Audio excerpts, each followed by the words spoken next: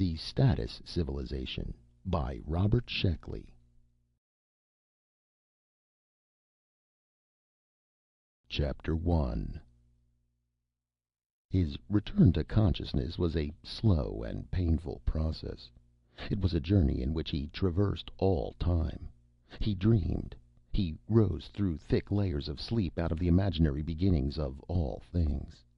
He lifted like a pseudopod from primordial ooze, and the pseudopod was him. He became an amoeba, which contained his essence. Then a fish, marked with his own peculiar individuality. Then an ape, unlike all other apes. And finally, he became a man. What kind of man? Dimly he saw himself faceless, a beamer gripped tight in one hand, a corpse at his feet. That kind of man. He awoke, rubbed his eyes, and waited for further memories to come. No memories came. Not even his name. He sat up hastily and willed memory to return. When it didn't, he looked around, seeking in his surroundings some clue to his identity. He was sitting on a bed in a small gray room. There was a closed door on one side. On the other, through a curtained alcove, he could see a tiny lavatory. Light came into the room from some hidden source, perhaps from the ceiling itself. The room had a bed and a single chair, and nothing else. He held his chin in his hand and closed his eyes. He tried to catalog all his knowledge and the implications of that knowledge. He knew that he was a man, species Homo sapiens, an inhabitant of the planet Earth. He spoke a language which he knew was English. Did that mean there were other languages? He knew the commonplace names for things: room, light, chair. He possessed in addition a limited amount of general knowledge. He knew that there were many important things which he did not know, which he once had known. Something must have happened to me.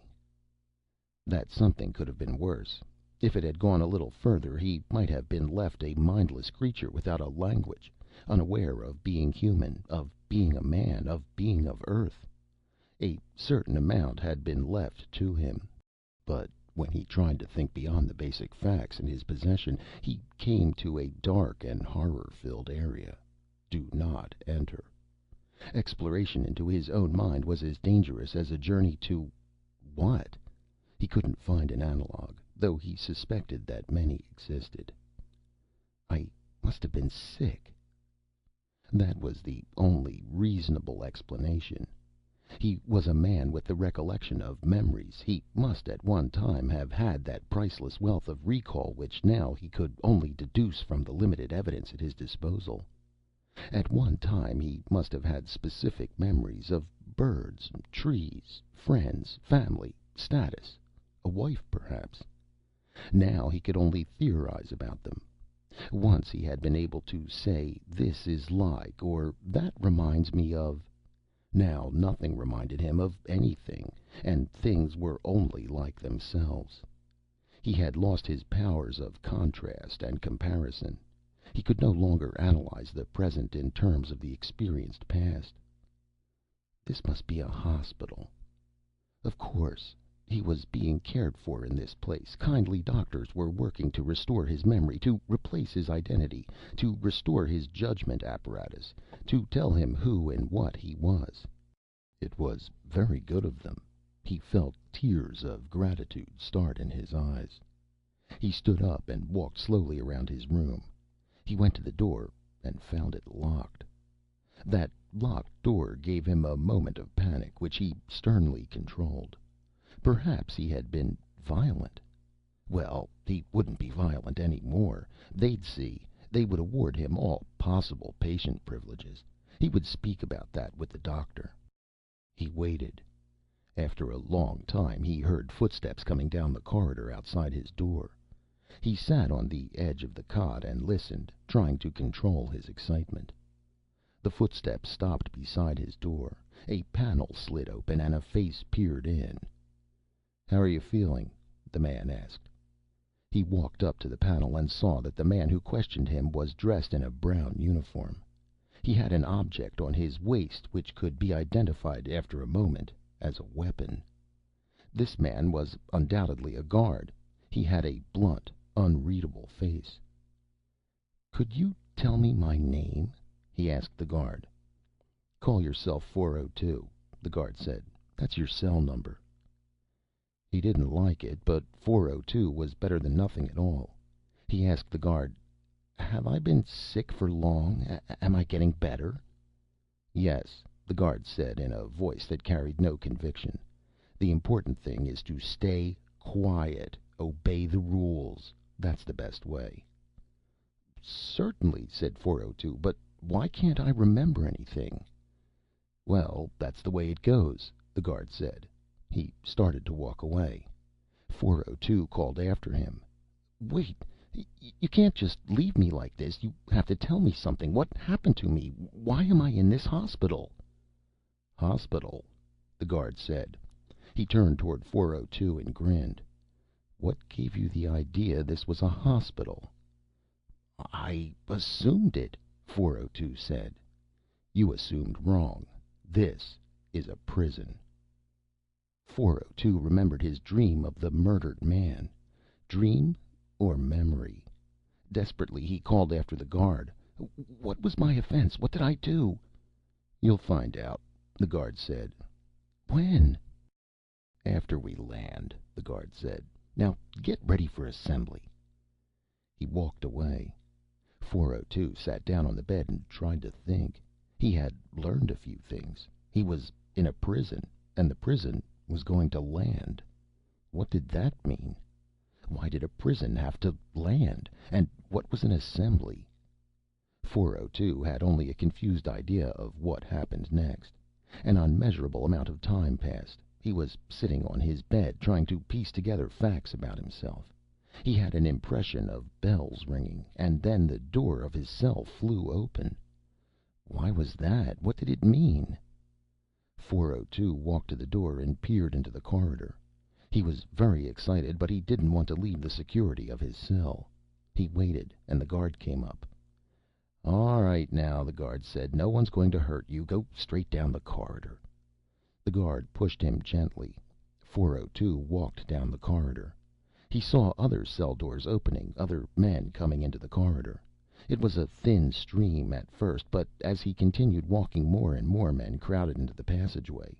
Most of them looked bewildered, and none of them talked. The only words were from the guards. "Move along now. Keep on moving. Straight ahead." They were headed into a large circular auditorium. Looking around, 402 saw that a balcony ran around the room, and armed guards were stationed every few yards along it. Their presence seemed unnecessary. These cowed and bewildered men weren't going to stage a revolt. Still, he supposed the grim-faced guards had a symbolic value. They reminded the newly awakened men of the most important fact of their lives, that they were prisoners. After a few minutes, a man in a somber uniform stepped out on the balcony. He held up his hand for attention, although the prisoners were already watching him fixedly. Then, though he had no visible means of amplification, his voice boomed hollowly through the auditorium. "This is an indoctrination talk," he said. "Listen carefully and try to absorb what I am about to tell you. These facts will be very important for your existence." The prisoners watched him. The speaker said, "All of you have within the last hour awakened in your cells. You have discovered that you cannot remember your former lives, not even your names. All you possess is a meager store of generalized knowledge, enough to keep you in touch with reality. I will not add to your knowledge. All of you back on Earth were vicious and depraved criminals. You were people of the worst sort, men who had forfeited any right to consideration by the state. In a less enlightened age, you would have been executed. In our age, you have been deported." The speaker held out his hands to quiet the murmur that ran through the auditorium. He said, "All of you are criminals, and all of you have one thing in common: an inability to obey the basic obligatory rules of human society. Those rules are necessary for civilization to function. By disobeying them, you have committed crimes against all mankind. Therefore, mankind rejects you. You are grit in the machinery of civilization, and you have been sent to a world where your own sort is king. Here you can make your own rules and die by them. Here is the freedom you lusted for, the uncontained and self-destroying freedom of a cancerous growth." The speaker wiped his forehead and glared earnestly at the prisoners. "But perhaps," he said, "a rehabilitation is possible for some of you. Omega, the planet to which we are going, is your planet, a place ruled entirely by prisoners. It is a world where you could begin again, with no prejudices against you, a clean record. Your past lives are forgotten. Don't try to remember them. Such memories would serve only to re-stimulate your criminal tendencies. Consider yourselves born afresh as of the moment of awakening in your cells." The speaker's slow, measured words had a certain hypnotic quality. 402 listened, his eyes slightly unfocused and fixed upon the speaker's pale forehead. "A new world," the speaker was saying. "You are reborn, but with the necessary consciousness of sin. Without it, you would be unable to combat the evil inherent in your personalities. Remember that. Remember that there is no escape and no return. Guard ships armed with the latest beam weapons patrol the skies of Omega day and night. These ships are designed to obliterate anything that rises more than 500 feet above the surface of the planet, an invincible barrier through which no prisoner can ever pass. Accommodate yourselves to these facts. They constitute the rules which must govern your lives. Think about what I've said, and now stand by for landing." The speaker left the balcony. For a while the prisoners simply stared at the spot where he had been. Then, tentatively, a murmur of conversation began. After a while it died away. There was nothing to talk about. The prisoners, without memory of the past, had nothing upon which to base a speculation of the future. Personalities could not be exchanged, for those personalities were newly emerged and still undefined. They sat in silence, uncommunicative men who had been too long in solitary confinement. The guards on the balcony stood like statues, remote and impersonal. And then the faintest tremor ran through the floor of the auditorium. The tremor came again, then it changed into a definite vibration. 402 felt heavier, as though an invisible weight were pressing against his head and shoulders. A loudspeaker voice called out, "Attention! The ship is now landing on Omega. We will disembark shortly." The last vibration died away, and the floor beneath them gave a slight lurch. The prisoners, still silent and dazed, were formed into a long line and marched out of the auditorium. Flanked by guards, they went down a corridor which stretched on interminably. From it, 402 began to get some idea of the size of the ship. Far ahead he could see a patch of sunlight which shone brightly against the pale illumination of the corridor. His section of the long shuffling line reached the sunlight, and 402 saw that it came from an open hatchway through which the prisoners were passing. In his turn, 402 went through the hatchway, climbed down a long stairway, and found himself on solid ground.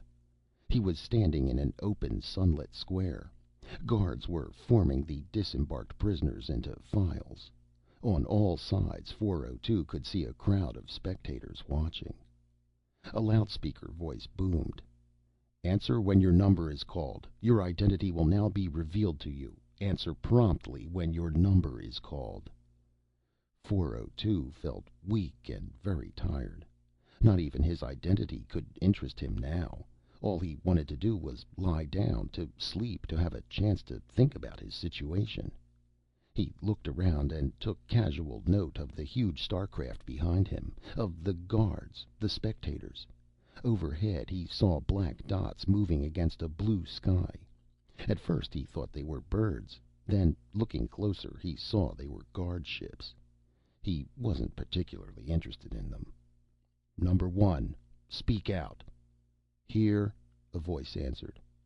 "Number one, your name is Wayne Southolder, age 34, blood type AL2, index AR431C, guilty of treason." When the voice had finished, a loud cheer came up from the crowd. They were applauding the prisoner's traitorous actions and welcoming him to Omega. The names were read down the list, and 402, drowsy in the sunshine, dozed on his feet and listened to the crimes of murder, credit theft, deviationalism, and mutantism. At last his number was called. "Number 402?" "Here." "Number 402, your name is Will Barrent, age 27, blood type OL3, index JX221R, guilty of murder." The crowd cheered, but 402 scarcely heard them. He was trying to accustom himself to the idea of having a name, a real name instead of a number. Will Barrent. He hoped he wouldn't forget it. He repeated the name to himself over and over again, and almost missed the last announcement from the ship's loudspeaker. "The new men are now released upon Omega. You will be given temporary housing at Square A2. Be cautious and circumspect in your words and actions. Watch, listen, and learn. The law requires me to tell you that the average life expectancy on Omega is approximately 3 Earth years." It took a while for those last words to take effect on Barrent. He was still contemplating the novelty of having a name. He hadn't considered any of the implications of being a murderer on an underworld planet. Chapter 2. The new prisoners were led to a row of barracks at Square A2. There were nearly 500 of them. They were not yet men. They were entities whose true memories extended barely an hour in time. Sitting on their bunks, the newborns looked curiously at their bodies, examined with sharp interest their hands and feet. They stared at each other and saw their formlessness mirrored in each other's eyes. They were not yet men, but they were not children either. Certain abstractions remained, and the ghosts of memories. Maturation came quickly, born of old habit, patterns, and personality traits, retained in the broken threads of their former lives on Earth. The new men clung to the vague recollections of concepts, ideas, rules. Within a few hours their phlegmatic blandness had begun to pass. They were becoming men now, individuals. Out of a dazed and superficial conformity, sharp differences began to emerge. Characters reasserted itself, and the 500 began to discover what they were. Will Barrent stood in line for a look at himself in the barracks mirror. When his turn came, he saw the reflection of a thin-faced, narrow-nosed, pleasant-looking young man with straight brown hair. The young man had a resolute, honest, unexceptional face, unmarked by any strong passion. Barrent turned away disappointed. It was the face of a stranger. Later, examining himself more closely, he could find no scars or anything else to distinguish his body from 1,000 other bodies. His hands were uncalloused. He was wiry rather than muscular. He wondered what sort of work he had done on Earth. Murder? He frowned. He wasn't ready to accept that. A man tapped him on the shoulder. "How you feeling?" Barrent turned and saw a large, thick-shouldered, red-haired man standing beside him. "Pretty good," Barrent said. "You were in line behind me, weren't you?" "That's right. Number 401.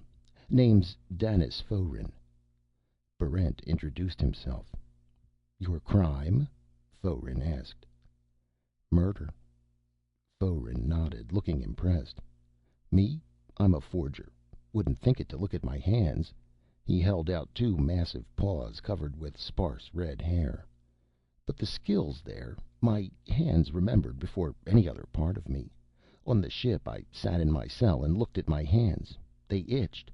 They wanted to be off and doing things, but the rest of me couldn't remember what." "What did you do?" Barrent asked. "I closed my eyes and let my hands take over," Foeren said. "First thing I knew, they were up and picking the lock of the cell." He held up his huge hands and looked at them admiringly. "Clever little devils." "Picking the lock?" Barrent asked. "But I thought you were a forger." "Well, now," Foeren said, "forgery was my main line, but a pair of skilled hands can do almost anything. I suspect that I was only caught for forgery, but I might also have been a safe man. My hands know too much for just a forger." "You've found out more about yourself than I have," Barrent said. "All I have to start with is a dream." "Well, that's a start," Foeren said. "There must be ways of finding out more. The important thing is, we're on Omega." "Agreed," Barrent said sourly. "Nothing wrong with that," Foeren said. "Didn't you hear what the man said? This is our planet." "With an average life expectancy of 3 Earth years," Barrent reminded him. "That's probably just scare talk," Foeren said. "I wouldn't believe stuff like that from a guard. The big thing is, we have our own planet. You heard what they said. Earth rejects us. Nova Earth. Who needs her? We've our own planet here, a whole planet, Barrent. We're free." Another man said, "That's right, friend." He was small, furtive-eyed, and ingratiatingly friendly. "My name is Joe," he told them. "Actually, the name is Joa, but I prefer the archaic form with its flavor of more gracious times. Gentlemen, I couldn't help overhearing your conversation, and I agree most heartily with our red-haired friend. Consider the possibilities. Earth has cast us aside. Excellent. We are better off without her. We are all equal here, free men in a free society. No uniforms, no guards, no soldiers. Just repentant former criminals who want to live in peace." "What did they get you for?" Barrent asked. "They said I was a credit thief," Joe said. "I'm ashamed to admit that I can't remember what a credit thief is, but perhaps it'll come back to me." "Maybe the authorities have some sort of memory retraining system," Foeren said. "Authorities?" Joe said indignantly. "What do you mean, authorities? This is our planet. We're all equal here. By definition, there can't be any authorities. No, friends, we left all that nonsense behind on Earth. Here we—" He stopped abruptly. The barracks door had opened and a man walked in. He was evidently an older resident of Omega, since he lacked the gray prison uniform. He was fat and dressed in garish yellow and blue clothing. On a belt around his ample waist he carried a holstered pistol and a knife. He stood just inside the doorway, his hands on his hips, glaring at the new arrivals. "Well?" he said. "Don't you new men recognize a Quaestor? Stand up!" None of the men moved. The Quaestor's face went scarlet. "I guess I'll have to teach you a little respect." Even before he had taken his weapon from its holster, the new arrivals had scrambled to their feet. The Quaestor looked at them with a faintly regretful air and pushed the weapon back in its holster.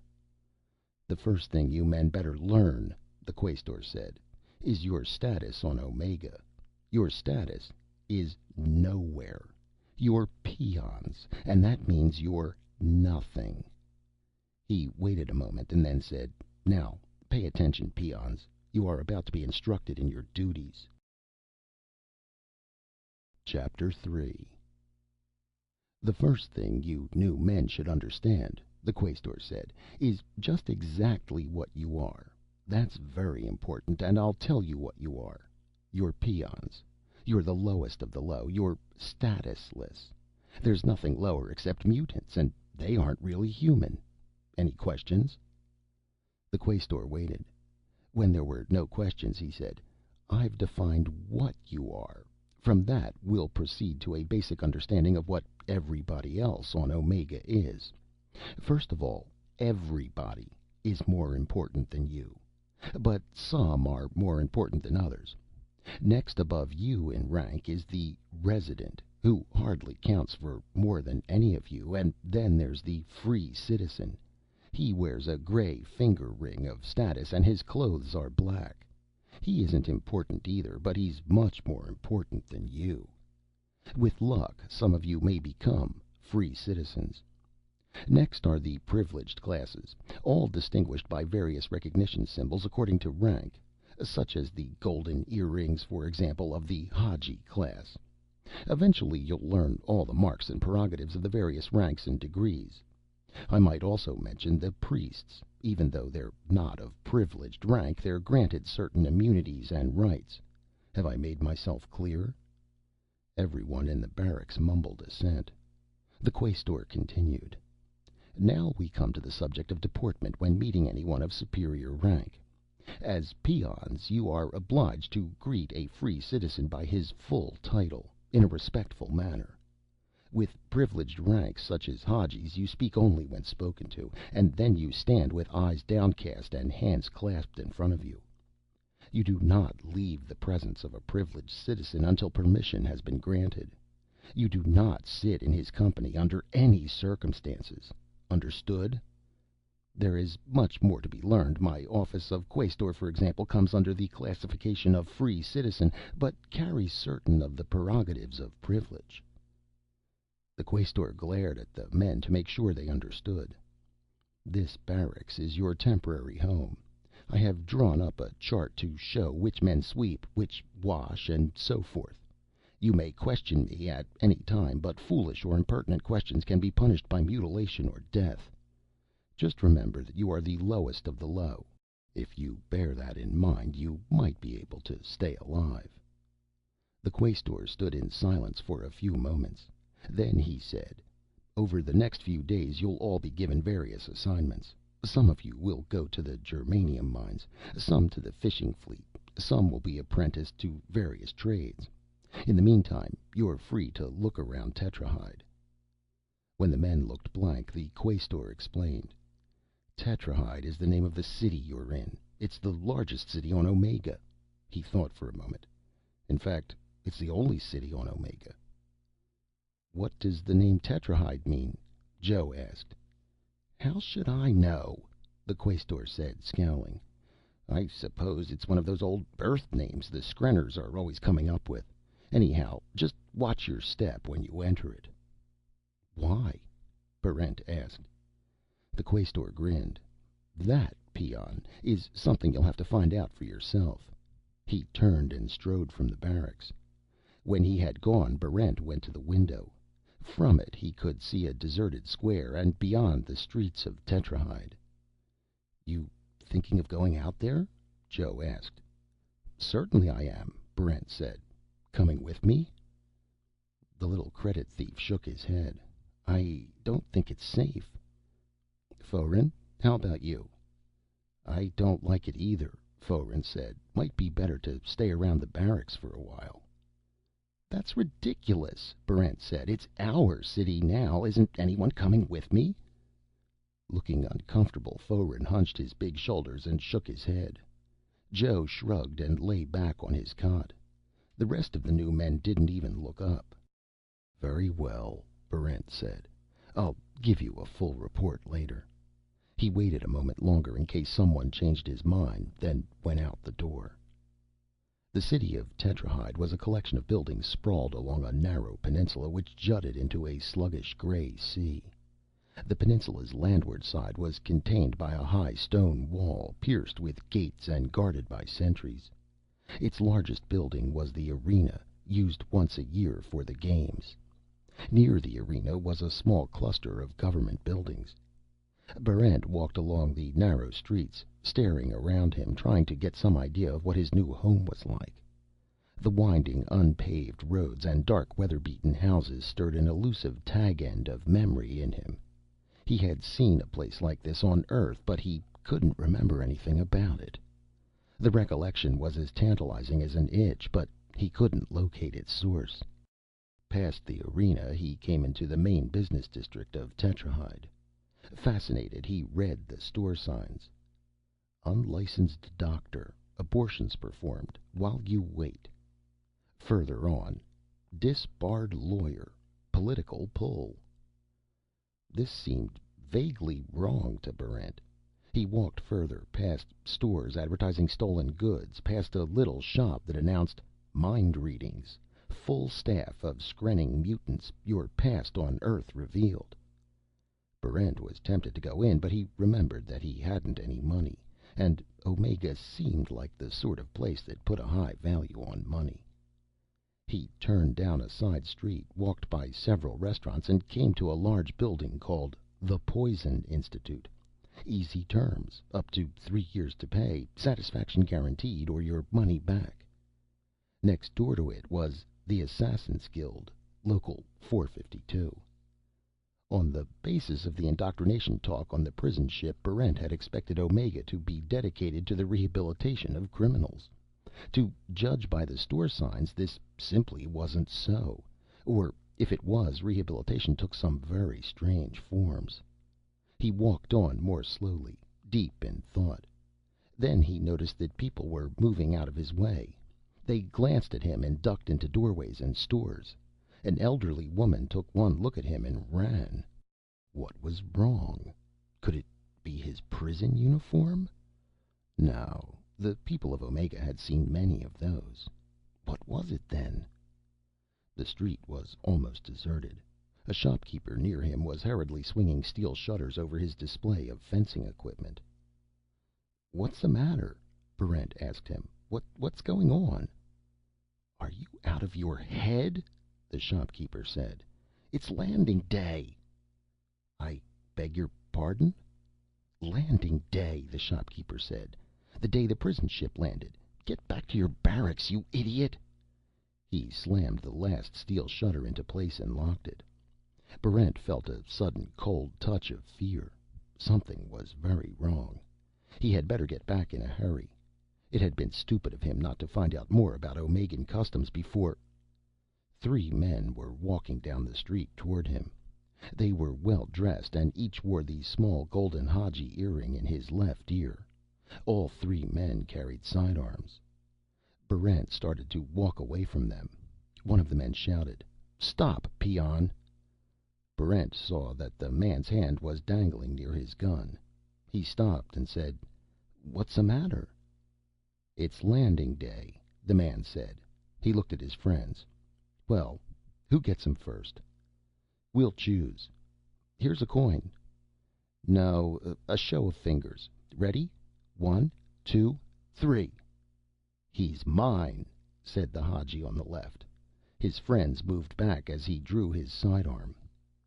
"Wait!" Barrent called out. "What are you doing?" "I'm going to shoot you," the man said. "But why?" The man smiled. "Because it's a Hadji privilege. On every landing day we have the right to shoot down any new peon who leaves his barracks area." "But I wasn't told." "Of course not," the man said. "If you knew men were told, none of you would leave your barracks on landing day, and that would spoil all the fun." He took aim. Barrent reacted instantaneously. He threw himself to the ground as the Hadji fired, heard a hiss, and saw a jagged heat burn score the brick building next to which he had been standing. "My turn now," one of the men said. "Sorry, old man, I believe it's mine. Seniority, dear friend, has its privileges. Stand clear." Before the next man could take aim, Barrent was on his feet and running.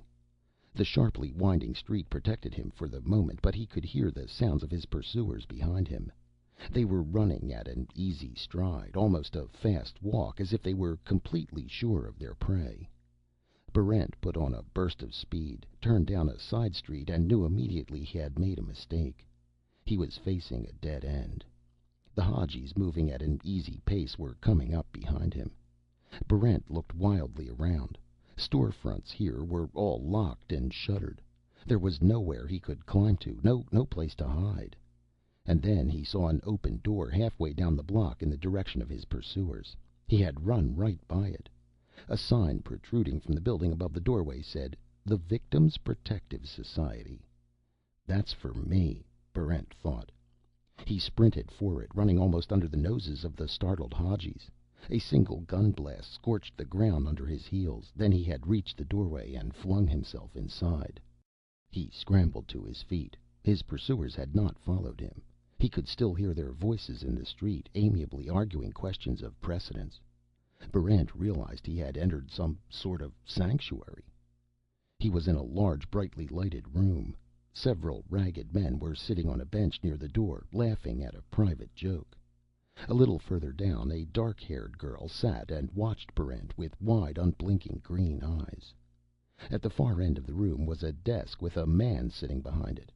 The man beckoned to Barrent. He walked up to the desk.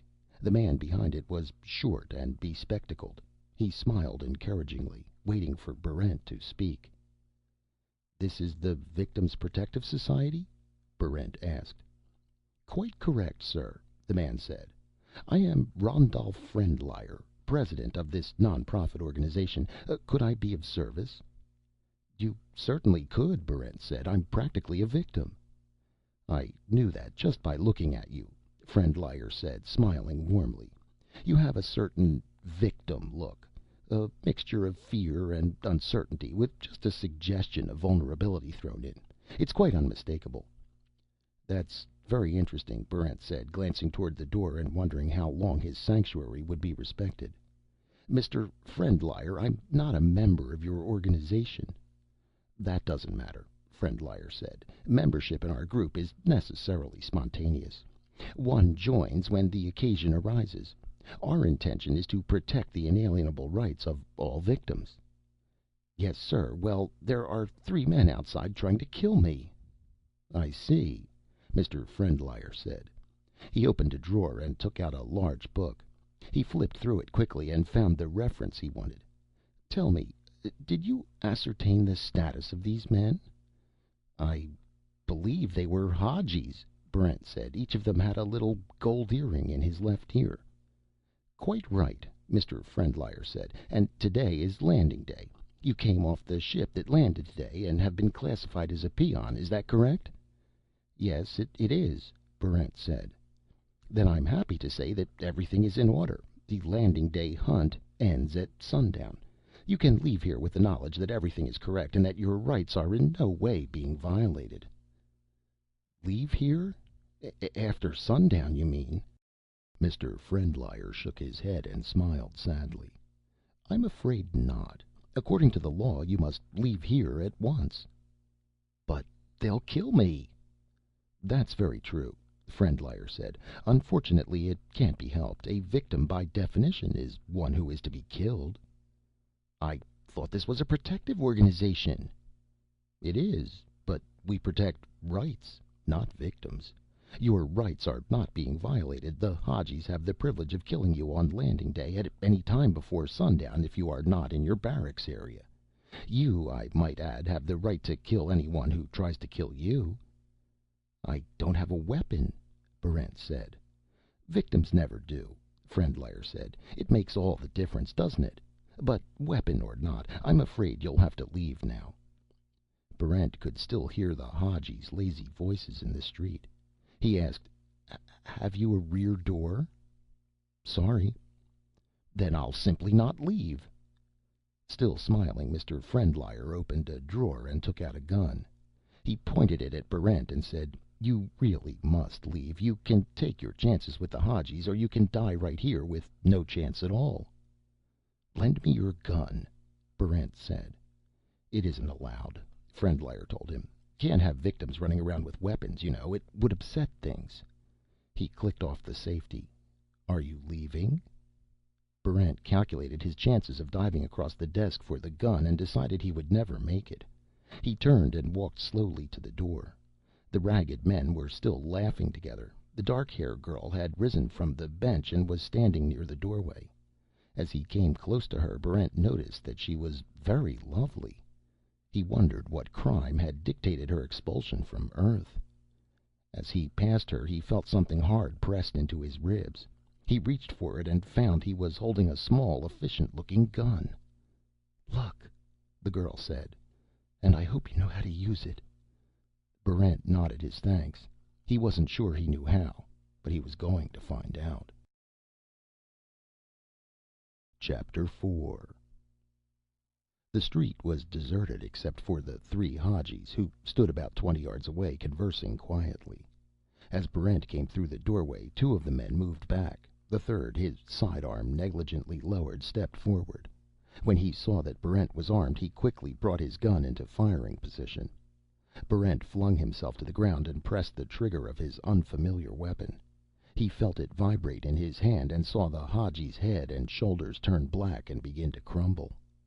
Before he could take aim at the other men, Barrent's gun was wrenched violently from his hand. The Hadji's dying shot had creased the end of the muzzle.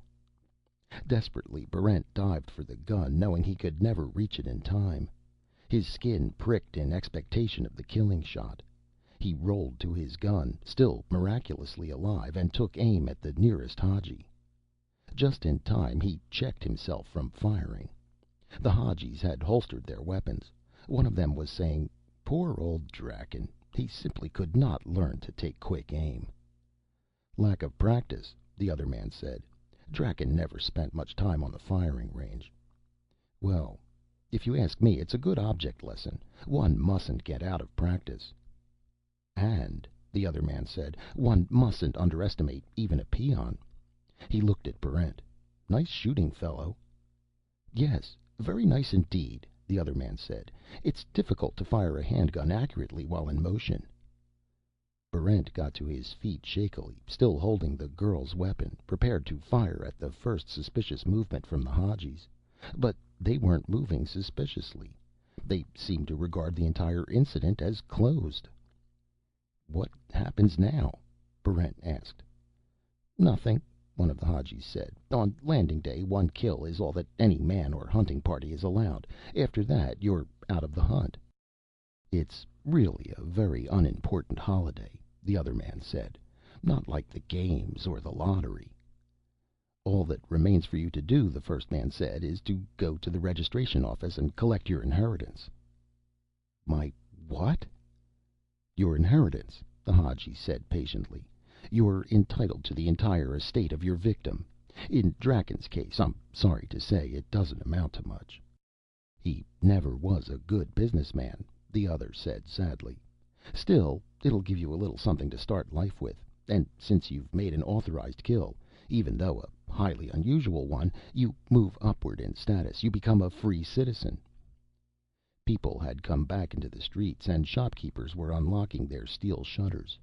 A truck marked Body Disposal Unit 5 drove up, and 4 uniformed men took away Draken's body. The normal life of Tetrahyde had begun again. This, more than any assurances from the Hadjis, told Barrent that the moment for murder was over. He put the girl's weapon in his pocket. "The registration office is over this way," one of the Hadjis told him. "We'll act as your witnesses." Barrent still had only a limited understanding of the situation, but since things were suddenly going his way, he decided to accept whatever happened without question. There would be plenty of time later to find out where he stood. Accompanied by the Hadjis, he went to the registration office on Gunpoint Square. There, a bored clerk heard the entire story, produced Draken's business papers, and pasted Barrent's name over Draken's. Barrent noticed that several other names had been pasted over. There seemed to be a fast turnover of businesses in Tetrahyde. He found that he was now the owner of an antidote shop at 3 Blazer Boulevard. The business papers also officially recognized Barrent's new rank as a free citizen. The clerk gave him a ring of status made of gunmetal, and advised him to change into citizen's clothing as soon as possible if he wished to avoid unpleasant incidents. Outside, the Hadjis wished him luck. Barrent decided to see what his new business was like. Blazer Boulevard was a short alley running between 2 streets. Near the middle of it was a storefront with a sign which read "Antidote Shop." Beneath that it read, "Specifics for every poison, whether animal, vegetable, or mineral. Carry our handy do-it-yourself survival kit. 23 antidotes in 1 pocket-sized container." Barrent opened the door and went in. Behind a low counter he saw ceiling-high shelves stocked with labeled bottles, cans, and cartons, and square glass jars containing odd bits of leaves, twigs, and fungus. In the back corner was a small shelf of books with titles like "Quick Diagnosis in Acute Poisoning Cases," "The Arsenic Family," and "The Permutations of Henbane." It was quite obvious that poisoning played a large part in the daily life of Omega. Here was a store, and presumably there were others, whose sole purpose was to dispense antidotes. Barrent thought about this and decided that he had inherited a strange but honorable business. He would study the books and find out how an antidote shop was run. The store had a back apartment with a living room, bedroom, and kitchen. In one of the closets, Barrent found a badly made suit of citizen black, into which he changed. He took the girl's weapon from the pocket of his prison ship uniform, weighed it in his hand for a moment, then put it into a pocket of his new suit. He left the store and found his way back to the Victims' Protective Society. The door was still open, and the three ragged men were still sitting on the bench. They weren't laughing now. Their long wait seemed to have tired them. At the other end of the room, Mr. Friendlier was seated behind his desk, reading through a thick pile of papers. There was no sign of the girl. Barrent walked to the desk, and Friendlier stood up to greet him. "My congratulations," Friendlier said. "Dear fellow, my very warmest congratulations. That was a splendid bit of shooting, and in motion, too." "Thank you," Barrent said. "The reason I came back here—" "I know why," Friendlier said. "You wish to be advised of your rights and obligations as a free citizen. What could be more natural? If you take a seat on that bench, I'll be with you in—" "I didn't come here for that," Barrent said. "I want to find out about my rights and obligations, of course, but right now I want to find that girl." "Girl?" "She was sitting on the bench when I came in. She was the one who gave me the gun." Mr. Friendlier looked astonished. "Citizen, you must be laboring under a misapprehension. There has been no woman in this office all day." "She was sitting on the bench near those three men. A very attractive, dark-haired girl. You must have noticed her." "I would certainly have noticed her if she had been here," Friendlier said, winking. "But, as I said before, no woman has entered these premises today." Barrent glared at him and pulled the gun out of his pocket. "In that case, how did I get this?" "I lent it to you," Friendlier said. "I'm glad you were able to use it successfully, but now I would appreciate its return." "You're lying," Barrent said, taking a firm grip on the weapon. "Let's ask those men." He walked over to the bench with Friendlier close behind him. He caught the attention of the man who had been sitting nearest the girl and asked him, "Where did the girl go?" The man lifted a sullen, unshaven face and said, "What girl you talking about, citizen?" "The one who was sitting right here." "I didn't notice nobody. Raphael, you see a female on this bench?" "Not me," Raphael said. "And I been sitting here continuous since 10 this morning." "I didn't see her neither," the third man said. "And I got sharp eyes." Barrent turned back to Friendlier. "Why are you lying to me?" "I've told you the simple truth," Friendlier said. "There has been no girl in here all day. I lent you the gun, as is my privilege as president of the Victims' Protective Society. I would now appreciate its return." "No," Barrent said. "I'm keeping the gun until I find the girl." "That might not be wise," Friendlier said. He hastily added, "Thievery, I mean, is not condoned under these circumstances." "I'll take my chances on that," Barrent said. He turned and left the Victims' Protective Society. Chapter 5. Barrent needed time to recuperate from his violent entry into Omegan life. Starting from the helpless state of a newborn, he had moved through murder to the ownership of an antidote shop. From a forgotten past on a planet called Earth, he had been catapulted into a dubious present in a world full of criminals. He had gotten a glimpse of a complex class structure and a hint of an institutionalized program of murder. He had discovered in himself a certain measure of self-reliance and a surprising quickness with a gun. He knew there was a great deal more to find out about Omega, Earth, and himself. He hoped he would live long enough to make the necessary discoveries. First things first, he had to earn a living. To do so, he had to find out about poisons and antidotes.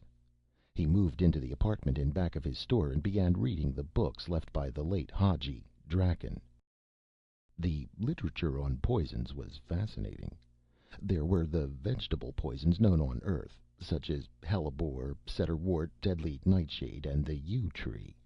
He learned about the action of hemlock, its preliminary intoxication, and its final convulsions.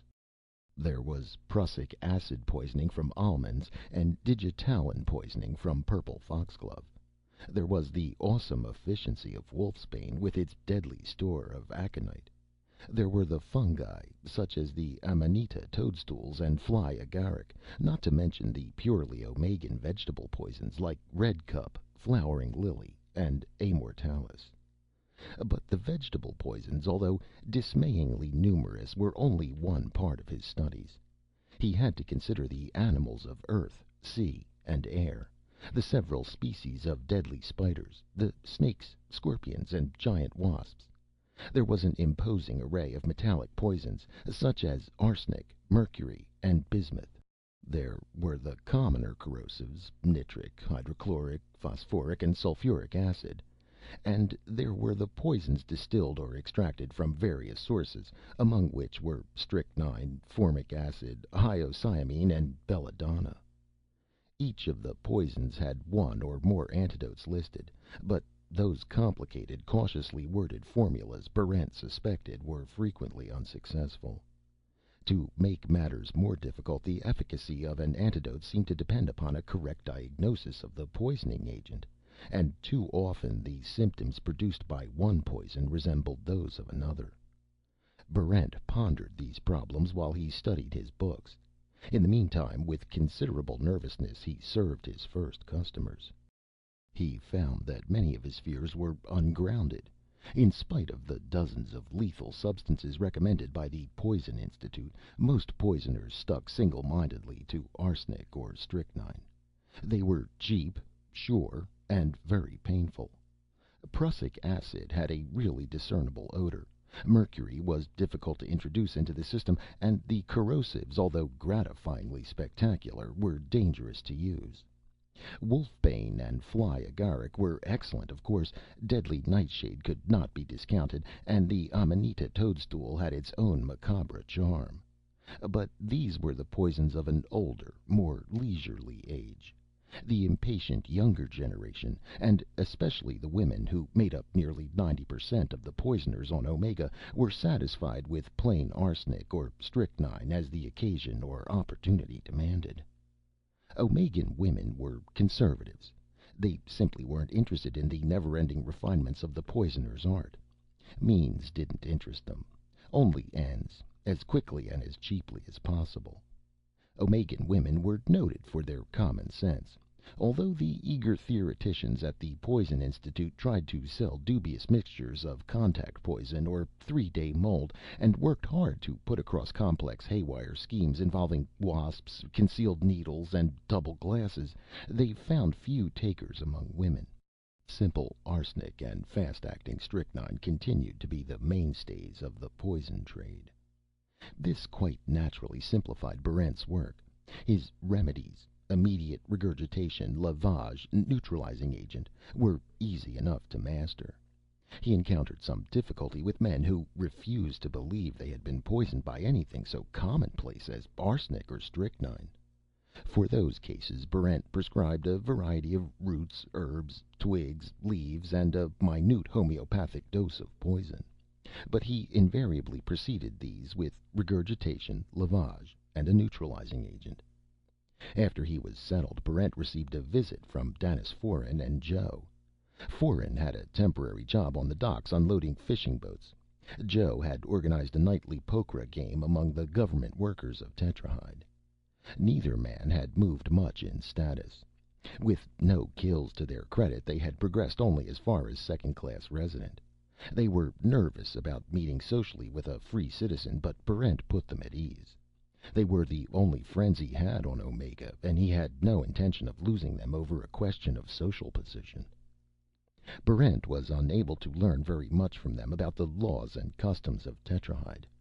Even Joe hadn't been able to find out anything definite from his friends in government service. On Omega, the law was kept secret. Older residents used their knowledge of the law to enforce their rule over the newcomers.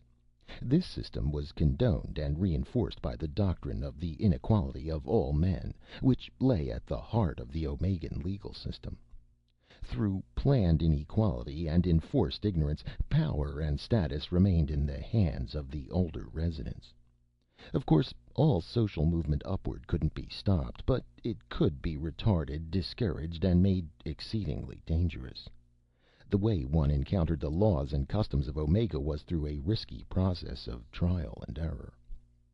Although the antidote shop took up most of his time, Barrent persisted in his efforts to locate the girl. He was unable to find a hint that she even existed. He became friendly with the shopkeepers on either side of him. One of them, Desmond Harrisburg, was a jaunty, mustachioed man who operated a food store. It was a mundane and slightly ridiculous line of work, but as Harrisburg explained, even criminals must eat. And this necessitated farmers, processors, packagers, and food stores. Harrisburg contended that his business was in no way inferior to the more indigenous Omegan industries centered around violent death. Besides, Harrisburg's wife's uncle was a minister of public works. Through him, Harrisburg expected to receive a murder certificate. With this all-important document, he could make his 6 months' kill and move upward to the status of privileged citizen. Barrent nodded his agreement, but he wondered if Harrisburg's wife, a thin, restless woman, wouldn't decide to poison him first. She appeared to be dissatisfied with her husband, and divorce was forbidden on Omega. His other neighbor, Tem Rend, was a lanky, cheerful man in his early 40s. He had a heat scar which ran from just beneath his left ear down almost to the corner of his mouth, a souvenir given him by a status-seeking hopeful. The hopeful had picked the wrong man. Tem Rend owned a weapons shop, practiced constantly, and always carried the articles of his trade with him. According to witnesses, he had performed the counterkill in exemplary fashion. Tem's dream was to become a member of the Assassin's Guild. His application was on file with that ancient and austere organization, and he had a chance of being accepted within the month. Barrent bought a sidearm from him. On Rend's advice, he chose a Jameson-type needle beam. It was faster and more accurate than any projectile weapon, and it transmitted the same shock power as a heavy-caliber bullet. To be sure, it hadn't the spread of heat weapons such as the Hadjis used, which could kill within 6 inches of their target, but wide-range beamers encouraged inaccuracy. They were messy, careless weapons, which reinforced careless traits. Anyone could fire a heat gun, but to use a needle beam effectively, you had to practice constantly. And practice paid off. A good needle beam man was more than a match for any 2 wide beam gunmen. Barrent took this advice to heart, coming as it did from an apprentice assassin and the owner of a weapons shop. He put in long hours on Rend's cellar firing range, sharpening his reflexes, getting used to the quick-throw holster. There was a lot to do and a tremendous amount to learn, just in order to survive. Barrent didn't mind hard work as long as it was for a worthwhile goal. He hoped things would stay quiet for a while so he could catch up to the older inhabitants. But things never stayed quiet in Omega. One day, late in the afternoon, as he was closing up, Barrent received an unusual-looking caller. He was a man in his 50s, heavy-set, with a stern, swarthy face.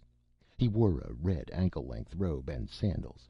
Around his waist was a rawhide belt from which dangled a small black book and a red-handled dagger. There was an air of unusual force and authority about him. Barrent was unable to tell his status. Barrent said, "I was just closing up, sir, but if there's anything you wish to buy." "I did not come here to buy," the caller said. He permitted himself a faint smile. "I came here to sell." "Sell?" "I am a priest," the man said. "You are a newcomer to my district. I haven't noticed you at my services." "I hadn't known anything about—" The priest held up his hand.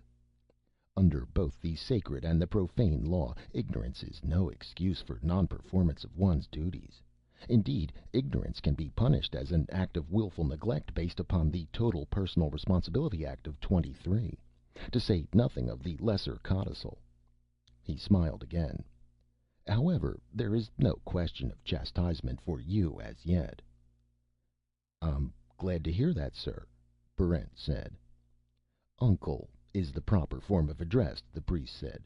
"I am Uncle Ingemar, and I have come to tell you about the orthodox religion of Omega, which is the worship of that pure and transcendent spirit of evil, which is our inspiration and our comfort."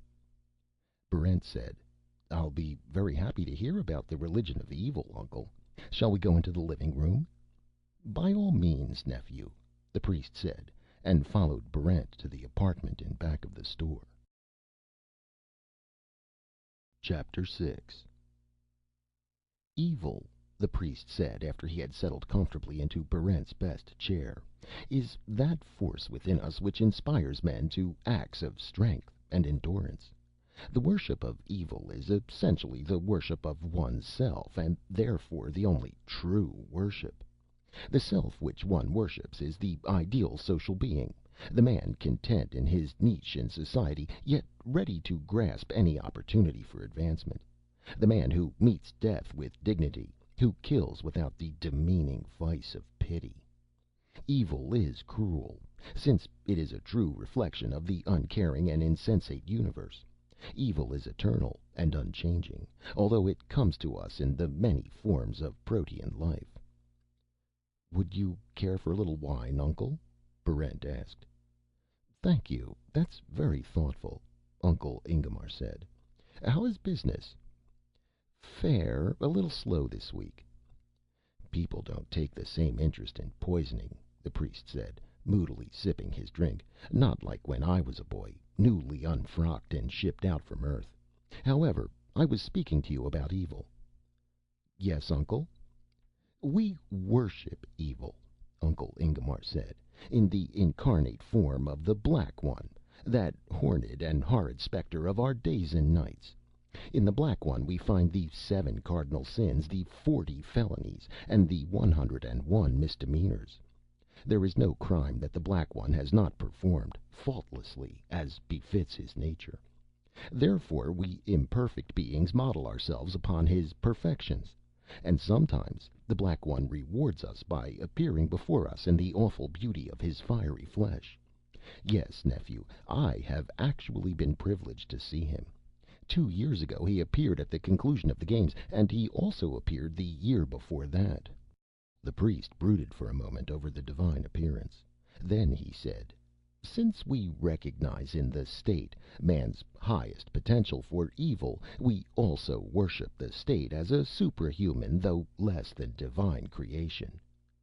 Barrent nodded. He was having a difficult time staying awake. Uncle Ingemar's low, monotonous voice lecturing about so commonplace a thing as evil had a soporific effect on him. He struggled to keep his eyes open. "One might well ask," Uncle Ingemar droned on, "if evil is the highest attainment of the nature of man, why then did the Black One allow any good to exist in the universe? The problem of good has bothered the unenlightened for ages. I will now answer it for you." "Yes, Uncle?" Barrent said, surreptitiously pinching himself on the inside of the thigh in an effort to stay awake. "But first," Uncle Ingemar said, "let us define our terms. Let us examine the nature of good. Let us boldly and fearlessly stare our great opponent in the face and discover the true lineaments of his features." "Yes," Barrent said, wondering if he should open a window. His eyes felt incredibly heavy. He rubbed them hard and tried to pay attention. "Good is a state of illusion," said Uncle Ingemar in his even, monotonous tone, "which ascribes to man the non-existent attributes of altruism, humility, and piety. How can we recognize good as being an illusion? Because there is only man and the Black One in the universe, and to worship the Black One is to worship the ultimate expression of oneself. Thus, since we have proven good to be an illusion, we necessarily recognize its attributes as non-existent. Understood?" Barrent didn't answer. "Do you understand?" the priest asked more sharply. "Eh?" Barrent said. He had been dozing with his eyes open. He forced himself awake and managed to say, "Yes, Uncle, I understand." "Excellent. Understanding that, we ask, why did the Black One allow even the illusion of good to exist in an evil universe? And the answer is found in the law of necessary opposites. For evil could not be recognized as such without something to contrast it with. The best contrast is an opposite, and the opposite of evil is good." The priest smiled triumphantly. "It's so simple and clear cut, isn't it?" It certainly is, Uncle, Barrent said. Would you like a little more wine? Just the tiniest drop, the priest said. He talked to Barrent for another 10 minutes about the natural and charming evil inherent in the beasts of the field and forest, and counseled Barrent to pattern his behavior on those simple-minded creatures. At last he rose to leave. "I'm very glad we could have this little chat," the priest said warmly, shaking Barrent's hand. "Can I count on your appearance at our Monday night services?" "Services?" "Of course," Uncle Ingemar said. "Every Monday night at midnight we hold Black Mass at the Wee Coven on Kirkwood Drive. After services the Ladies' Auxiliary usually puts out a snack, and we have community dancing and choir singing. It's all very jolly." He smiled broadly. "You see, the worship of evil can be fun." "I'm sure it can," Barrent said. "I'll be there, Uncle." He showed the priest to the door. After locking up, he thought carefully about what Uncle Ingemar had said. No doubt about it, attendance at services was necessary. Compulsory, in fact. He just hoped that the Black Mass wouldn't be as infernally dull as Ingemar's exposition of evil. That was Friday. Barrent was kept busy over the next 2 days. He received a shipment of homeopathic herbs and roots from his agent in the Blood Pit district. It took the better part of a day to sort and classify them, and another day to store them in the proper jars. On Monday, returning to his shop after lunch, Barrent thought he saw the girl. He hurried after her, but lost her in the crowd. When he got back to his store, Barrent found that a letter had been slipped under his door. It was an invitation from his neighborhood dream shop. The letter read: "Dear Citizen, we take this opportunity of welcoming you into the neighborhood and extending to you the services of what we believe to be the finest dream on Omega. All manner and type of dreams are available to you, and at a surprisingly low cost. We specialize in memory resurrecting dreams of Earth. You can be assured that your neighborhood dream shop offers you only the finest in vicarious living.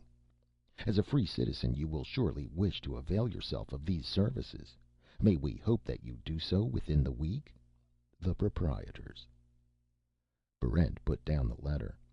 He had no idea what a dream shop was, or how the dreams were produced. He would have to find out.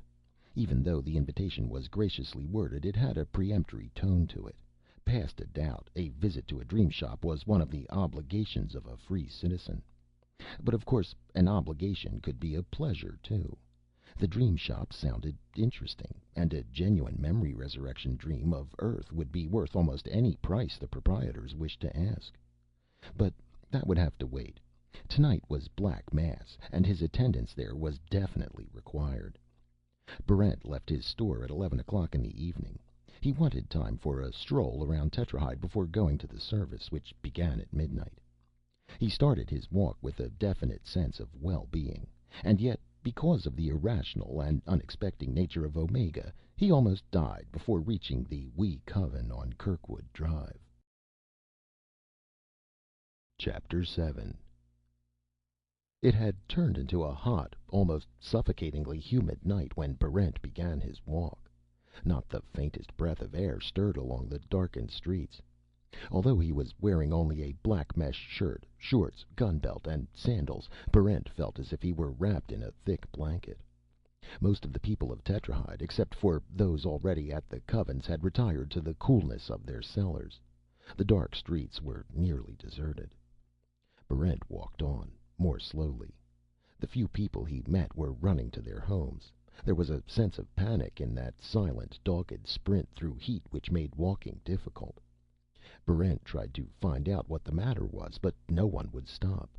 One old man shouted over his shoulder, "Get off the street, idiot!" "Why?" Barrent asked him. The old man snarled something unintelligible and hurried on. Barrent kept on walking, nervously fingering the butt of his needlebeam. Something was clearly wrong, but he had no idea what it was. His nearest shelter now was the Wee Coven, about half a mile away. It seemed best to keep on moving in that direction, staying alert, waiting to see what was wrong. In a few minutes, Barrent was alone in a tightly shuttered city. He moved into the center of the street, loosened the needle beam in its holster, and prepared for attack from any side. Perhaps this was some special holiday, like Landing Day. Perhaps free citizens were fair game tonight. Anything seemed possible on a planet like Omega. He thought he was ready for any possibility, but when the attack came, it was from an unexpected quarter. A faint breeze stirred the stagnant air. It faded and returned, stronger this time, perceptibly cooling the hot streets. Wind rolled off the mountains of the interior and swept through the streets of Tetrahyde, and Barrent could feel the perspiration on his chest and back begin to dry. For a few minutes the climate of Tetrahyde was as pleasant as anything he could imagine. Then the temperature continued to fall. It dropped rapidly. Frigid air swept in from the distant mountain slopes, and the temperature fell through the 70s into the 60s. This is ridiculous, Barrent thought to himself. I'd better get to the Coven. He walked more rapidly while the temperature plummeted. It passed through the 40s into the low 30s. The first glittering signs of frost appeared on the streets. It can't go much lower, Barrent thought. But it could. An angry winter wind blew through the street, and the temperature dropped into the 20s.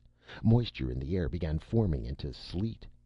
Chilled to the bone, Barrent ran down the empty streets, and the wind, rising to gale force, pulled and tugged at him.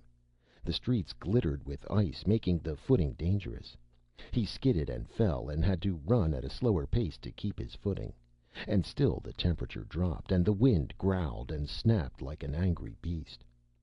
He saw light through a heavily shuttered window. He stopped and pounded at the shutters, but no sound came from inside. He realized that the people of Tetrahyde never helped anyone. The more who died, the more chance there was for the survivors. So Barrent continued running on feet that felt like chunks of wood. The wind shrieked in his ear, and hailstones the size of his fist pelted the ground. He was getting too tired to run. All he could do now was walk through a frozen white world and hope he would reach the wee Coven. He walked for hours, or for years. At one corner he passed the bodies of two men huddled against a wall and covered with frost. They had stopped running and had frozen to death. Barrent forced himself to run again. A stitch in his side felt like a knife wound, and the cold was creeping up his arms and down his legs. Soon the cold would reach his chest, and that would be the end. A flurry of hailstones stunned him. Without conscious transition, he found that he was lying on the icy ground, and a monstrous wind was whirling away the tiny warmth his body was able to generate. At the far end of the block, he could see the tiny red light of the Coven. He crept toward it on hands and knees, moving mechanically, not really expecting to get there. He crawled forever, and the beckoning red light always remained the same distance from him. But he kept crawling, and at last he reached the door of the Coven. He pulled himself to his feet and turned the doorknob. The door was locked. He pounded feebly on the door. After a moment, a panel slid back. He saw a man staring at him. Then the panel slid shut. He waited for the door to open. It didn't open. Minutes passed, and still it didn't open. What were they waiting for inside? What was wrong? Barrent tried to pound on the door again, lost his balance, and fell to the ground. He rolled over and looked despairingly at the locked door. Then he lost consciousness. When he came to, Barrent found himself lying on a couch. Two men were massaging his arms and legs, and beneath him he could feel the warmth of heating pads. Peering anxiously at him was the broad, swarthy face of Uncle Ingemar. "Feeling better now?" Uncle Ingemar asked. "I think so," Barrent said. "Why did you take so long opening the door?" "We almost didn't open it at all," the priest told him. "It's against the law to aid strangers in distress. Since you hadn't as yet joined the Coven, you were technically still a stranger." "Then why did you let me in?" "My assistant noticed that we had an even number of worshippers. We require an odd number, preferably ending in 3. Where the sacred and the profane laws are in conflict, the profane must yield. So we let you in despite the government ruling." "It's a ridiculous ruling," Barrent said. "Not really. Like most of the laws on Omega, it is designed to keep the population down. Omega is an extremely barren planet, you know. The constant arrival of new prisoners keeps swelling the population, to the enormous disadvantage of the older inhabitants. Ways and means must be sought to dispose of the excess newcomers." "It isn't fair," Barrent said. "You'll change your mind when you become an older inhabitant," Ingomar said. "And by your tenacity, I'm sure you'll become one." "Maybe," Barrent said. "But what happened? The temperature must have dropped nearly 100 degrees in 15 minutes." 108 degrees, to be exact," Uncle Ingomar said. "It's really very simple. Omega is a planet which revolves eccentrically around a double star system. Further instability, I'm told, comes from the planet's peculiar physical makeup, the placement of mountains and seas. The result is a uniformly and dramatically bad climate, characterized by sudden, violent temperature changes." The assistant, a small, self-important fellow, said, "It has been calculated that Omega is at the outer limits of the planets which can support human life without gross artificial aids. If the fluctuations between hot and cold were any more violent, all human life here would be wiped out." "It's the perfect punitive world," Uncle Ingomar said proudly. "Experienced residents sense when a temperature change is about to take place and get indoors." "It's hellish," Barrent said, at a loss for words. "That describes it perfectly," the priest said. It is hellish, and therefore perfect for the worship of the Black One. If you're feeling better now, Citizen Barrent, we shall proceed with services." Except for a touch of frostbite on his toes and fingers, Barrent was all right. He nodded and followed the priest and the worshippers into the main part of the coven. After what he had been through, the Black Mass was necessarily an anticlimax. In his warmly heated pew, Barrent drowsed through Uncle Ingomar's sermon on the necessary performance of everyday evil. The worship of evil, Uncle Ingomar said, should not be reserved solely for Monday nights. On the contrary, the knowledge and performance of evil should suffuse one's daily life. It was not given to everyone to be a great sinner, but no one should be discouraged by that. Little acts of badness performed over a lifetime accumulated into a sinful whole most pleasing to the Black One. No one should forget that some of the greatest sinners, even the demoniac saints themselves, often had humble beginnings. Did not Thrastus start as a humble shopkeeper, cheating his customers of a portion of rice? Who would have expected that simple man to develop into the Red Slayer of Thorndyke Lane? And who could have imagined that Dr. Luen, son of a dockhand, would one day become the world's foremost authority on the practical applications of torture? Perseverance and piety had allowed those men to rise above their natural handicaps to a preeminent position at the right hand of the Black One. And it proved, Uncle Ingomar said, that evil was the business of the poor as well as the rich. That ended the sermon. Barrent awoke momentarily when the sacred symbols were brought out and displayed to the reverent congregation: a red-handled dagger and a plaster toad. Then he dozed again through the slow inscribing of the magical pentagon. At last the ceremony neared its end. The names of the interceding evil demons were read: Baal, Phorcus, Bur, Marcosius, Astaroth, and Behemoth. A prayer was read to ward off the effects of good, and Uncle Ingomar apologized for not having a virgin to sacrifice on the red altar. "Our funds were not sufficient," he said, "for the purchase of a government-certified peon virgin. However, I am sure we will be able to perform the full ceremony next Monday. My assistant will now pass among you." The assistant carried around the black-rimmed collection plate. Like the other worshippers, Barrent contributed generously. It seemed wise to do so. Uncle Ingomar was clearly annoyed at not having a virgin to sacrifice. If he became a little angrier, he might take it into his head to sacrifice one of the congregation, virgin or not. Barrent didn't stay for the choir singing or the community dancing. When the evening worship was finished, he poked his head cautiously out of the door. The temperature had gone up to the 70s, and the frost was already melted from the ground. Barrent shook hands with the priest and hurried home. Chapter 8. Barrent had had enough of Omega's shocks and surprises. He stayed close to his store, worked at his business, and kept alert for trouble. He was beginning to develop the Omegan look. A narrow, suspicious squint, a hand always near gun butt, feet ready to sprint. Like the older inhabitants, he was acquiring a sixth sense for danger. At night, after the doors and windows were barred and the triplex alarm system had been set, Barrent would lie on his bed and try to remember Earth. Probing into the misty recesses of his memory, he found tantalizing hints and traces, and fragments of pictures.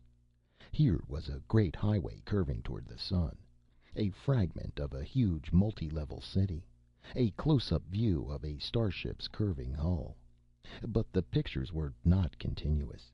They existed for the barest fraction of a second, then vanished. On Saturday, Barrent spent the evening with Joe, Danis Foeren, and his neighbor Tem Rend. Joe's pokra had prospered, and he had been able to bribe his way to the status of free citizen. Foeren was too blunt and straightforward for that. He had remained at the residency level. But Tem Rend promised to take the big forger as an assistant if the Assassin's Guild accepted his application. The evening started pleasantly enough, but it ended as usual with an argument about Earth. "Now look," Joe said. "We all know what Earth is like. It's a complex of gigantic floating cities.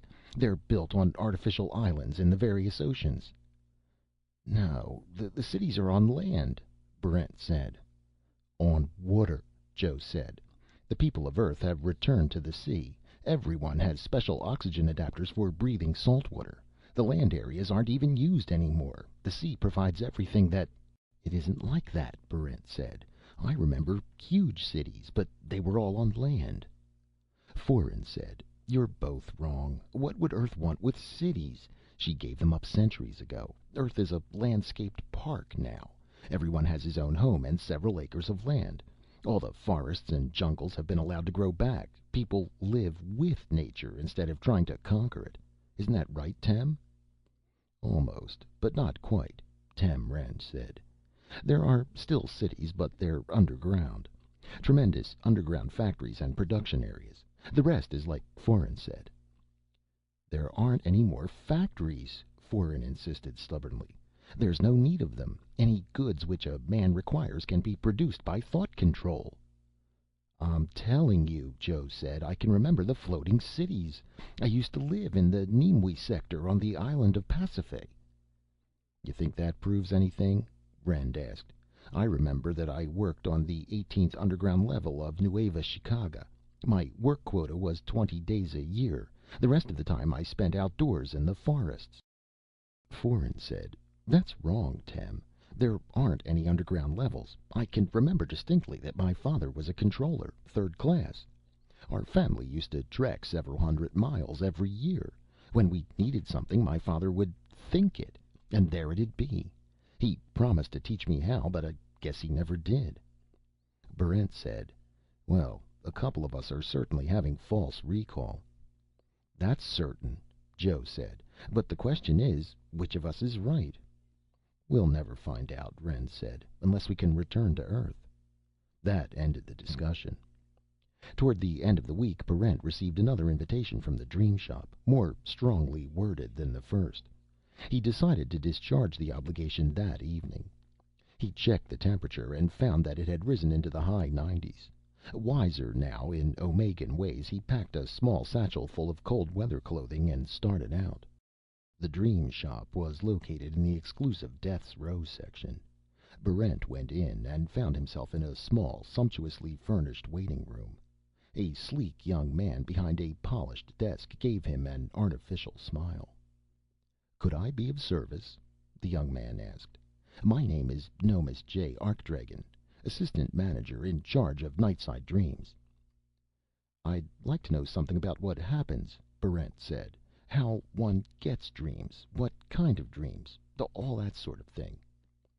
"Of course," Arkdragen said. "Our service is easily explained. Citizen Barrent, Will Barrent." Arkdragen nodded and checked a name from a list in front of him. He looked up and said, "Our dreams are produced by the action of drugs upon the brain and the central nervous system. There are many drugs which produce the desired effect. Among the most useful are heroin, morphine, opium, cocoa, hemp, and peyote. All those are Earth products. Found only on Omega are black slipper, nace, manasee, trinarcotine, jadalas, and the various products of the carmoid group. Any and all of these are dream inducers." "I see," Barrent said. "Then you sell drugs." "Not at all," Arkdragen said. "Nothing so simple, nothing so crude. In ancient times on Earth, men administered drugs to themselves. The dreams which resulted were necessarily random in nature. You never knew what you would dream about, or for how long. You never knew if you would have a dream or a nightmare, a horror or a delight. This uncertainty has been removed from the modern dream shop. Nowadays our drugs are carefully measured, mixed, and metered for each individual. There is an absolute precision in dream making, ranging from the nirvana-like calm of black slipper, through the multicolored hallucinations of peyote and trinarcotine, to the sexual fantasies induced by nace and morphine, and at last to the memory-resurrecting dreams of the carmoid group." "It's the memory-resurrecting dreams I'm interested in," Barrent said. Arkdragen frowned. "I wouldn't recommend it for a first visit." "Why not?" "Dreams of Earth are apt to be more unsettling than any imaginary productions. It's usually advisable to build up a tolerance for them. I would advise a nice little sexual fantasy for your first visit. We have a special sale on sexual fantasies this week." Barrent shook his head. "I think I'd prefer the real thing." "You wouldn't," the assistant manager said with a knowing smile. "Believe me, once one becomes accustomed to vicarious sex experiences, the real thing is pallid by comparison." "Not interested," Barrent said. "What I want is a dream about Earth." "But you haven't built up a tolerance," Arkdragen said. You aren't even addicted." "Is addiction necessary?" "It's important," Arkdragen told him, "as well as being inescapable. All our drugs are habit-forming, as the law requires. You see, to really appreciate a drug, you must build up a need for it. It heightens pleasure enormously, to say nothing of the increase in toleration. That's why I suggest that you begin with—" "I want a dream about Earth," Barrent said. "Very well," Arkdragen said grudgingly. "But we will not be responsible for any traumas which accrue." He led Barrent into a long passageway. It was lined with doors, and behind some of them Barrent could hear dull moans and gasps of pleasure. "Experiencers," Arkdragen said, without further explanation. He took Barrent to an open room near the end of the corridor. Within sat a cheerful-looking bearded man in a white coat, reading a book. "Good evening, Dr. Wayne," Arkdragen said. "This is Citizen Barrent. First visit. He insists upon an Earth dream." Arkdragen turned and left. "Well," the doctor said, "I guess we can manage that." He put down his book. "Just lie down over there, Citizen Barrent." In the center of the room was a long, adjustable table. Above it hung a complicated-looking instrument. At the end of the room were glass-sided cabinets filled with square jars. They reminded Barrent of his antidotes. He lay down. Dr. Wayne put him through a general examination, then a specific check for suggestibility, hypnotic index, reactions to the 11 basic drug groups, and susceptibility to tetanic and epileptic seizures. He jotted down his results on a pad, checked his figures, went to a cabinet, and began mixing drugs. "Is this likely to be dangerous?" Barrent asked. "It shouldn't be," Dr. Wayne said. "You appear healthy enough. Quite healthy, in fact, and with a low suggestibility rating. Of course, epileptic fits do occur, probably because of cumulative allergic reactions. Can't help that sort of thing. And then there are the traumas, which sometimes result in insanity and death. They form an interesting study in themselves. And some people get stuck in their dreams and are unable to be extricated. I suppose that could be classified as a form of insanity, although actually it isn't." The doctor had finished mixing his drugs. He was loading a hypodermic with the mixture. Barrent was having serious doubts about the advisability of the whole thing. "Perhaps I should postpone this visit," he said. I'm not sure that I—" "Don't worry about a thing," the doctor said. "This is the finest dream shop on Omega. Try to relax. Tight muscles can result in tetanic convulsions." "I think Mr. Arkdragen was right," Barrent said. "Maybe I shouldn't have a dream about Earth for my first visit." He said it was dangerous." "Well, after all," the doctor said, "what's life without a little risk? Besides, the most common damage is brain lesions and burst blood vessels, and we have full facilities for taking care of that sort of thing." He poised the hypodermic over Barrent's left arm. "I've changed my mind," Barrent said, and started to get off the bed. Dr. Wayne deftly slid the needle into Barrent's arm. "One does not change one's mind," he told Barrent, "inside a dream shop. Try to relax." Barrent relaxed. He lay back on the bed and heard a shrill singing in his ears. He tried to focus on the doctor's face, but the face had changed. The face was old, round, and fleshy. Ridges of fat stood out on the chin and neck. The face was perspiring, friendly, worried. It was Barrent's fifth-term advisor. "Now, Will," the advisor said, "you must be careful. You must learn to restrain that temper of yours, Will. You must." "I know, sir," Barrent said. "It's just that I get so mad at that Will." "All right," Barrent said. I'll watch myself." He left the university office and walked into the city. It was a fantastic city of skyscrapers and multi-level streets. A brilliant city of silver and diamond hues. An ambitious city which administered a far-flung network of countries and planets. Barrent walked along the third pedestrian level, still angry, thinking about Andrew Therkaler. Because of Therkaler and his ridiculous jealousy, Barrent's application for the Space Exploration Corps had been turned down. There was nothing his advisor could do about the matter. Therkaler had too much influence on the selection board. It would be a full 3 years before Barrent could apply again. In the meantime, he was earthbound and unemployable. All his studies had been for extraterrestrial exploration. There was no place for him on Earth, and now he was barred from space. Therkaler. Barrent left the pedestrian level and took the high-speed ramp into the Santee district. As the ramp moved, he fingered the small weapon in his pocket. Handguns were illegal on Earth. He had procured his through untraceable means. He was determined to kill Therkaler. There was a wash of grotesque faces. The dream blurred. When it cleared, Barrent found himself aiming his handgun at a thin, cross-eyed fellow whose scream for mercy was abruptly cut short. The informer, blank-faced and stern, noted the crime and informed the police. The police, in uniforms of gray, took him into custody and brought him before the judge. The judge, with his vague, parchment face, sentenced him to perpetual servitude upon the planet Omega, and handed down the obligatory decree that Barrent be cleansed of memory. Then the dream turned into a kaleidoscope of horror.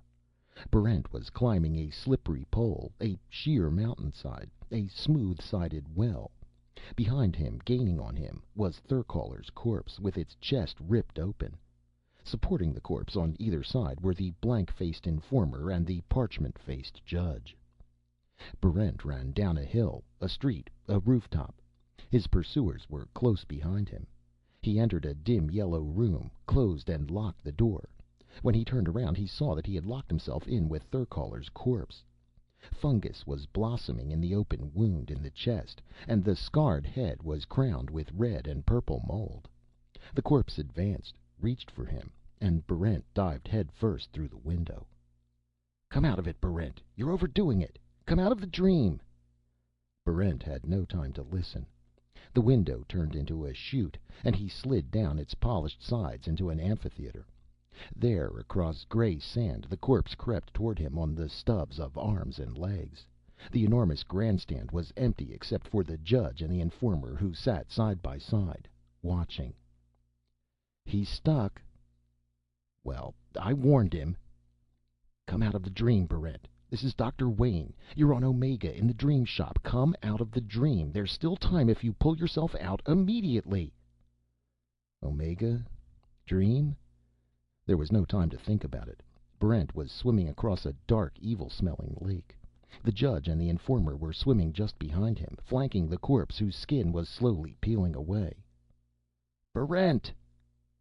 And now the lake was turning into a thick jelly which clung to his arms and legs and filled his mouth, while the judge and the informer... "Barrent!" Barrent opened his eyes and found himself on the adjustable bed in the dream shop. Dr. Wayne, looking somewhat shaken, was standing over him. A nurse was nearby with a tray of hypodermics and an oxygen mask. Behind her was Arkdragen, wiping perspiration from his forehead. "I didn't think you were going to make it," Dr. Wayne said. I really didn't." "He pulled out just in time," the nurse said. "I warned him," Arkdragen said, and left the room. Barrent sat up. "What happened?" he asked. Dr. Wayne shrugged his shoulders. "It's hard to tell. Perhaps you were prone to circular reaction, and sometimes the drugs aren't absolutely pure, but these things usually don't happen more than once. Believe me, Citizen Barrent, the drug experience is very pleasant. I'm sure you'll enjoy it the second time." Still shaken by his experience, Barrent was certain there would be no second time for him. Whatever the cost, he was not going to risk a repetition of that nightmare. "Am I addicted now?" he asked. "Oh, no," Dr. Wayne said. "Addiction occurs with the third or fourth visit." Barrent thanked him and left. He passed Arkdragen's desk and asked how much he owed. "Nothing," Arkdragen said. "The first visit is always on the house."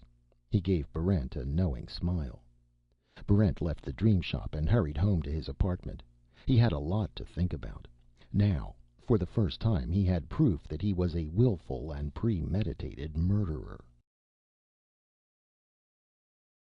Chapter 9. Being accused of a murder you can't remember is one thing. Remembering a murder you have been accused of is another thing entirely. Such evidence is hard to disbelieve. Barrent tried to sort out his feelings on the matter. Before his visit to the Dream Shop, he had never felt himself a murderer, no matter what the Earth authorities had accused him of.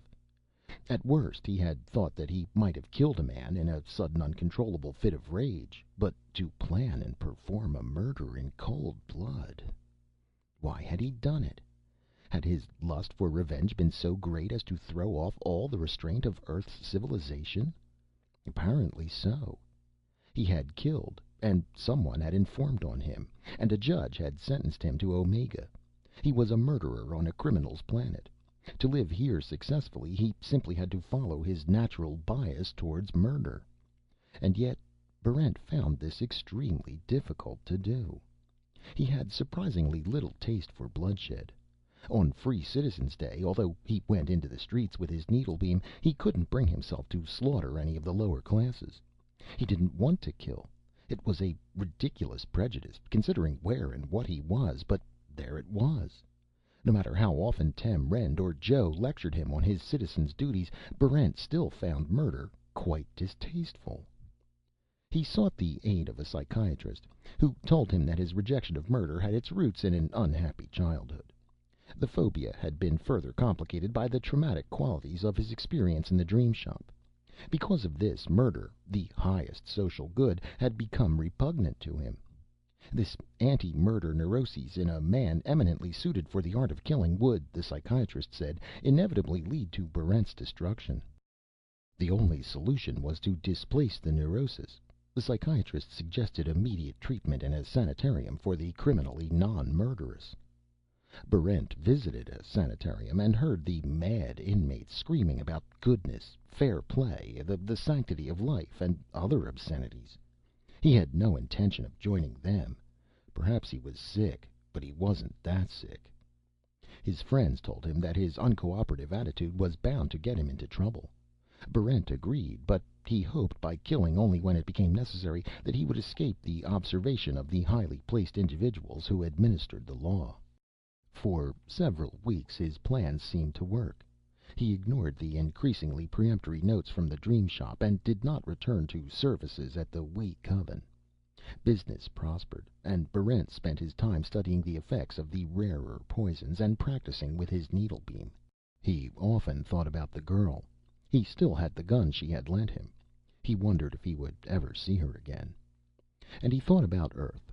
Since his visit to the Dream Shop, he had occasional flashes of recall. Isolated pictures of a weathered stone building, a stand of live oaks, the curve of a river seen through willows.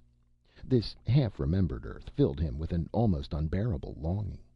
Like most of the citizens of Omega, his only real wish was to go home, and that was impossible. The days passed. And when trouble came, it came unexpectedly. One night there was a heavy knocking at his door. Half asleep, Barrent answered it. 4 uniformed men pushed their way inside and told him he was under arrest. "What for?" Barrent asked. "Non-drug addiction," one of the men told him. "You have 3 minutes to dress." "What's the penalty?" "You'll find out in court," the man said. He winked at the other guards and added, "But the only way to cure a non-addict is to kill him, eh?" Barrent dressed. He was taken to a room in the sprawling Department of Justice. The room was called the Kangaroo Court, in honor of ancient Anglo-Saxon judicial proceedings. Across the hall from it, also of antique derivation, was the Star Chamber. Just past that was the Court of Last Appeal. The Kangaroo Court was divided in half by a high wooden screen, for it was fundamental to Omegan justice that the accused should not see his judge nor any of the witnesses against him. "Let the prisoner rise," a voice said from behind the screen. The voice, thin, flat, and emotionless, came through a small amplifier. Barrent could barely understand the words. Tone and inflection were lost, as had been planned for. Even in speaking, the judge remained anonymous.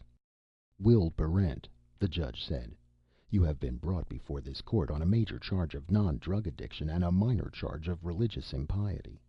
On the minor count we have the sworn statement of a priest. On the major count we have the testimony of the Dream Shop. Can you refute either of these charges?"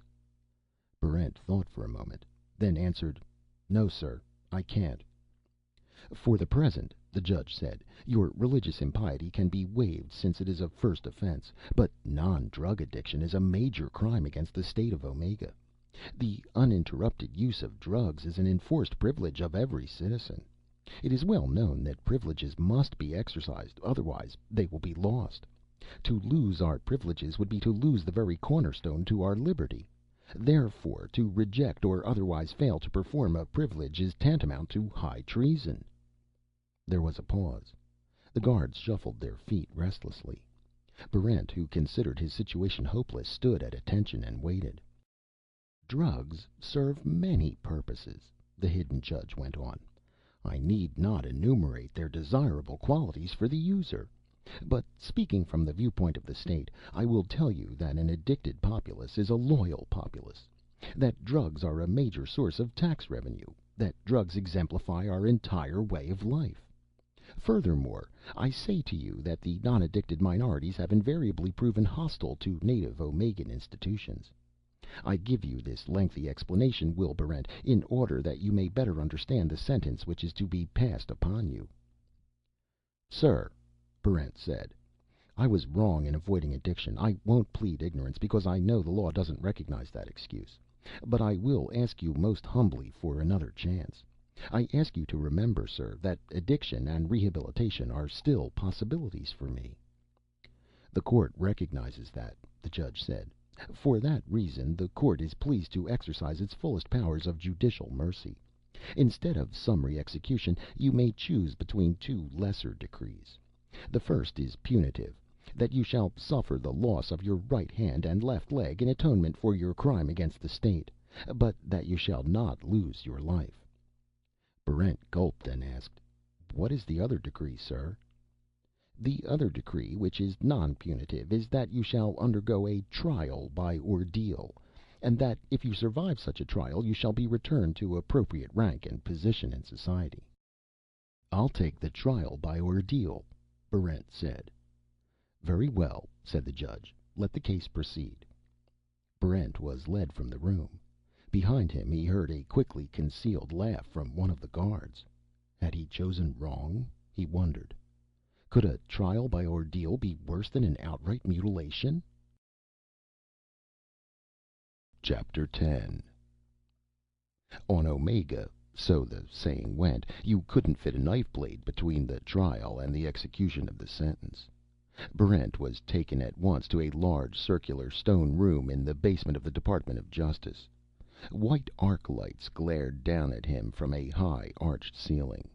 Below, one section of wall had been cut away to provide a reviewing stand for spectators. The stands were almost filled when Barrent arrived, and hawkers were selling copies of the day's legal calendar. For a few moments, Barrent was alone on the stone floor.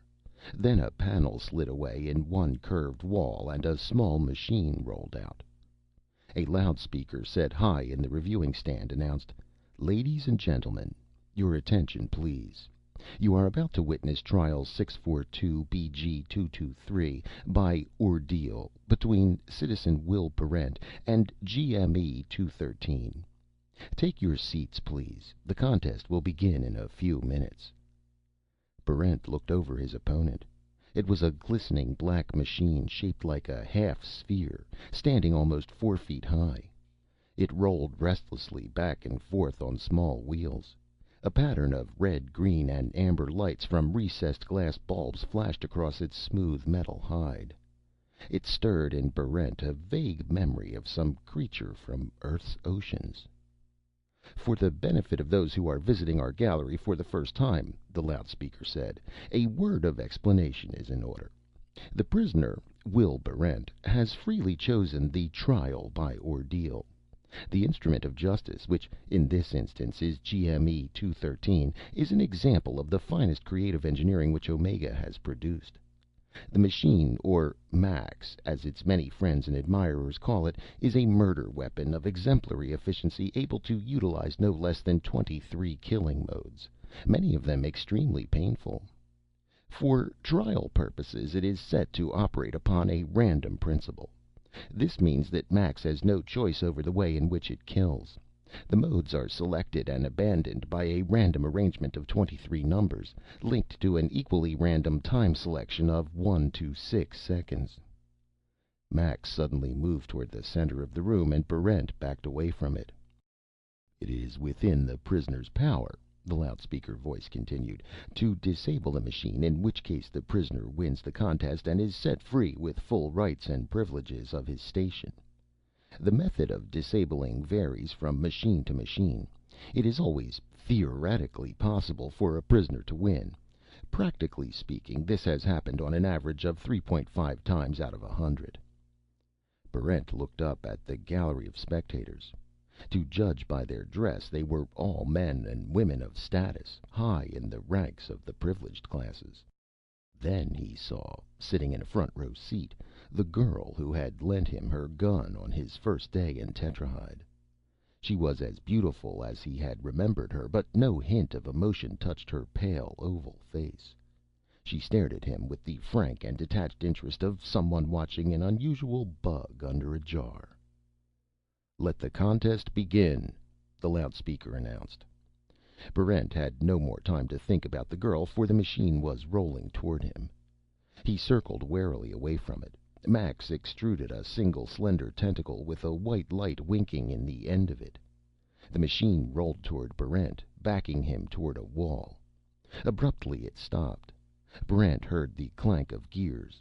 The tentacle was withdrawn, and in its place appeared a jointed metal arm which ended in a knife edge. Moving more quickly now, the machine cornered him against the wall. The arm flicked out, but Barrent managed to dodge it. He heard the knife edge scrape against stone. When the arm withdrew, Barrent had a chance to move again into the center of the room. He knew that his only chance to disable the machine was during the pause when its selector changed it from one killing mode to another. But how do you disable a smooth-surfaced, turtle-backed machine? Max came at him again, and now its metal hide glistened with a dull green substance which Barrent immediately recognized as contact poison. He broke into a spring, circling the room, trying to avoid the fatal touch. The machine stopped. Neutralizer washed over its surface, clearing away the poison. Then the machine was coming toward him again, this time with no weapons visible, apparently intending to ram. Barrent was badly winded. He dodged, and the machine dodged with him. He was standing against the wall, helpless, as the machine picked up speed. It stopped inches from him. Its selector clicked. Max was extruding some sort of club. This, Barrent thought, was an exercise in applied sadism. If it went on much longer, the machine would run him off his feet and kill him at its leisure. Whatever he was going to do, he had better do it at once, while he still had the strength. Even as he thought that, the machine swung a clubbed metal arm. Barrent couldn't avoid the blow completely. The club struck his left shoulder, and he felt his arm go numb. Max was selecting again. Barrent threw himself on its smooth, rounded back. At the very top, he saw two tiny holes. Praying that they were air intake openings, Barrent plugged them with his fingers. The machine stopped dead, and the audience roared. Barrent clung to the smooth surface with his numbed arm, trying to keep his fingers in the holes. The pattern of lights on Max's surface changed from green through amber to red. Its deep-throated buzz became a dull hum. And then the machine extruded tubes as alternate intake holes. Barrent tried to cover them with his body, but the machine, roaring into sudden life, swiveled rapidly and threw him off. Barrent rolled to his feet and moved back to the center of the arena. The contest had lasted no more than 5 minutes, but Barrent was exhausted. He forced himself to retreat from the machine, which was coming at him now with a broad, gleaming hatchet. As the hatchet arm swung, Barrent threw himself at it instead of away. He caught the arm in both hands and bent it back. Metal creaked, and Barrent thought he could hear the joint beginning to give way. If he could break off the metal arm, he might disable the machine. At the very least, the arm would be a weapon. Max suddenly went into reverse. Barrent tried to keep his grip on the arm, but it was yanked away. He fell on his face. The hatchet swung, gouging his shoulder. Barrent rolled over and looked at the gallery. He was finished. He might as well accept the machine's next attempt gracefully and have it over with. The spectators were cheering, watching Max begin its transformation into another killing mode. And the girl was motioning to him. Barrent stared, trying to make some sense out of it. She gestured at him to turn something over. Turn it over and destroy. He had no more time to watch. Dizzy from loss of blood, he staggered to his feet and watched the machine charge. He didn't bother to see what weapon it had extruded. His entire attention was concentrated on its wheels. As it came at him, Barrent threw himself under the wheels. The machine tried to brake and swerve, but not in time. The wheels rolled onto Barrent's body, tilting the machine sharply upward. Barrent grunted under the impact. With his back under the machine, he put his remaining strength in an attempt to stand up. For a moment the machine teetered, its wheels spinning wildly. Then it flipped over on its back.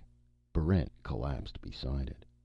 When he could see again, the machine was still on its back. It was extruding a set of arms to turn itself over.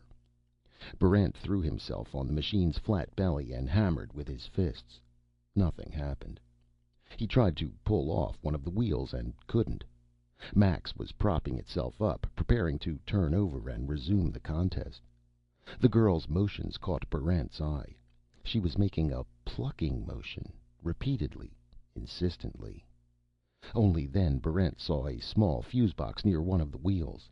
He yanked off the cover, losing most of a fingernail in the process, and removed the fuse.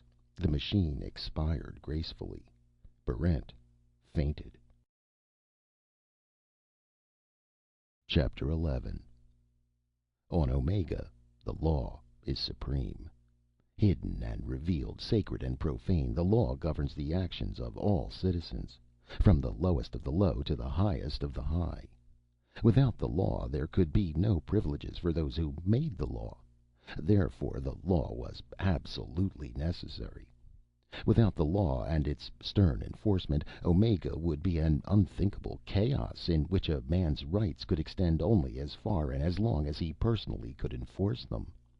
This anarchy would mean the end of Omegan society, and particularly it would mean the end of those senior citizens of the ruling class who had grown high in status, but whose skill with a gun had long passed its peak. Therefore, the law was necessary. But Omega was also a criminal society, composed entirely of individuals who had broken the laws of Earth. It was a society in which the final analysis stressed individual endeavor. It was a society in which the lawbreaker was king. A society in which crimes were not only condoned, but were admired and even rewarded. A society in which deviation from the rules was judged solely on its degree of success. And this resulted in the paradox of a criminal society with absolute laws which were meant to be broken. The judge, still hidden behind his screen, explained all this to Barrent. Several hours had passed since the end of the trial by ordeal. Barrent had been taken to the infirmary, where his injuries were patched up. They were minor, for the most part: 2 cracked ribs, a deep gouge in his left shoulder, and various cuts and bruises. Accordingly, the judge went on, the law must simultaneously be broken and not broken. Those who never break a law never rise in status. They are usually killed off in one way or another, since they lack the necessary initiative to survive. For those who, like yourself, break laws, the situation is somewhat different. The law punishes them with absolute severity, unless they can get away with it. The judge paused. In a thoughtful voice he continued, the highest type of man on Omega is the individual who understands the laws, appreciates their necessity, knows the penalties for infraction, then breaks them, and succeeds. That, sir, is your ideal criminal, and your ideal Omegan.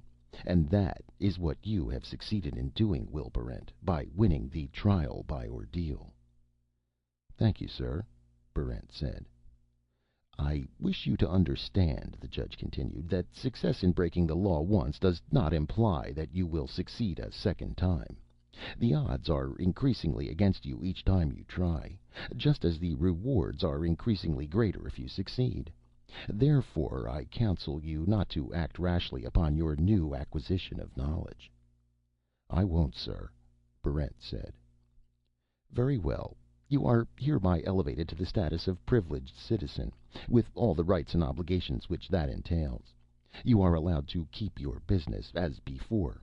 Furthermore, you are granted a week's free vacation in the Lake of Clouds region, and you may go on that vacation with any female of your choice. I beg pardon, Barrent said. What was that last?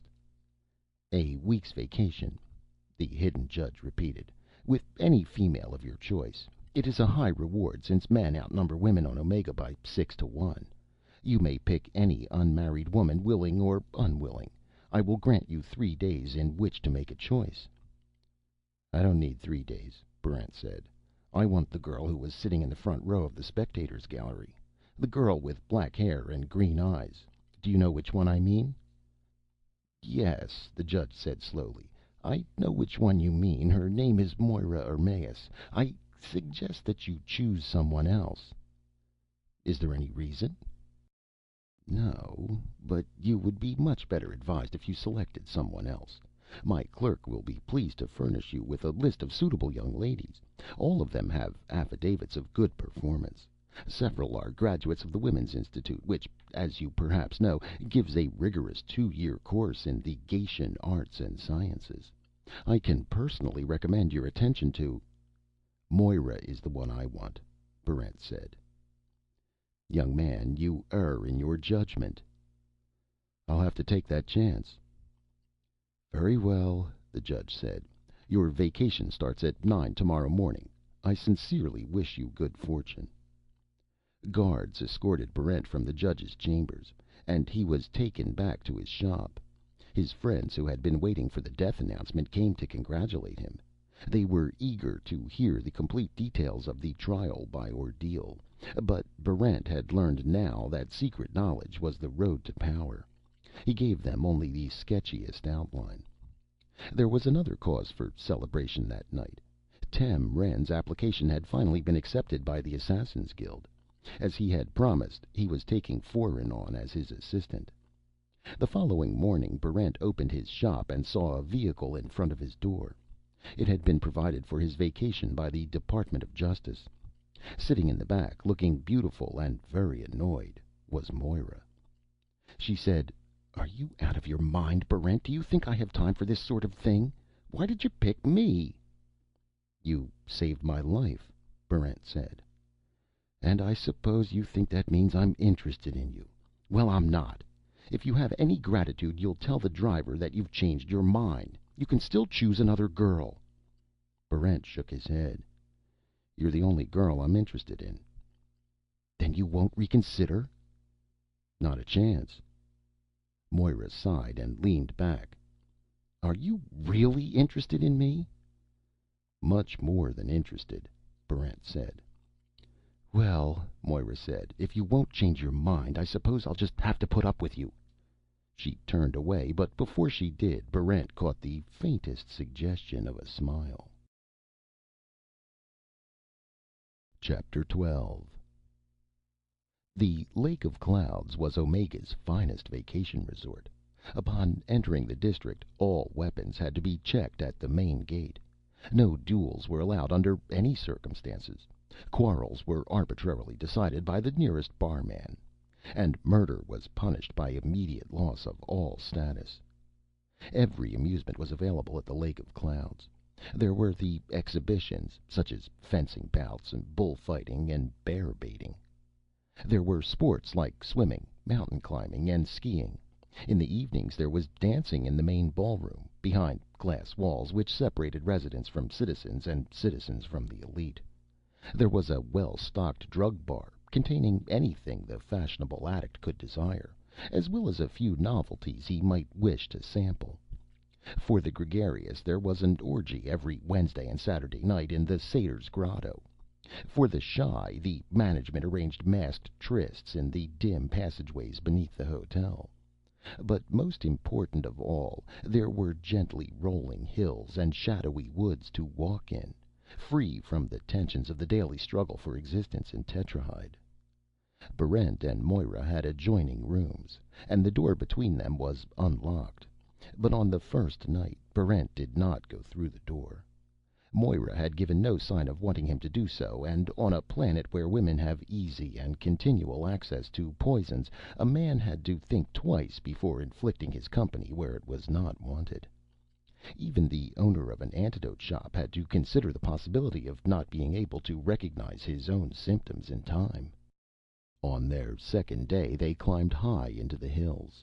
They ate a basket lunch on a grassy incline which sloped away to the gray sea. After they had eaten, Barrent asked Moira why she had saved his life. You won't like the answer, she told him. I'd still like to hear it. Well, you looked so ridiculously vulnerable that day in the Victim Society. I would have helped anyone who looked that way. Barrent nodded uncomfortably. What about the second time?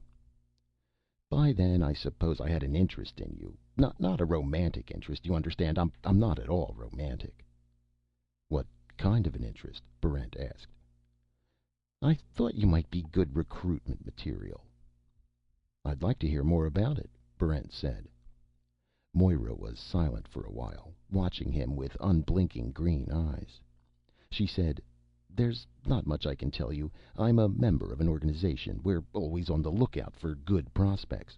Usually we screen directly from the prison ships. After that, recruiters like me go out in search of people we can use. What type of people do you look for?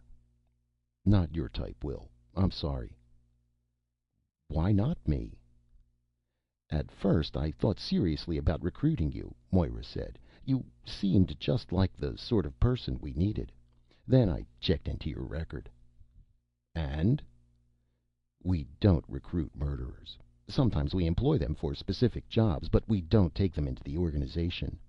There are certain extenuating circumstances which we recognize. Self-defense, for example.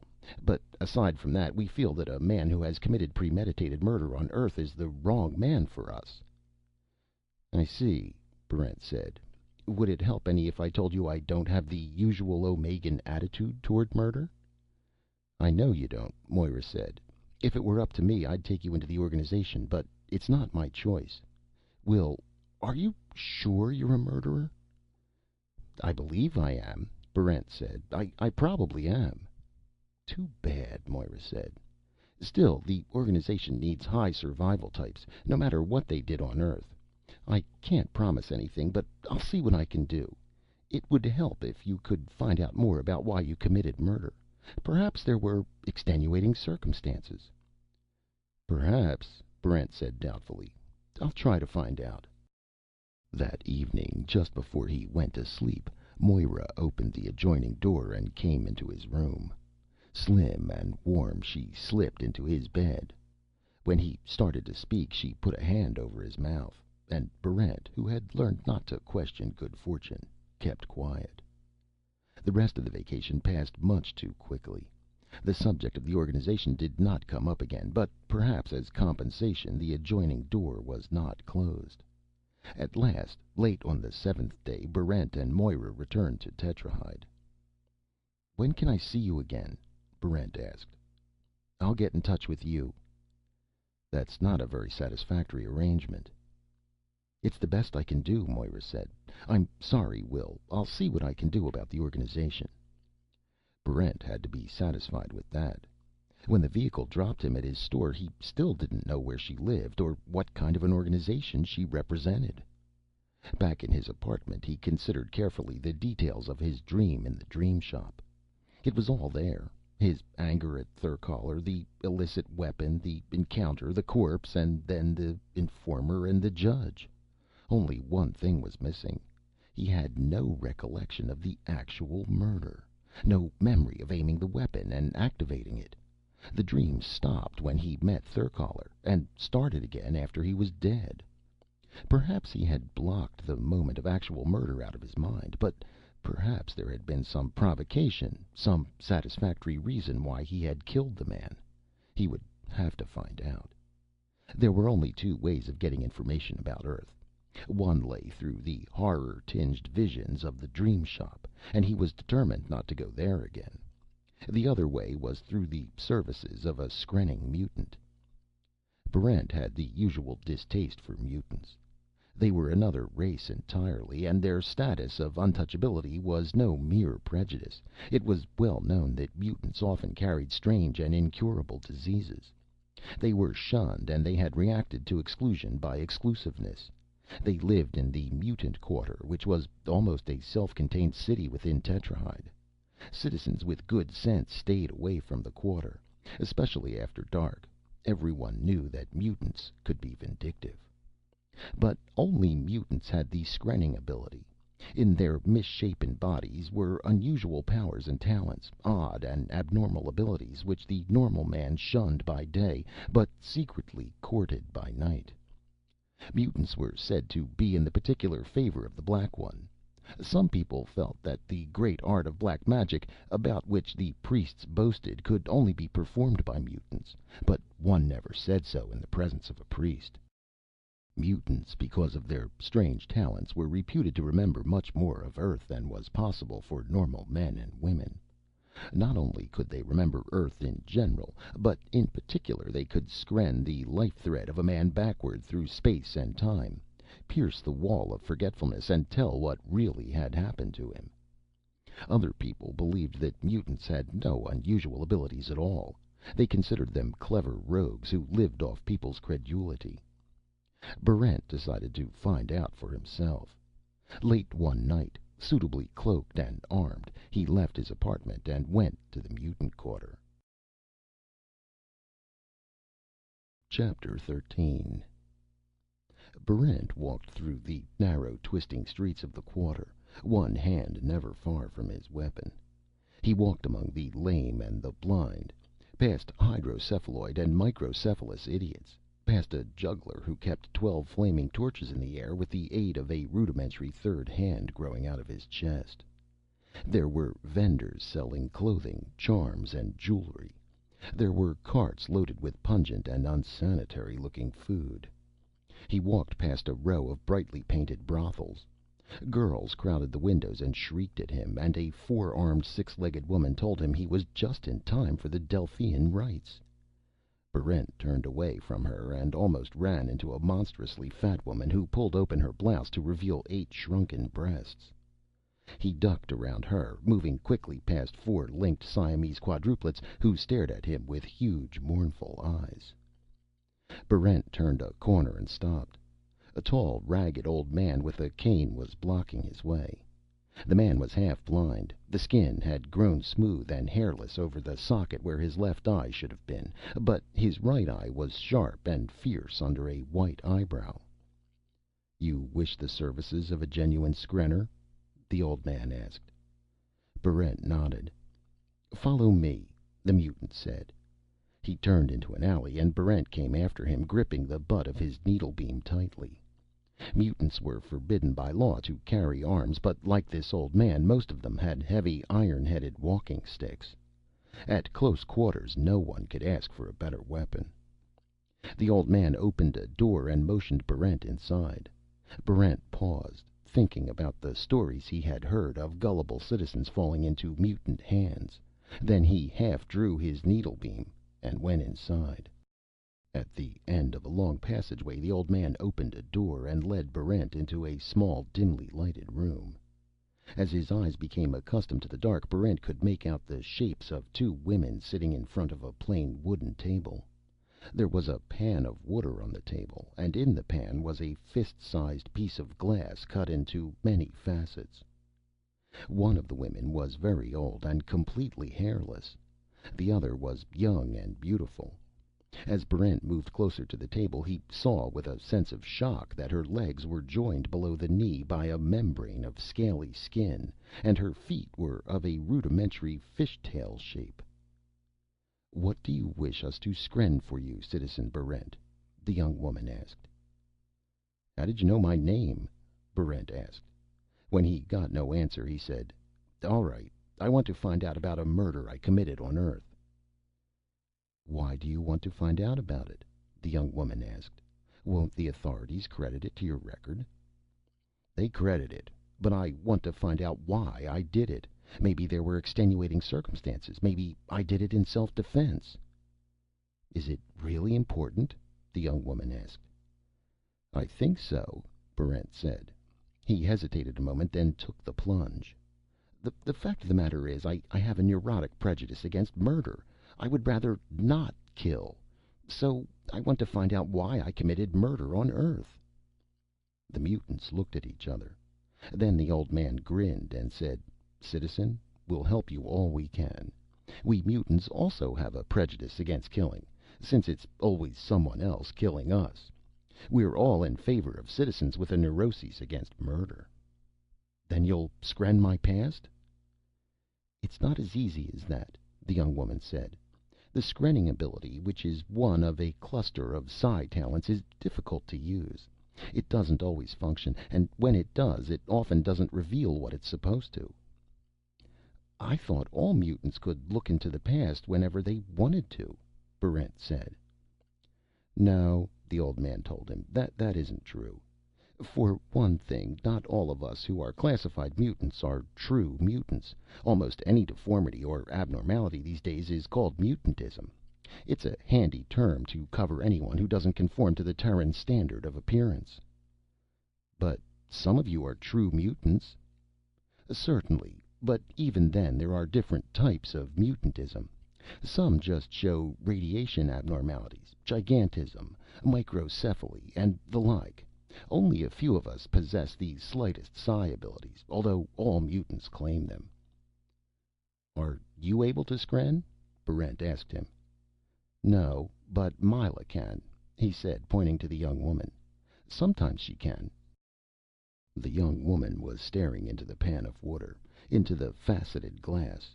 Her pale eyes were open very wide, showing almost all pupil, and her fish-tailed body was rigidly upright, supported by the old woman. "She's beginning to see something," the man said. "The water and the glass are just devices to focus her attention. Myla's good at skrenning, though sometimes she gets the future confused with the past. That sort of thing is embarrassing, and it gives skrenning a bad name. It can't be helped, though. Every once in a while the future is there in the water, and Myla has to tell what she sees. Last week she told a Hadji he was going to die in 4 days." The old man chuckled. "You should have seen the expression on his face." "Did she see how he would die?" Barrent asked. "Yes, by a knife thrust. The poor man stayed in his house for the entire 4 days." "Was he killed?" "Of course. His wife killed him. She was a strong-minded woman, I'm told." Barrent hoped that Myla would not skren any future for him. Life was difficult enough without a mutant's predictions to make it worse. She was looking up from the faceted glass now, shaking her head sadly. "There's very little I can tell you. I was not able to see the murder performed, but I screnned a graveyard, and in it I saw your parents' tombstone. It was an old tombstone, perhaps 20 years old. The graveyard was on the outskirts of a place on Earth called Youngerston." Barrent reflected a moment, but the name meant nothing to him. "Also," Myla said, "I screnned a man who knows about the murder. He can tell you about it if he will." "This man saw the murder?" "Yes." "Is he the man who informed on me?" I don't know," Myla said. "I screnned the corpse, whose name was Therkaler, and there was a man standing near it. That man's name was Illiardi." "Is he here on Omega?" "Yes. You can find him right now in the Euphoriatorium on Little Axe Street. Do you know where that is?" "I can find it," Barrent said. He thanked the girl and offered payment, which she refused to take. She looked very unhappy. As Barrent was leaving, she called out, "Be careful." Barrent stopped at the door and felt an icy chill settle across his chest. "Did you scren my future?" he asked. "Only a little," Myla said. "Only a few months ahead." "What did you see?" "I can't explain it," she said. "What I saw is impossible." "Tell me what it was."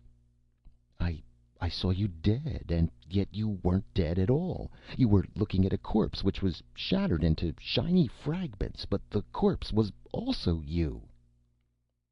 "What does it mean?" "I don't know," Myla said. The Euphoriatorium was a large, garish place which specialized in cut-rate drugs and aphrodisiacs. It catered mostly to a peon and resident clientele.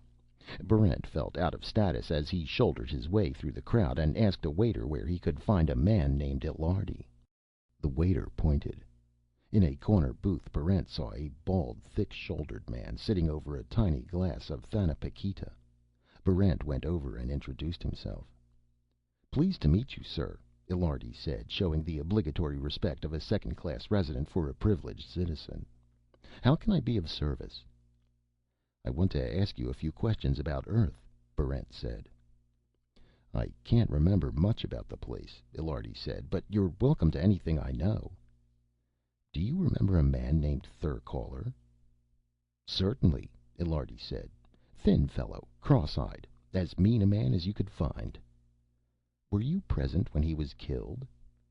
"I was there. It was the first thing I remembered when I got off the ship." "Did you see who killed him?" Illiardi looked puzzled.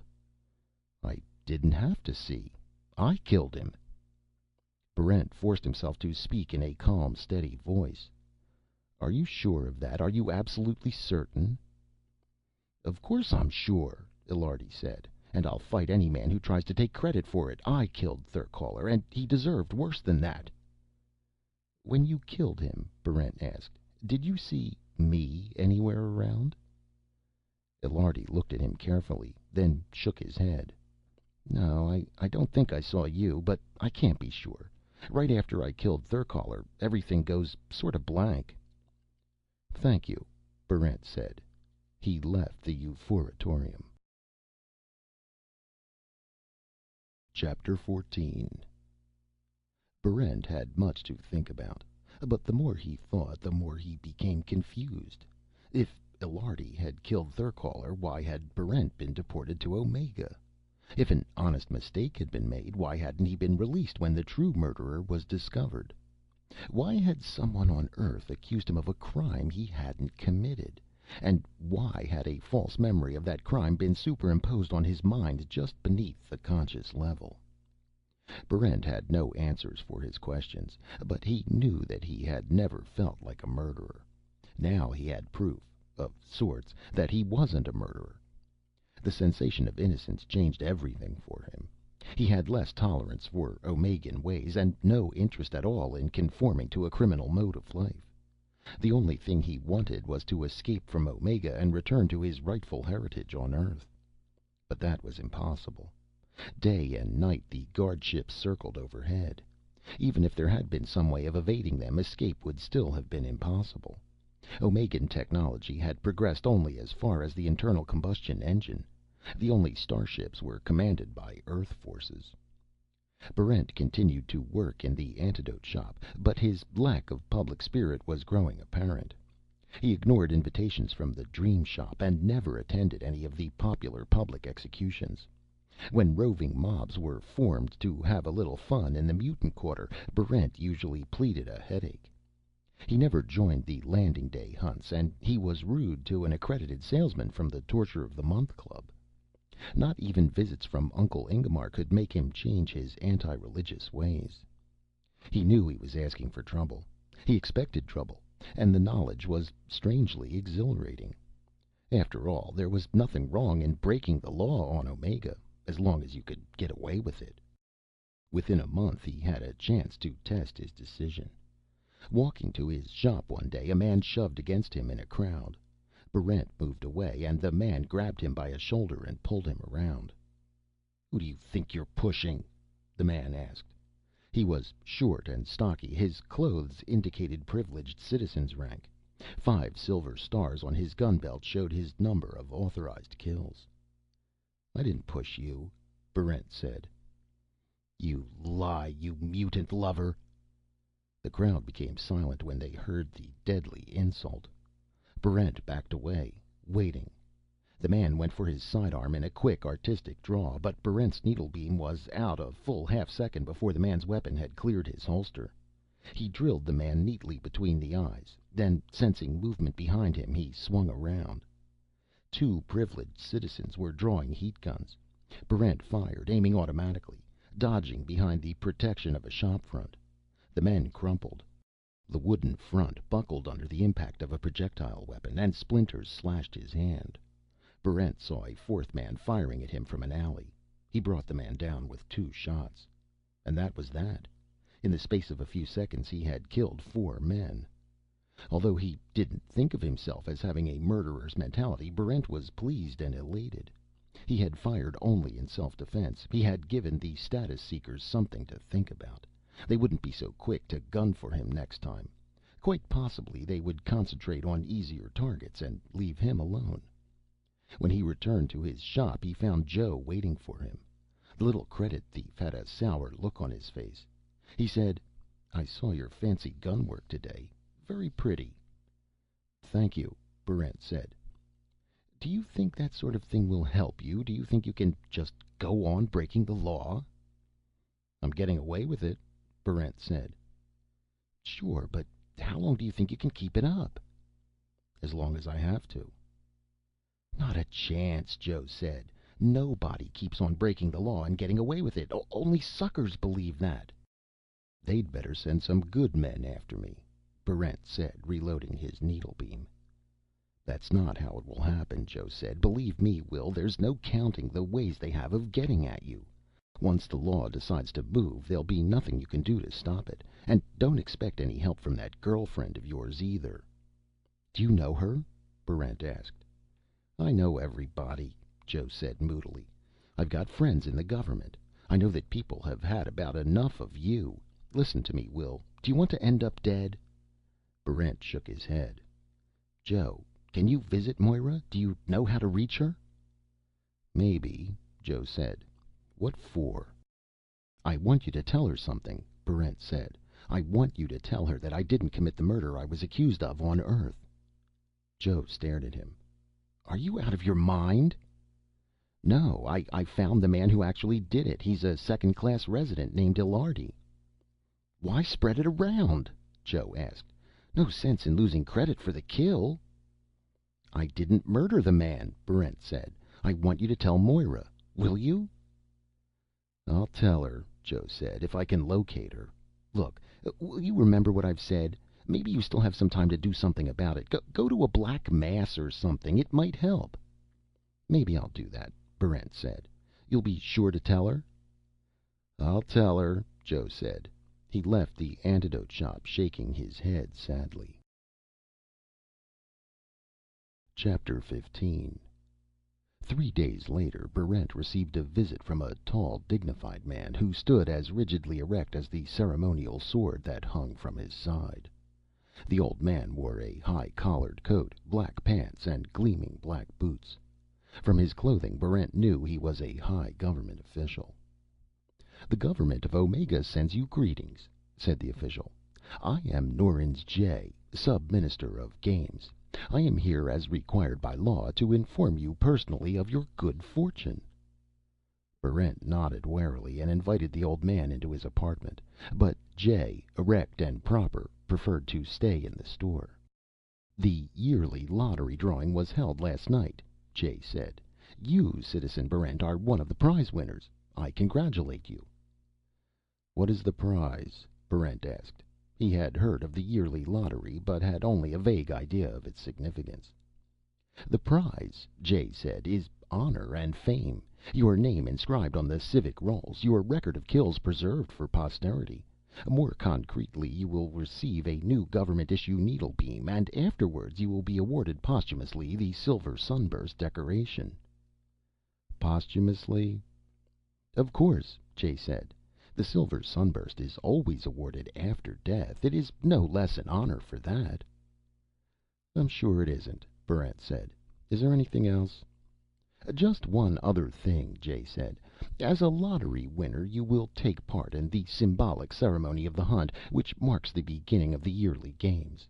The Hunt, as you may know, personifies our Omegan way of life.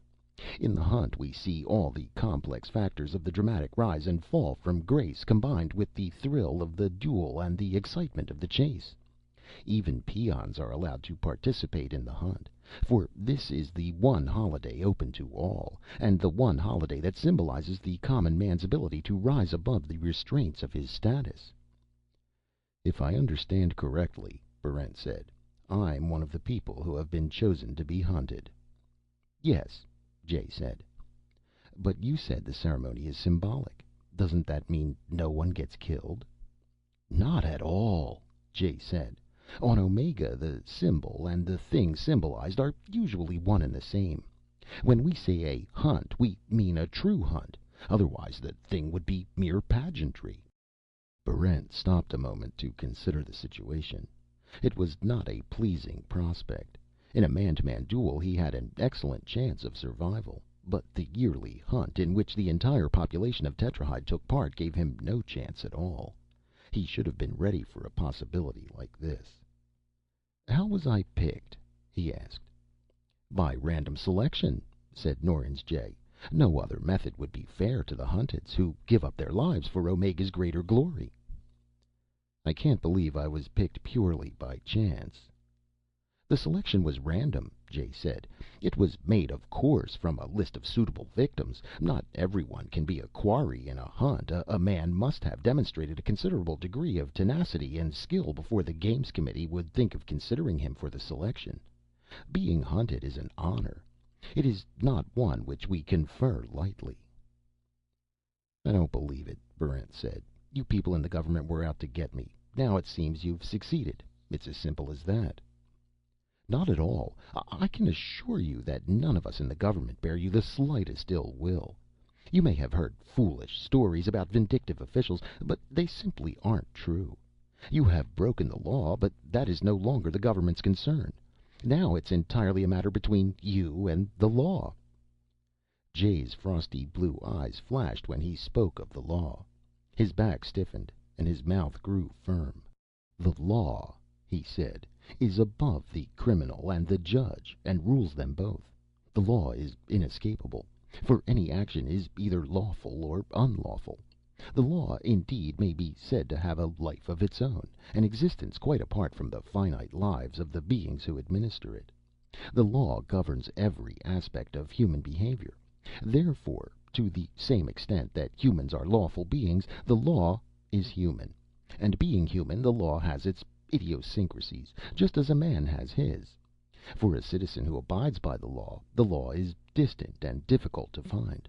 For those who reject and violate it, the law emerges from its musty sepulchres and goes in search of the transgressor." "And that," Barrent said, "is why I was chosen for the Hunt." "Of course," Jay said. "If you had not been chosen in that way, the zealous and never sleeping law would have selected another means, using whatever instruments were at its disposal." "Thanks for telling me," Barrent said. "How long do I have before the Hunt begins?" Until dawn. The hunt begins then, and ends at dawn of the following day. What happens if I'm not killed? Norins Jay smiled faintly. That doesn't happen often, Citizen Barrent. I'm sure it need not worry you. It happens, doesn't it? Yes, those who survive the hunt are automatically enrolled in the games. And if I survive the games? Forget it, Jay said in a friendly manner. But what if I do? Believe me, citizen, you won't. I still would like to know what happens if I do. Those who live through the games are beyond the law. That sounds promising, Barrent said. It isn't. The law, even at its most threatening, is still your guardian. Your rights may be few, but the law guarantees their observance. It is because of the law that I do not kill you here and now. Jay opened his hand, and Barrent saw a tiny single-charge weapon. The law sets limits and acts as a modifier upon the behavior of the lawbreaker and the law enforcer. To be sure, the law now states that you must die, but all men must die. The law, by its ponderous and introspective nature, gives you time in which to die. You have a day at least, and without the law, you would have no time at all. What happens, Barrent asked, if I survive the games and pass beyond the law? There is only one thing beyond the law, Norins Jay said reflectively, and that is the Black One himself. Those who pass beyond the law belong to him, but it would be better to die 1,000 times than to fall living into the hands of the Black One. Barrent had long ago dismissed the religion of the Black One as superstitious nonsense, but now, listening to Jay's earnest voice, he began to wonder. There might be a difference between the commonplace worship of evil and the actual presence of evil itself. But if you have any luck, Jay said, you will be killed early. Now I will end the interview with your final instructions. Still holding the tiny weapon, Jay reached into a pocket with his free hand and withdrew a red pencil. In a quick, practiced motion, he drew the pencil over Barrent's cheeks and forehead.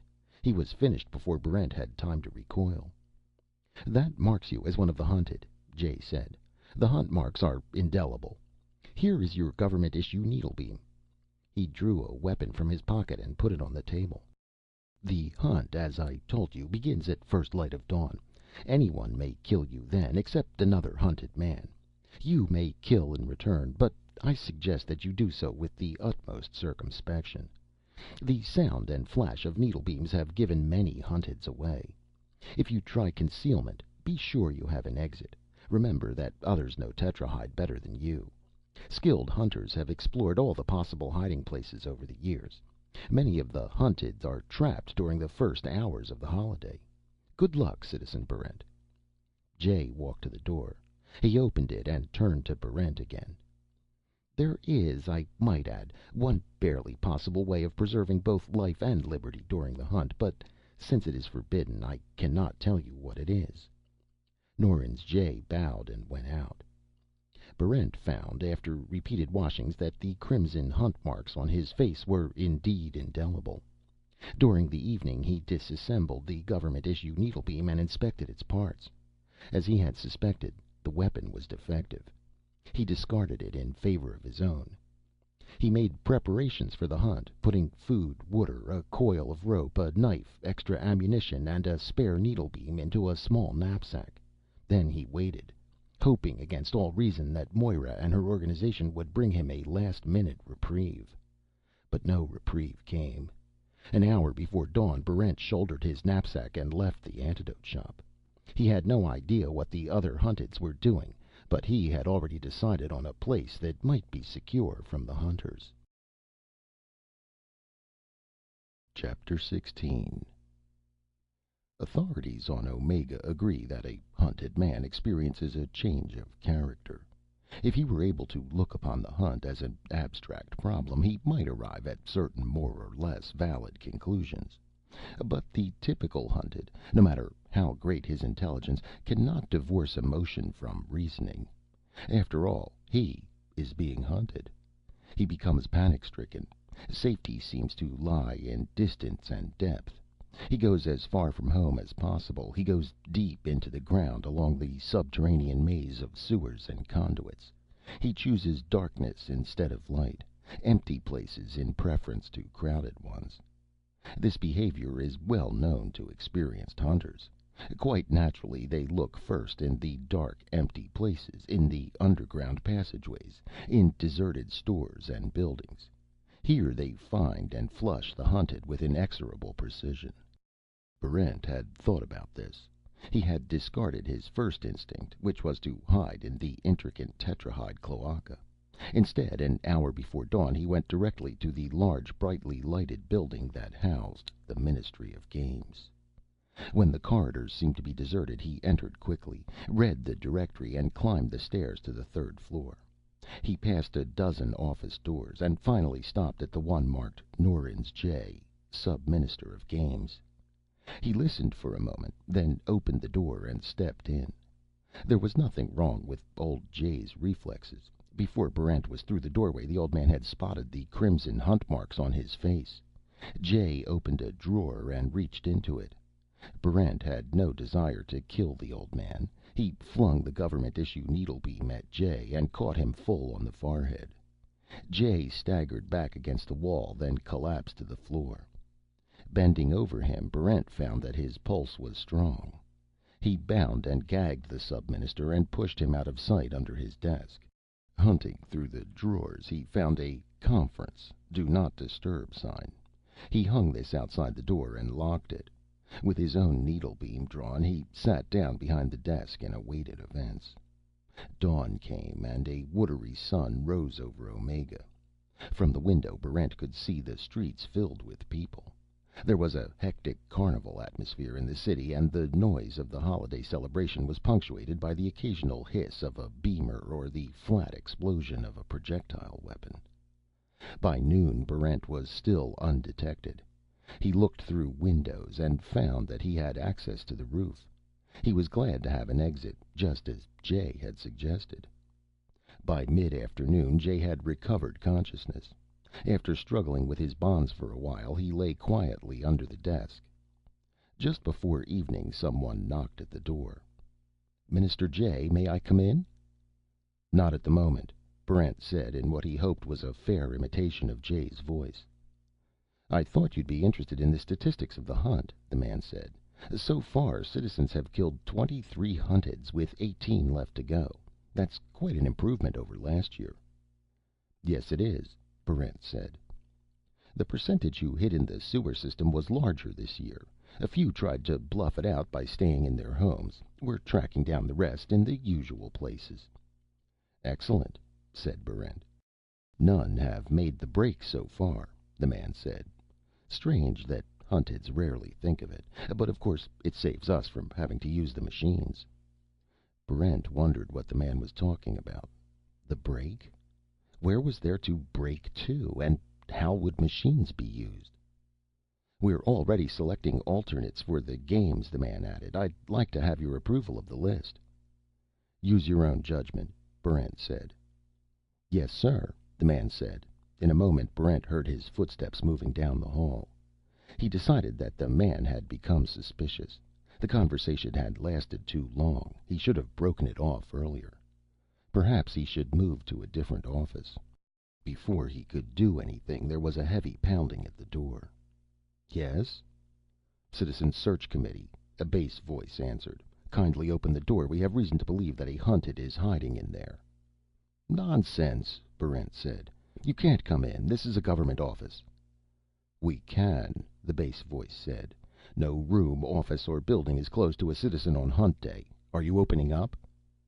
Barrent had already moved to the window. He opened it and heard behind him the sound of men hammering at the door. He fired through the door twice to give them something to think about. Then he climbed out through the window. The rooftops of Tetrahide, Barrent saw at once, looked like a perfect place for a hunted. Therefore, they were the last place a hunted should be. The maze of closely connected roofs, chimneys, and spires seemed made to order for a chase, but men were already on the roofs. They shouted when they saw him. Barrent broke into a sprint. Hunters were behind him, and others were closing in from the sides. He leaped a 5-foot gap between buildings, managed to hold his balance on a steeply pitched roof, and scrambled around the side. Panic gave him speed. He was leaving the hunters behind. If he could keep up the pace for another 10 minutes, he would have a substantial lead. He might be able to leave the roofs and find a better place for concealment. Another 5-foot gap between buildings came up. Barrent leaped it without hesitation. He landed well, but his right foot went completely through rotted shingles, burying itself to the hip.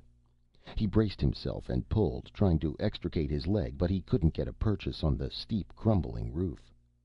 "There he is!" Barrent wrenched at the shingles with both hands. The hunters were almost within needle-beam distance. By the time he got his leg out, he would be an easy target. He had ripped a 3-foot hole in the roof by the time the hunters appeared on the next building. Barrent pulled his leg free, then, seeing no alternative, he jumped into the hole. For a second he was in the air, then he landed feet first on a table which collapsed under him, spilling him to the floor. He got up and saw that he was in a Hadji-class living room. An old woman sat in a rocking chair less than 3 feet away. Her jaw was slack with terror. She kept on rocking automatically. Barrent heard the hunters crossing to the roof. He went through the kitchen and out the back door, under a tangle of clotheslines, and through a small hedge. Someone fired at him from a second-story window.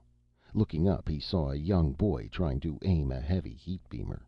His father had probably forbidden him to hunt in the streets. Barrent turned into a street and sprinted until he reached an alley. It looked familiar. He realized that he was in the mutant quarter, not far from Myla's house. He could hear the cries of the hunters behind him. He reached Myla's house and found the door unlocked. They were all together, the one-eyed man, the bald woman, and Myla. They showed no surprise at his entrance. "So they picked you in the lottery," the old man said. "Well, it's what we expected."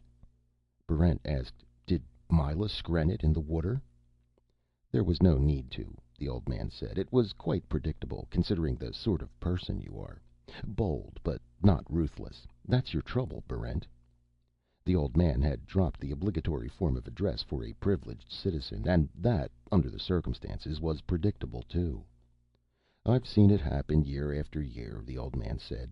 "You'd be surprised how many promising young men like yourself end up in this room, out of breath, holding a needle beam as though it weighed a ton, with hunters 3 minutes behind them. They expect us to help them, but mutants like to stay out of trouble." "Shut up, Dem," the old woman said. "I guess we have to help you," Dem said. "Myla's decided on it for reasons of her own." He grinned sardonically. "Her mother and I told her she was wrong, but she insisted. And since she's the only one of us who can skren, we must let her have her own way." Myla said, "Even with helping you, there's very little chance that you'll live through the hunt." "If I'm killed," Barrent said, "how will your prediction come true? Remember, you saw me looking at my own corpse, and it was in shiny fragments." "I remember," Myla said. "But your death won't affect the prediction. If it doesn't happen to you in this lifetime, it will simply catch up to you in a different incarnation." Barrent was not comforted. He asked, "What should I do?" The old man handed him an armful of rags. "Put these on, and I'll go to work on your face. You, my friend, are going to become a mutant." In a short time, Barrent was back on the street. He was dressed in rags. Beneath them, he was holding his needlebeam, and in his free hand was a begging cup. The old man had worked lavishly with a pinkish yellow plastic. Barrent's face was now monstrously swollen at the forehead, and his nose was flat and spread out almost to the cheekbones. The shape of his face had been altered, and the livid hunt marks were hidden. A detachment of hunters raced past, barely giving him a glance. Barrent began to feel more hopeful. He had gained valuable time. The last light of Omega's watery sun was disappearing below the horizon. Night would give him additional opportunities, and with any luck he could elude the hunters until dawn. After that were the games, of course, but Barrent wasn't planning on taking part in them. If his disguise was good enough to protect him from an entire hunting city, there was no reason why he should be captured for the games. Perhaps after the holiday was over he could appear again in Omegan society. Quite possibly, if he managed to survive the hunt and altogether escape the games, he would be especially rewarded. Such a presumptuous and successful breaking of the law would have to be rewarded. He saw another group of hunters coming toward him. There were 5 in the group, and with them was Tem Rend, looking somber and proud in his new assassin's uniform. "You!" one of the hunters shouted. "Have you seen a quarry pass this way?" "No, citizen," Barrent said, bowing his head respectfully, his needlebeam ready under his rags. "Don't believe him," a man said. "These damned mutants never tell us a thing." "Come on, we'll find him," another man said. The group moved away, but Tem Rend stayed behind. "You sure you haven't seen one of the hunted go by here?" Rend asked. "Positive, citizen," Barrent said, wondering if Rend had recognized him. He didn't want to kill him. In fact, he wasn't sure he could, for Rend's reflexes were uncannily fast. Right now, Rend's needlebeam was hanging loosely from his hand, while Barrent's was already aimed. That split-second advantage might cancel out Rend's superior speed and accuracy, but if it came to conclusions, Barrent thought it would probably be a tie, in which case they would more than likely kill each other. "Well," Rend said, "if you do see any of the hunted, tell them not to disguise themselves as mutants." "Why not?" "That trick never works for long," Rend said evenly. "It gives a man about an hour's grace. Then the informers spot him. Now, if I were being hunted, I might use mutant's disguise, but I wouldn't just sit on a curbstone with it. I'd make a break out of tetrahide." "You would?" "Most certainly. A few hunteds every year escape into the mountains. The officials won't talk about it, of course, and most citizens don't know, but the Assassin's Guild keeps complete records of every trick, device, and escape ever used. It's part of our business." "That's very interesting," Barrent said. He knew that Rend had seen through his disguise. Tem was being a good neighbor, though a bad assassin. "Of course," Rend said, "it isn't easy to get out of the city, and once a man's out, that doesn't mean he's clear. There are hunter patrols to watch out for, and even worse than that—" Rend stopped abruptly. A group of hunters were coming toward them. Rend nodded pleasantly and walked off. After the hunters had passed, Barrent got up and started walking. Rend had given him good advice. Of course, some men would escape from the city. Life in Omega's barren mountains would be extremely difficult, but any difficulty was better than death.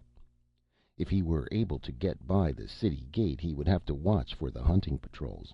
And Tem had mentioned something worse. Barrent wondered what that was. Special mountain-trained hunters, perhaps? Omega's unstable climate? Deadly flora and fauna? He wished Rend had been able to finish the sentence. By nightfall he had reached the south gate. Bent painfully over, he hobbled toward the guard detachment that blocked his way out. Chapter 17. There was no trouble with the guards. Whole families of mutants were streaming out of the city, seeking the protection of the mountains until the frenzy of the hunt was over.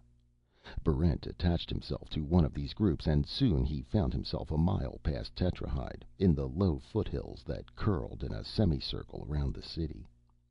The mutants stopped here and made their camp. Barrent went on, and by midnight he was starting up the rocky, windswept slope of one of the higher mountains. He was hungry, but the cool, clear air was exhilarating. He began to believe that he really would live through the hunt. He heard a noisy group of hunters making a sweep around the mountain. He avoided them easily in the darkness and continued climbing.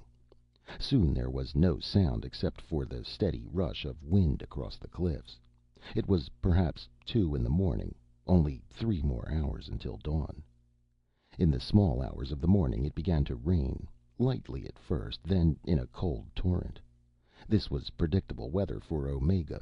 Predictable also were the towering thunderheads that formed over the mountains, the rolling thunder, and the vivid yellow flashes of lightning. Barrent found shelter in a shallow cave and counted himself lucky that the temperature had not yet plunged. He sat in the cave, half dozing, the remnants of his makeup running down his face, keeping a sleepy watch over the slope of the mountain below him. Then, in the brilliant illumination of a lightning flash, he saw something moving up the slope, heading directly towards his cave. He stood up, the needle beam ready, and waited for another lightning flash. It came, and now he could see the cold, wet gleam of metal, a flashing of red and green lights, a pair of metal tentacles taking grips on the rocks and small shrubs of the mountainside. It was a machine similar to the one Barrent had fought in the cellars of the Department of Justice. Now he knew what Rend had wanted to warn him about, and he could see why few of the hunted escaped, even if they got beyond the city itself. This time, Max would not be operating at random to make a more equal contest out of it, and there would be no exposed fuse box. As Max came within range, Barrent fired. The blast bounced harmlessly off the machine's armored hide. Barrent left the shelter of his cave and began to climb. The machine came steadily behind him, up the treacherous, wet face of the mountain. Barrent tried to lose it on a plateau of jagged boulders, but Max couldn't be shaken. Barrent realized that the machine must be following a scent of some kind.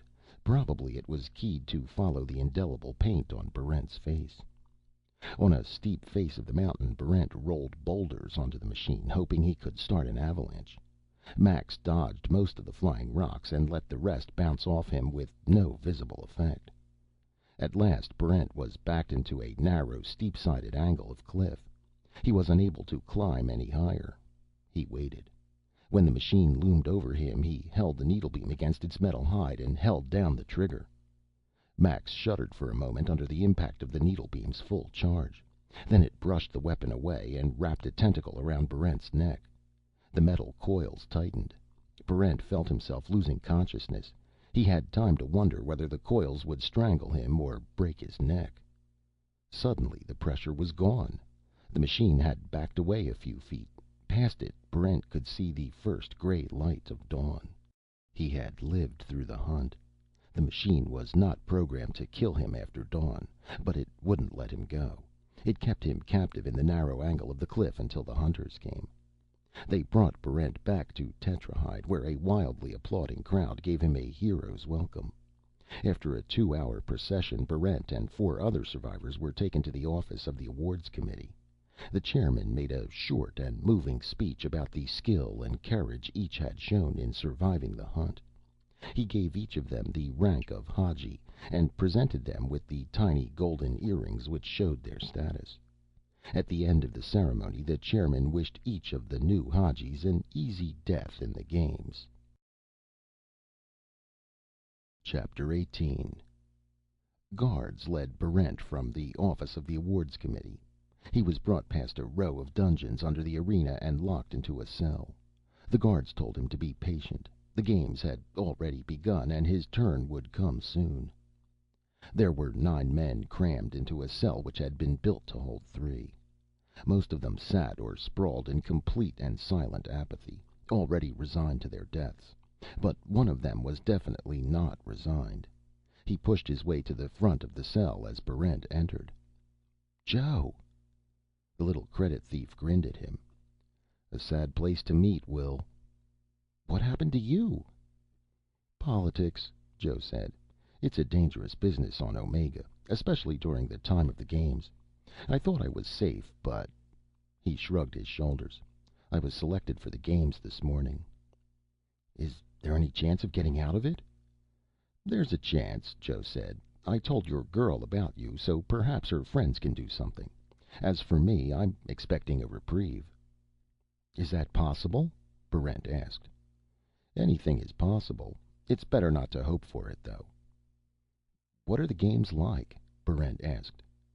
"They're the sort of thing you'd expect," Joe said. "Man-to-man combats, battles against various types of Omegan flora and fauna, needlebeam and heat gun duels. It's all copied from an old Earth festival, I'm told." "And if anyone survives," Barrent said, "they're beyond the law?" "That's right." "But what does it mean to be beyond the law?" "I don't know," Joe said. "Nobody seems to know much about that. All I could find out is survivors of the games are taken by the Black One. It's not supposed to be pleasant." "I can understand that. Very little on Omega is pleasant." "It isn't a bad place," Joe said. "You just haven't the proper spirit of—" He was interrupted by the arrival of a detachment of guards. It was time for the occupants of Barrent's cell to enter the arena. "No reprieve," Barrent said. "Well, that's how it goes," Joe said. They were marched out under heavy guard and lined up at the iron door that separated the cell block from the main arena. Just before the captain of the guards opened the door, a fat, well-dressed man came hurrying down a side corridor, waving a paper. "What's this?" the captain of the guards asked. "A writ of recognizance," the fat man said, handing his paper to the captain. "On the other side you'll find a cease and desist order." He pulled more papers out of his pockets. "And here is a bankruptcy transferal notice, a chattel mortgage, a writ of habeas corpus, and a salary attachment." The captain pushed back his helmet and scratched his narrow forehead. "I can never understand what you lawyers are talking about. What does it mean?" "It releases him," the fat man said, pointing to Joe. The captain took the papers, gave them a single puzzled glance, and handed them to an aide. "All right," he said. "Take him with you. But it wasn't like this in the old days. Nothing stopped the orderly progression of the games." Grinning triumphantly, Joe stepped through the ranks of guards and joined the fat lawyer. He asked him, "Do you have any papers for Will Barrent?" "None," the lawyer said. "His case is in different hands. I'm afraid it might not be completely processed until after the games are over." "But I'll probably be dead by then," Barrent said. "That, I can assure you, won't stop the papers from being properly served," the fat lawyer said proudly. "Dead or alive, you will retain all your rights." The captain of the guard said, "All right, let's go." "Luck," Joe called out, and then the line of prisoners had passed through the iron door into the glaring light of the arena. Barrent lived through the hand-to-hand duels in which a quarter of the prisoners were killed. After that, men armed with swords were matched against the deadlier Omegan fauna. The beasts they fought included the Hintolite and the Hintosed, big-jawed, heavy-armored monsters whose natural habitat was the desert region far to the south of Tetrahyde. 15 men later, these beasts were dead. Barrent was matched with a Saunus, a flying black reptile from the western mountains. For a while he was hard-pressed by this ugly, poison-toothed creature, but in time he figured out a solution. He stopped trying to jab the Saunus's leathery hide and concentrated on severing its broad fan of tail feathers. When he had succeeded, the Saunus's flying balance was thrown badly off. The reptile crashed into the high wall that separated the combatants from the spectators, and it was relatively easy to administer the final stroke through the Saunus's single huge eye. The vast and enthusiastic crowd in the stadium gave Barrent a lengthy round of applause. He moved back to the reserve pen and watched other men struggle against the trichomotreds, incredibly fast little creatures the size of rats, with the dispositions of rabid wolverines. It took 5 teams of prisoners. After a brief interlude of hand-to-hand dueling, the arena was cleared again. Now the hard-shelled cretin amphibians lumbered in. Although sluggish in disposition, the creatins were completely protected beneath several inches of shell. Their narrow, whiplash tails, which also served them as antennae, were invariably fatal to any man who approached them. Barrent had to fight one of these after it had dispatched 4 of his fellow prisoners. He had watched the earlier combats carefully, and had detected the one place where the cretin antennae could not reach. Barrent waited for his chance and jumped for the center of the creatin's broad back. When the shell split into a gigantic mouth, for this was the cretin method of feeding, Barrent jammed his sword into the opening. The cretin expired with gratifying promptness, and the crowd signified its approval by showering the arena with cushions. The victory left Barrent standing alone on the blood-stained sand. The rest of the prisoners were either dead or too badly maimed to fight. Barrent waited, wondering what beast the Games Committee had chosen next.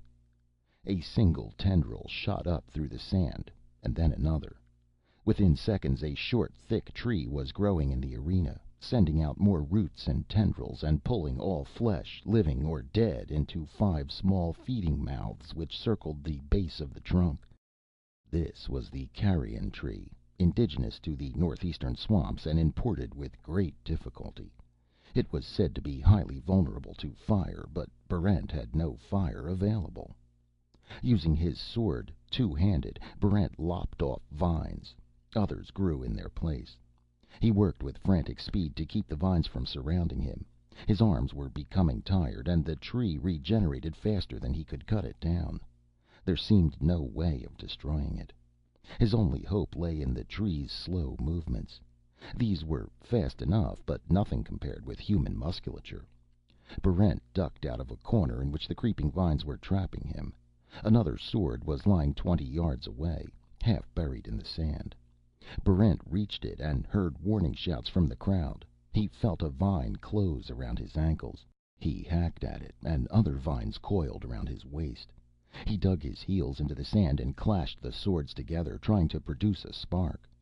On his first try, the sword in his right hand broke in half.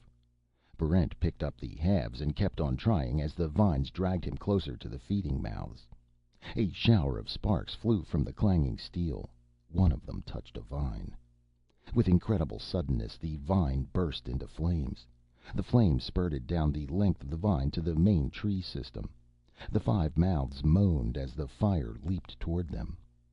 If matters had been left to continue, Barrent would have been burned to death, for the arena was nearly filled with the highly combustible vines.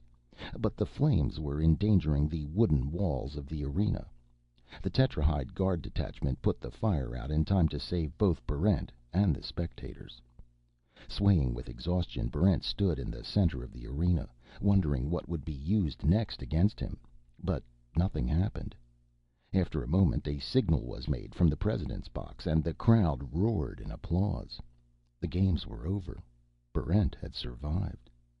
Still, no one left his seat. The audience was waiting to see the final disposition of Barrent, who had passed beyond the law. He heard a low, reverent gasp from the crowd. Turning quickly, Barrent saw a fiery dot of light appear in mid-air. It swelled, threw out streamers of light, and gathered them in again. It grew rapidly, too brilliant to look upon, and Barrent remembered Uncle Ingemar saying to him, "Sometimes the Black One rewards us by appearing in the awful beauty of his fiery flesh. Yes, nephew, I have actually been privileged to see him. 2 years ago he appeared at the games, and he also appeared the year before that." The dot became a red and yellow globe about 20 feet in diameter, its lowest curve not quite touching the ground. It grew again. The center of the globe became thinner. A waist appeared, and above the waist the globe turned an impenetrable black. It was 2 globes now, one brilliant, one dark, joined by a narrow waist. As Barrent watched, the dark globe lengthened and changed into the unforgettable horn-headed shape of the Dark One. Barrent tried to run, but the huge black-headed figure swept forward and engulfed him. He was trapped in a blinding swirl of radiance, with darkness above it. The light bored into his head, and he tried to scream. Then he passed out.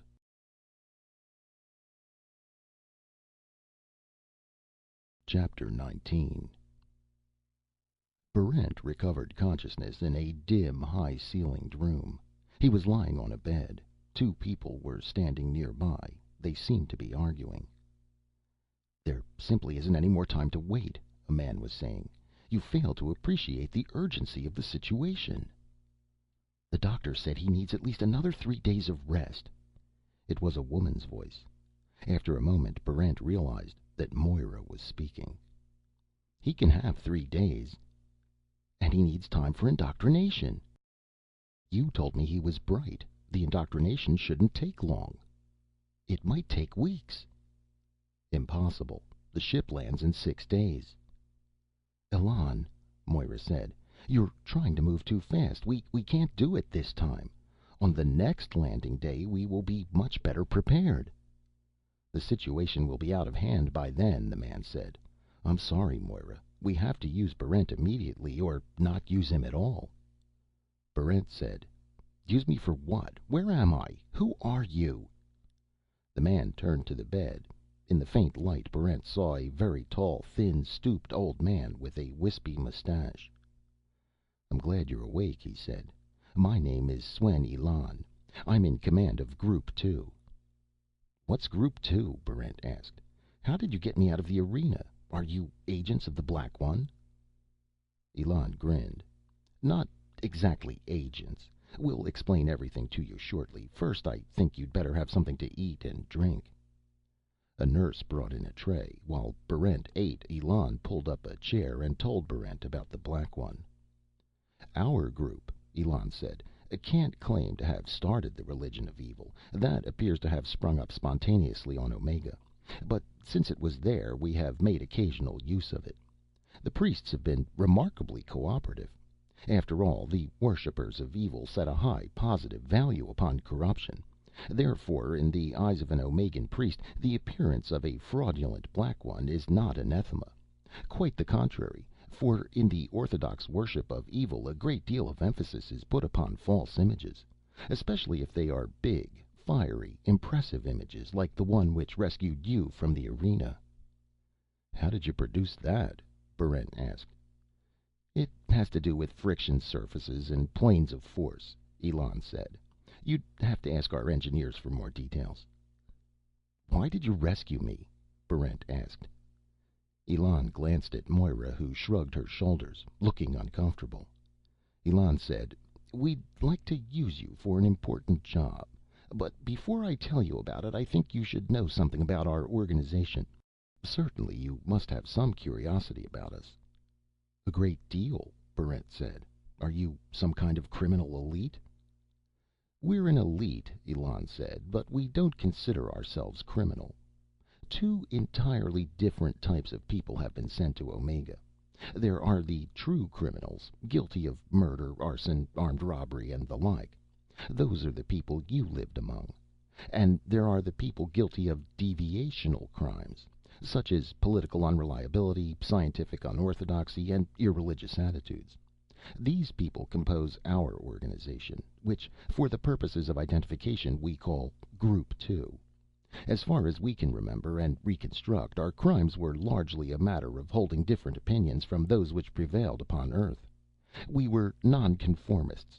We probably constituted an unstable element and a threat to the entrenched powers.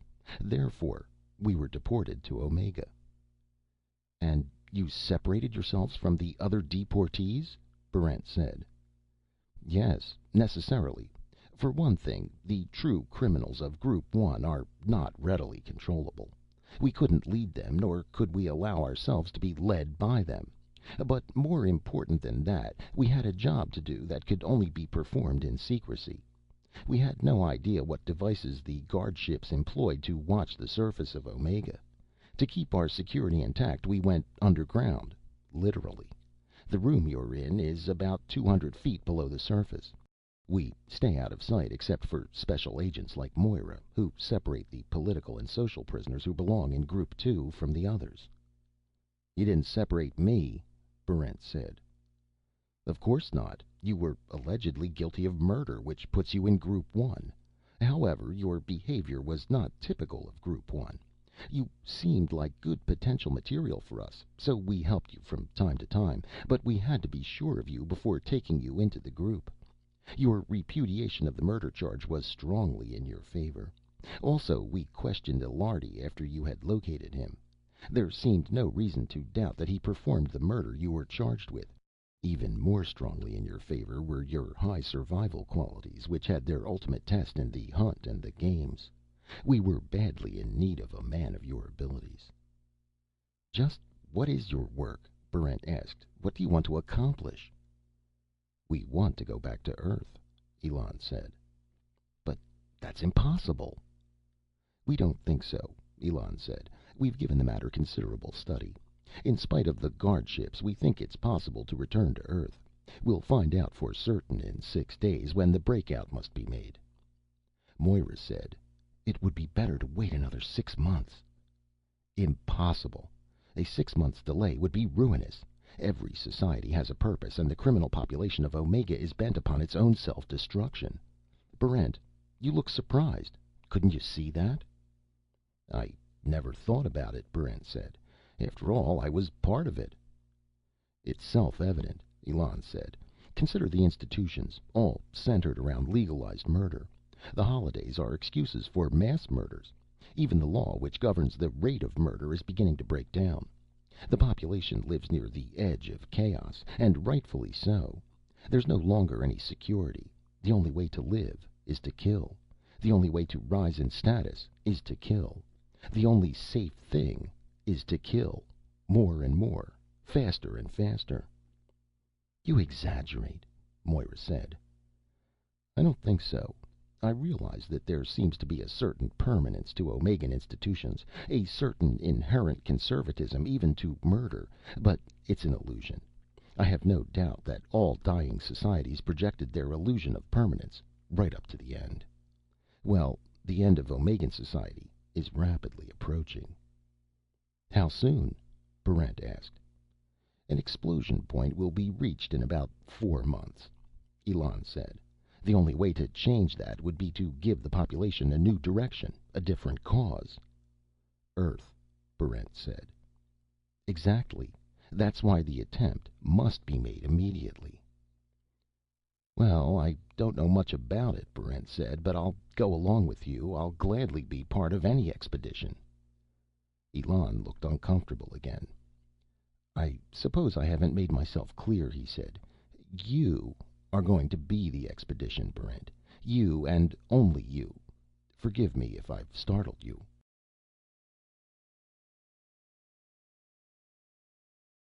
Chapter 20. According to Elon, Group 2 had at least one serious flaw. The men who composed it were, for the most part, past their physical prime. There were some younger members, of course, but they had little contact with violence and little chance to develop traits of self-sufficiency. Secure in the underground, most of them had never fired a beamer in anger, had never even been forced to run for their lives, had never encountered the make-or-break situations through which Barrent had lived. They were brave, but unproven. They would willingly undertake the expedition to Earth, but they would have little chance of success. "And you think I would have a chance?" Barrent asked. "I think so. You're young and strong, reasonably intelligent, and extremely resourceful. You have a high survival quotient. If any man could succeed, I believe you could." "Why one man?" "Because there's no sense in sending a group. The chance of detection would simply be increased. By using one man, we get maximum security and opportunity. If you succeed, we will receive valuable information about the nature of the enemy. If you don't succeed, if you are captured, your attempt will be considered the action of an individual rather than a group. We will still be free to start a general uprising from Omega." "How am I supposed to get back to Earth?" Barrent asked. "Do you have a starship hidden away somewhere?" "I'm afraid not. We plan to transport you to Earth aboard the next prison ship." "That's impossible." "Not at all. We've studied the landings. They follow a pattern. The prisoners are marched out, accompanied by the guards. While they're assembled in the square, the ship itself is undefended, although loosely surrounded by a cordon of guards. To get you aboard, we will start a disturbance. It should take away the guards' attention long enough for you to get on board." "Even if I succeed, I'll be captured as soon as the guards return." "You shouldn't be," Elon said. "The prison ship is an immense structure, with many hiding places for a stowaway, and the element of surprise will be in your favor. This may be the first time in the history of Omega that an escape has been attempted." "And when the ship reaches Earth?" "You will be disguised as a member of the ship's personnel," Elon said. "Remember, the inevitable inefficiency of a huge bureaucracy will be working for you." "I hope so," Barrent said. "Let's suppose I reach Earth safely and get the information you want. How do I send it back?" "You send it back on the next prison ship," Elon said. "We plan to capture that one." Barrent rubbed his forehead wearily. "What makes you think that any of this, my expedition or your uprising, can succeed against an organization as powerful as Earth?" "We have to take the chance," Elon said. "Take it or go down in a bloody shambles with the rest of Omega. I agree that the odds are weighted against us, but our choice is either to make the attempt or to die without making any attempt at all." Moira nodded at this. "Also, the situation has other possibilities. The government of Earth is obviously repressive. That argues the existence of underground resistance groups on Earth itself. You may be able to contact those groups. A revolt both here and on Earth would give the government something to think about." "Maybe," Barrent said. "We have to hope for the best," Elon said. "Are you with us?" "Certainly," Barrent said. "I'd rather die on Earth than on Omega." "The prison ship lands in 6 days," Elon said. "During that time we will give you the information we have about Earth. Part of it is memory reconstruction, part has been screened by the mutants, and the rest is logical constructs. It's all we have, and I think it gives a reasonably accurate picture of current conditions on Earth." "How soon do we start?" Barrent asked. "Right now," Elon said. Barrent received a general briefing on the physical makeup of Earth, its climate, and major population centers. Then he was sent to Colonel Bray, formerly of the Earth Deep Space Establishment. Bray talked to him about the probable military strength of Earth as represented by the number of guardships around Omega and their apparent level of scientific development. He gave estimates of the size of the Earth forces, their probable divisions into land, sea, and space groups, their assumed level of efficiency. An aide, Captain Carrel, lectured on special weapons, their probable types and ranges, their availability to the general Earth population. Another aide, Lieutenant Dowd, talked about detection devices, their probable locations, and how to avoid them. Then Barrent was turned back to Elon for political indoctrination.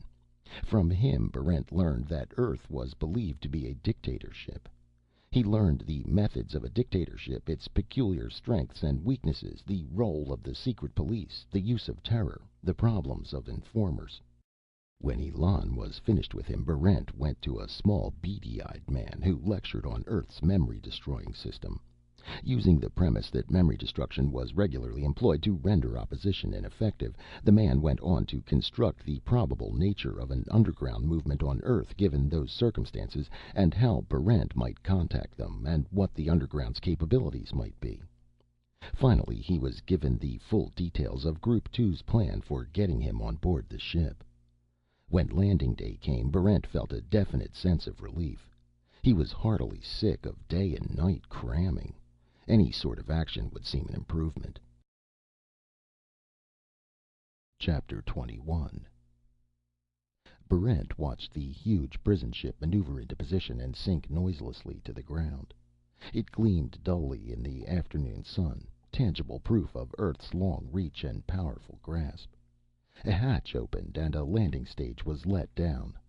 The prisoners, flanked by guards, marched down and assembled in the square. As usual, most of the population of Tetrahyde had gathered to watch and cheer the disembarkation ceremony. Barrent moved through the crowd and stationed himself behind the ranks of prisoners and guards. He touched his pocket to make sure the needle beam was still there. It had been made for him by Group Two fabricators, completely of plastic, to escape any metal detectors. The rest of his pockets were stuffed with equipment. He hoped he wouldn't have to use any of it. The loudspeaker voice began to read off the prisoners' numbers, as it had when Barrent had disembarked. He listened, knees slightly bent, waiting for the beginning of the diversion. The loudspeaker voice was coming to the end of the prisoner list. There were only 10 left. Barrent edged forward. The voice droned on. 4 prisoners left. 3. As the number of the last prisoner was announced, the diversion began. A black cloud of smoke darkened the pale sky, and Barrent knew that the group had set fire to the empty barracks in Square A2. He waited. Then it came. There was a stupendous explosion blasting through 2 rows of empty buildings. The shock wave was staggering. Even before debris began to fall, Barrent was running toward the ship. The second and third explosions went off as he came into the ship's shadow. Quickly he stripped off his Omegan outer garments. Under them he wore a facsimile of guard's uniform. Now he ran toward the landing stage. The loudspeaker voice was calling loudly for order. The guards were still bewildered. The 4th explosion threw Barrent to the ground. He got to his feet instantly and sprinted up the landing stage. He was inside the ship. Outside he could hear the guard captain shouting orders. The guards were beginning to form into ranks, their weapons ready to use against the restive crowd.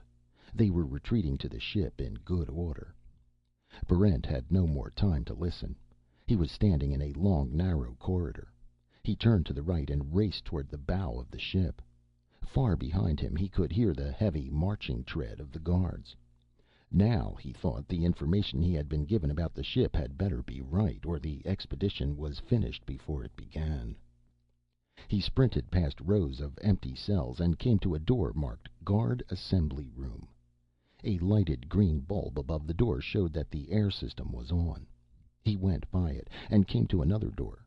Barrent tried it now and found it unlocked. Within was a room stacked high with spare engine parts. He entered and closed the door. The guards marched down the corridor. Barrent could hear them talking as they entered the assembly room. "What do you think started those explosions?" "Who knows? Those prisoners are crazy anyhow." "They'd blow up the whole planet if they could." "Good riddance." "Well, it didn't cause any damage. There was an explosion like that about 15 years ago. Remember?" "I wasn't here then." "Well, it was worse than this. 2 guards were killed, and maybe 100 prisoners." "What started it?" "Don't know. These Omegans just enjoy blowing things up." "Next thing you know, they'll be trying to blow us up." "Not a chance. Not with the guard ships up there." "You think so? Well, I'll be glad to get back to the checkpoint." "You said it. Be good to get off this ship and live a little." "It isn't a bad life at the checkpoint, but I'd rather go back to Earth." "Well, you can't have everything." The last of the guards entered the assembly room and dogged the doors shut. Barrent waited. After a while, he felt the ship vibrate. It was beginning its departure. He had learned some valuable information. Apparently all or most of the guards got off at the checkpoint. Did that mean another detachment of guards got on? Probably. And a checkpoint implied that the ship was searched for escaped prisoners. It was probably only a perfunctory search, since no prisoner had escaped in the history of Omega. Still, he would have to figure out a way of avoiding it. But he would face that when the time came. Now he felt the vibrations cease, and he knew that the ship had left the surface of Omega. He was aboard, unobserved, and the ship was on its way to Earth. So far, everything had gone according to plan. For the next few hours, Barrent stayed in the storage room. He was feeling very tired, and his joints had begun to ache. The air in the small room had a sour, exhausted smell. Forcing himself to his feet, Barrent walked to the air vent and put his hand over it. No air was coming through. He took a small gauge out of his pocket. The oxygen content of the room was falling rapidly. Cautiously, he opened the storeroom door and peered out. Although he was dressed in a perfect replica of a guard's uniform, he knew he couldn't pass among men who knew each other so well. He had to stay in hiding, and he had to have air. The corridors were deserted. He passed the guard assembly room and heard faint murmurs of conversation inside. The green light glowed brightly over the door. Barrent walked on, beginning to feel the first signs of dizziness. His gauge showed him that the oxygen content in the corridor was starting to fall. The group had assumed that the air system would be used throughout the ship. Now Barrent could see that with only guards and crew aboard, there was no need to supply air for the entire ship. There would be air in the little man-inhabited islands of the guardroom and the crew's section, and nowhere else. Barrent hurried down the dim, silent corridors, gasping for breath. The air was rapidly growing bad. Perhaps it was being used in the assembly room before the ship's main air supply was touched. He passed unlocked doors, but the green bulbs above them were unlighted. He had a pounding headache, and his legs felt as if they were turning to jelly. He tried to figure out a course of action. The crew's section seemed to offer him the best chance. Ship's personnel might not be armed. Even if they were, they would be less ready for trouble than the guards. Perhaps he could hold one of the officers at gunpoint. Perhaps he could take over the ship. It was worth trying. It had to be tried. At the end of the corridor, he came to a staircase. He climbed past a dozen deserted levels and came at last to a stenciled sign on one of the walls. It read, "Control Section," and an arrow pointed the way. Barrent took the plastic needlebeam out of his pocket and staggered down the corridor. He was beginning to lose consciousness. Black shadows formed and dissipated on the edges of his vision. He was experiencing vague hallucinations, flashes of horror in which he felt the corridor walls falling in on him. He found that he was on his hands and knees, crawling toward a door marked Control Room. No admittance except to ship's officers. The corridor seemed to be filled with gray fog. It cleared momentarily, and Barrent realized that his eyes were not focusing properly. He pulled himself to his feet and turned the door handle. It began to open. He took a firm grip on the needle beam and tried to prepare himself for action. But as the door opened, darkness closed irrevocably around him. He thought he could see startled faces, hear a voice shouting, "Watch out! He's armed!" And then the blackness closed in completely, and he fell endlessly forward. Chapter 22. Barrent's return to consciousness was sudden and complete. He sat up and saw that he had fallen inside the control room. The metal door was closed behind him, and he was breathing without difficulty. He could see no sign of the crew. They must have gone after the guards, assuming he would stay unconscious. He scrambled to his feet, instinctively picking up his needle beam. He examined the weapon closely, then frowned and put it away. Why, he wondered, would the crew leave him alone in the control room, the most important part of the ship? Why would they leave him armed? He tried to remember the faces he had seen just before he collapsed. They were indistinct memories, vague and unfocused figures with hollow, dreamlike voices. Had there really been people in here? The more he thought about it, the more certain he was that he had conjured those people out of his fading consciousness. There had been no one here. He was alone in the ship's nerve center. He approached the main control port. It was divided into 10 stations. Each section had its rows of dials whose slender indicators pointed to incomprehensible readings. Each had its switches, wheels, rheostats, and levers. Barrent walked slowly past the stations, watching the patterns of flashing lights that ran to the ceiling and rippled along the walls. The last station seemed to be some kind of overall control for the rest. A small screen was marked Coordination, Manual, Automatic. The automatic part was lighted. There were similar screens for navigation, lookout, collision control, subspace entry and exit, normal space entry and exit, and landing. All were automatic. Further on, he found the programming screen, which clicked off the progress of the flight in hours, minutes, and seconds. Time to checkpoint 1 was now 29 hours, 4 minutes, 51 seconds. Stopover time, 3 hours. Time from checkpoint to Earth, 480 hours. The control board flashed and hummed to itself, serene and self-sufficient. Barrent couldn't help feeling that the presence of a human in this temple of the machine was sacrilege. He checked the air ducts. They were set for automatic feed, giving just enough air to support the room's present human population of 1. But where was the crew? Barrent could understand the necessity of operating a starship largely on automatic programming systems. A structure as huge and complex as this had to be self-sufficient. But men had built it, and men had punched out the programs. Why weren't the men present to monitor the switchboards, to modify the program when necessary? Suppose the guards had needed more time on Omega. Suppose it became necessary to bypass the checkpoint and return directly to Earth. Suppose it was imperative to change destination altogether. Who reset the programs? Who gave the ship its orders? Who possessed the guiding intelligence that directed the entire operation? Barrent looked around the control room. He found a storage bin filled with oxygen respirators. He put one on, tested it, and went into the corridor. After a long walk, he reached a door marked Crew's Quarters. Inside, the room was neat and bare. The beds stood in neat rows, without sheets or blankets. There were no clothes in the closets, no personal possessions of any kind. Barrent left and inspected the officers' and captain's quarters. He found no sign of recent human habitation.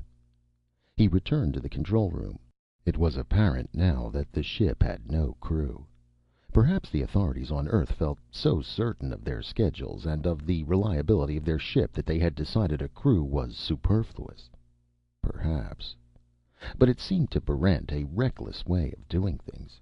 There was something very strange about an Earth that allowed starships to run without human supervision. He decided to suspend further judgment until he had acquired more facts. For the time being, he had to think about the problems of his own survival. There was concentrated food in his pockets, but he hadn't been able to carry much water. Would the crewless ship have supplies? He had to remember the detachment of guards down below in their assembly room, and he had to think about what was going to happen at the checkpoint and what he would do about it. Barrent found that he did not have to use his own food supplies. In the officers' mess, machines still dispensed food and drink at the push of a button. Barrent didn't know if these were natural or chemically reconstituted foods. They tasted fine and seemed to nourish him, so he really didn't care. He explored part of the ship's upper levels. After becoming lost several times, he decided not to take any more unnecessary risks. The life center of the ship was its control room, and Barrent spent most of his time there. He found a viewport. Activating the switch that opened the shutters, Barrent was able to look out on the vast spectacle of stars glowing in the blackness of space. Stars without end stretched past the furthest limits of his imagination. Looking at this, Barrent felt a strong surge of pride. This was where he belonged, and those unknown stars were his heritage. The time to the checkpoint dwindled to 6 hours. Barrent watched new portions of the control board come to life, checking and altering the forces governing the ship, preparing to land. 3.5 hours before landing, Barrent made an interesting discovery. He found the central communication system for the entire ship. By turning on the receiving end, he could overhear conversations in the guardroom. He didn't learn much that was useful to him. Either through caution or lack of concern, the guards didn't discuss politics. Their lives were spent on the checkpoint, except for periods of service on the prison ship. Some of the things they said Barrent found incomprehensible, but he continued to listen, fascinated by anything these men of Earth had to say. "You ever go swimming in Florida?" "I never liked salt water." "The year before I was called to the guards, I won third prize at the Dayton Orchid Fair." "I'm buying a retirement villa in Antarctica." "How much longer for you?" 18 years. "Well, someone's got to do it." "But why me? And why no Earth leaves?" "You've watched the tapes. You know why. Crime is a disease. It's infectious." "So what?" "So if you work around criminals, you run the danger of infection. You might contaminate someone on Earth." "It isn't fair." "Can't be helped. Those scientists know what they're talking about. Besides, the checkpoint's not so bad." "If you like everything artificial, air, flowers, food." "Well, you can't have everything. Your family there?" "They want to get back Earthside." "After 5 years on the checkpoint, they say you can't take Earth. The gravity gets you." "I'll take gravity, any time." From these conversations, Barrent learned that the grim-faced guards were human beings just like the prisoners on Omega. Most of the guards didn't seem to like the work they were doing. Like Omegans, they longed for a return to Earth. He stored the information away. The ship had reached the checkpoint, and the giant switchboard flashed and rippled, making its final adjustments for the intricacies of docking. At last the maneuver was completed, and the engines shut down to standby. Through the communication system, Barrent heard the guards leave their assembly room. He followed them down the corridors to the landing stage. He heard the last of them, as he left the ship, say, "Here comes the check squad. What you say, boys?" There was no answer. The guards were gone, and there was a new sound in the corridors, the heavy marching feet of what the guard called the check squad. There seemed to be a lot of them. Their inspection began in the engine rooms and moved methodically upward. From the sounds, they seemed to be opening every door on the ship and searching every room and closet. Barrent held the needle beam in his perspiring hand and wondered where in all the territory of the ship he could hide. He would have to assume that they were going to look everywhere. In that case, his best chance lay in evading them and hiding in a section of the ship already searched. He slipped a respirator over his head and moved into the corridor. Chapter 23. Half an hour later, Barrent still hadn't figured out a way of getting past the check squad. They had finished inspecting the lower levels and were moving up to the control room deck. Barrent could hear them marching down the hallways. He kept on walking, 100 yards in front, trying to find some way of hiding. There should be a staircase at the end of this passageway. He could take it down to a different level, a part of the ship which had already been searched. He hurried on, wondering if he were wrong about the location of the staircase. He still had only the haziest idea of the layout of the ship. If he were wrong, he would be trapped. He came to the end of the corridor, and the staircase was there. The footsteps behind him sounded closer. He started down, peering backwards over his shoulder, and ran head first into a man's huge chest. Barrent flung himself back, bringing his plastic gun to bear on the enormous figure, but he stopped himself from firing. The thing that stood in front of him was not human. It stood nearly 7 feet high, dressed in a black uniform with "Inspection Team, Android B-212" stenciled on its front. Its face was a stylization of a human's, cleverly sculptured out of putty-colored plastic. Its eyes glowed a deep, impossible red. It swayed on 2 legs, balancing carefully, looking at Barrent, moving slowly toward him. Barrent backed away, wondering if a needle beam could stop it. He never had a chance to find out, for the android walked past him and continued up the stairs. Stenciled on the back of its uniform were the words, "Rodent Control Division." This particular android, Barrent realized, was programmed only to look for rats and mice. The presence of a stowaway had made no impression on it. Presumably the other androids were similarly specialized. He stayed in an empty storage room on a lower level until he heard the sounds of the androids leaving. Then he hurried back to the control room. No guards came aboard. Exactly on schedule, the big ship left the checkpoint. Destination, Earth. The rest of the journey was uneventful. Barrent slept and ate, and before the craft entered subspace, watched the endless spectacle of the stars through the viewport. He tried to visualize the planet he was coming to, but no pictures formed in his mind. What sort of people built huge starships but failed to equip them with a crew? Why did they send out inspection teams, then give those teams the narrowest and most specialized sort of vision? Why did they have to deport a sizable portion of their population, and then fail to control the conditions under which the deportees lived and died? Why was it necessary for them to wipe the prisoners' minds clean of all memory of Earth? Barrent couldn't think of any answers. The control room clocks moved steadily on, counting off the minutes and hours of the trip. The ship entered, then emerged from subspace, and went into deceleration orbit around a blue and green world which Barrent observed with mixed emotions. He found it hard to realize that he was at last returning to Earth. Chapter 24.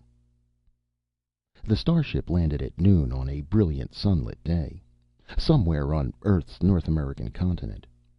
Barrent had planned on waiting for darkness before leaving, but the control room screens flashed an ancient and ironic warning. All passengers and crew must disembark at once. Ship rigged for full decontamination procedure. 20 minutes. He didn't know what was meant by full decontamination procedure, but since the crew was emphatically ordered to leave, a respirator might not provide much safety. Of the 2 dangers, leaving the ship seemed the lesser. The members of Group 2 had given a good deal of thought to the clothing Barrent would wear upon debarkation. Those first minutes on Earth might be crucial. No cunning could help him if his clothing was obviously strange, outlandish, alien. Typical Earth clothing was the answer, but the group wasn't sure what the citizens of Earth wore. One part of the group had wanted Barrent to dress in their reconstructed approximation of civilian dress. Another part felt that the guard's uniform he had worn on board would see him through his arrival on Earth as well. Barrent himself had agreed with a third option, which felt that a mechanic's one-piece coverall would be least noticeable around a space field, and suffer the least change of style over the years. In the towns and cities, this disguise might put him at a disadvantage, but he had to meet one problem at a time. He quickly stripped off his guard's uniform. Underneath, he wore the lightweight coveralls. His needlebeam concealed, a collapsible lunchbox in his hand, Barrent walked down the corridor to the landing stage. He hesitated for a moment, wondering if he should leave the weapon on the ship.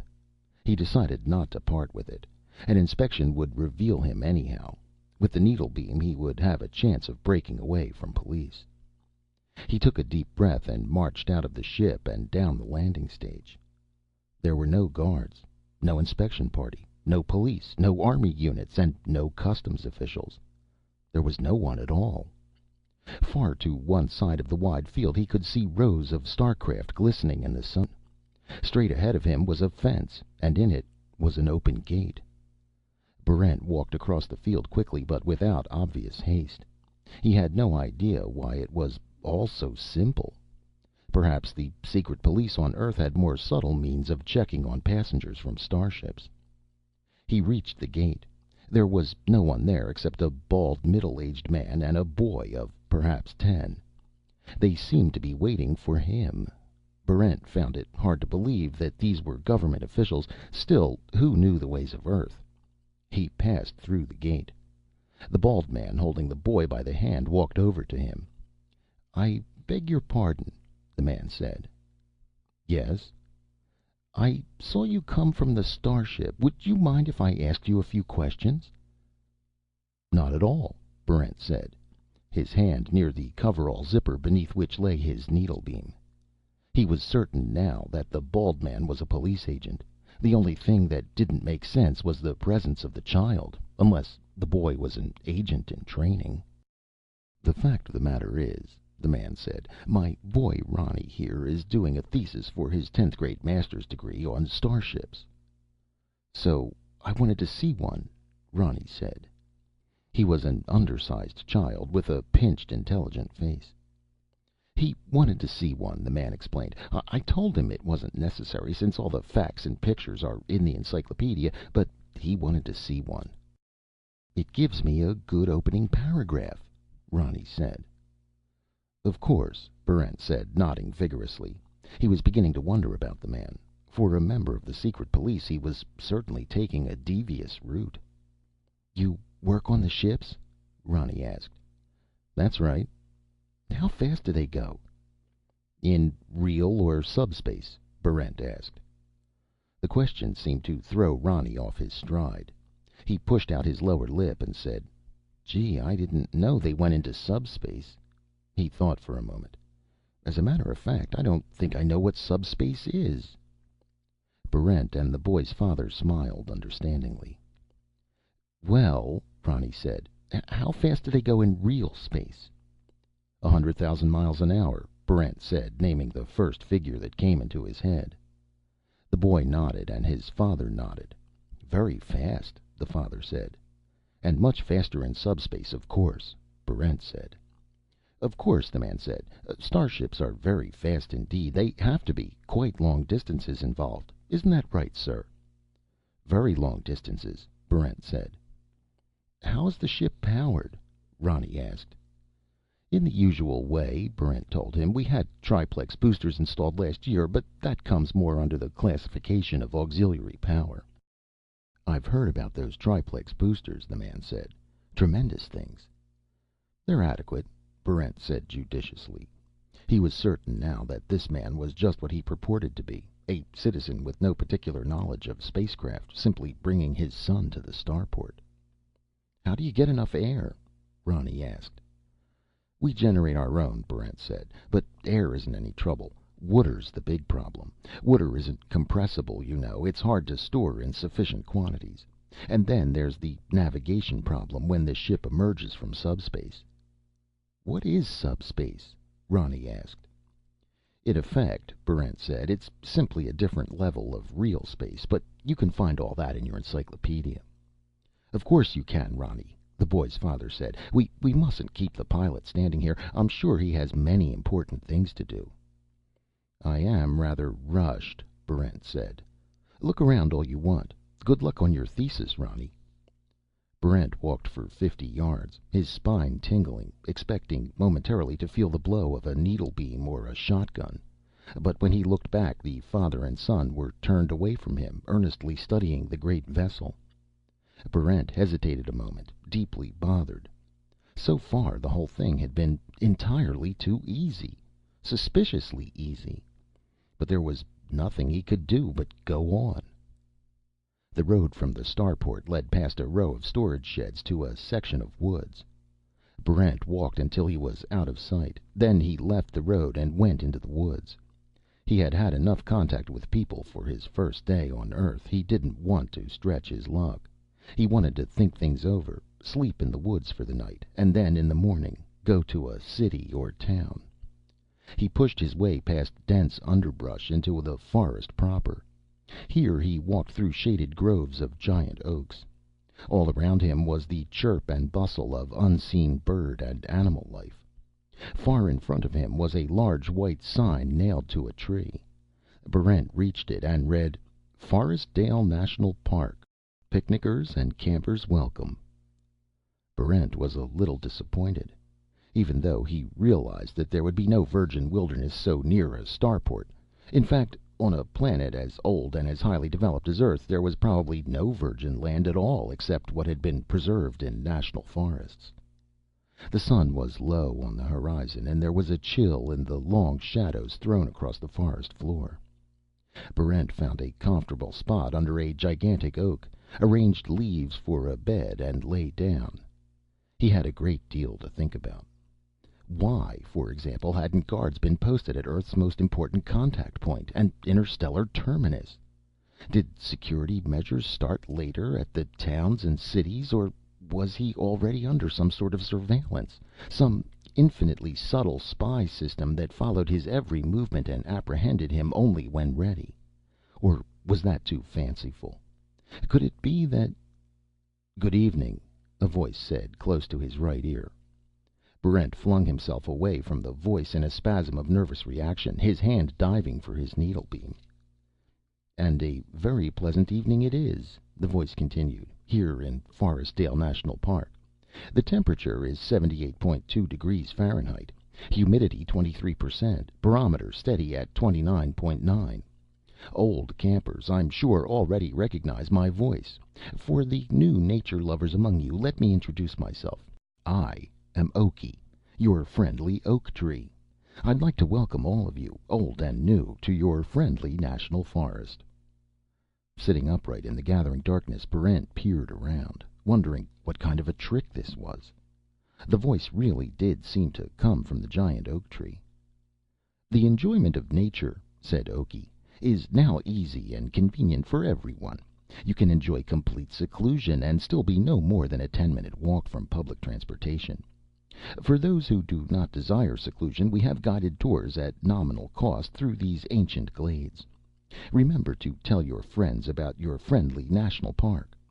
The full facilities of this park are waiting for all lovers of the great outdoors." A panel in the tree opened. Out slid a bedroll, a thermos bottle, and a box supper. "I wish you a pleasant evening," said Okie, "amid the wild splendor of nature's wonderland. And now, the National Symphony Orchestra, under the direction of Otter Krug, brings you the Upland Glades by Ernesto Nestracala, recorded by the National North American Broadcasting Company. This is your friendly oak tree, signing off."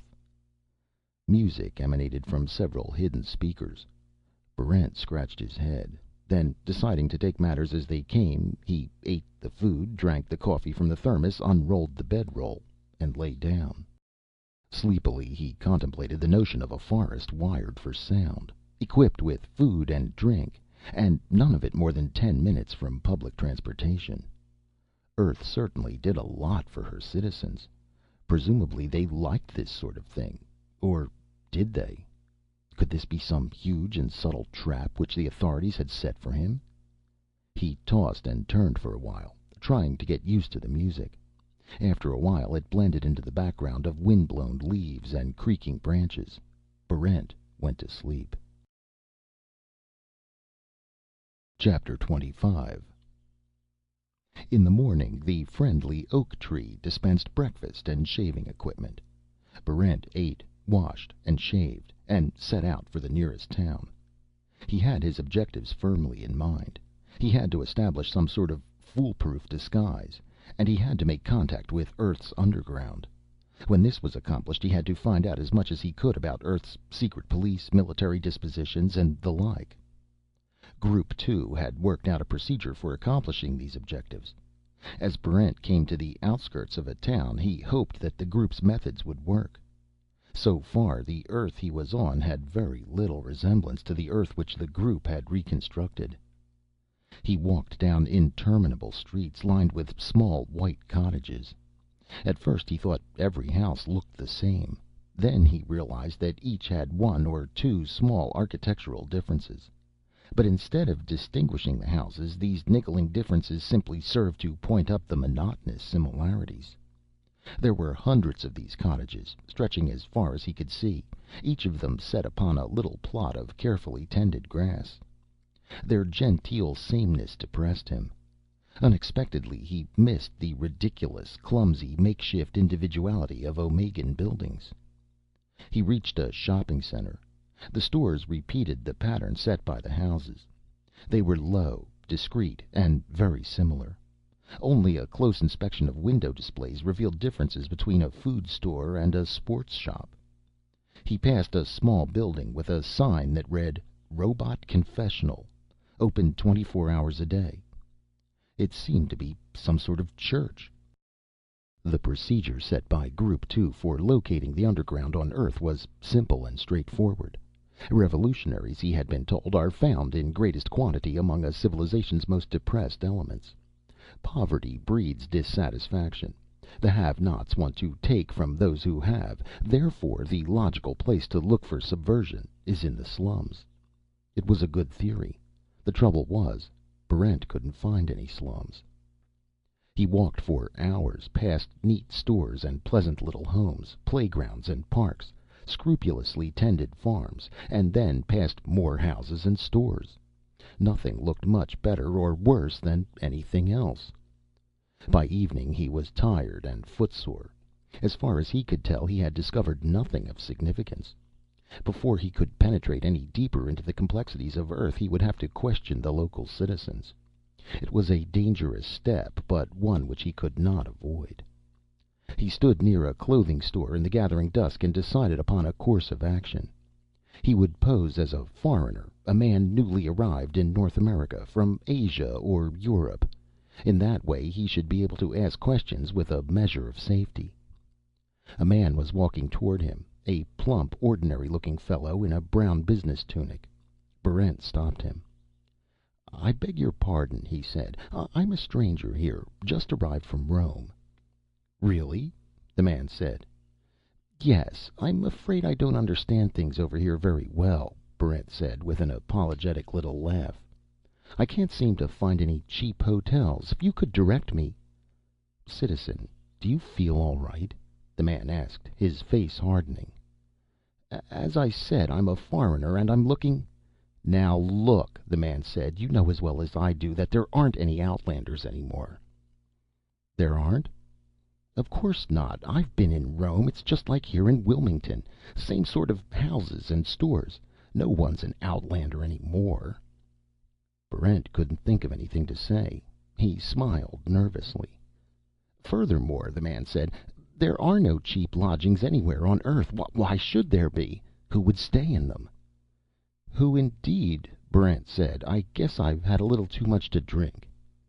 "No one drinks any more," the man said. "I don't understand. What sort of game is this?"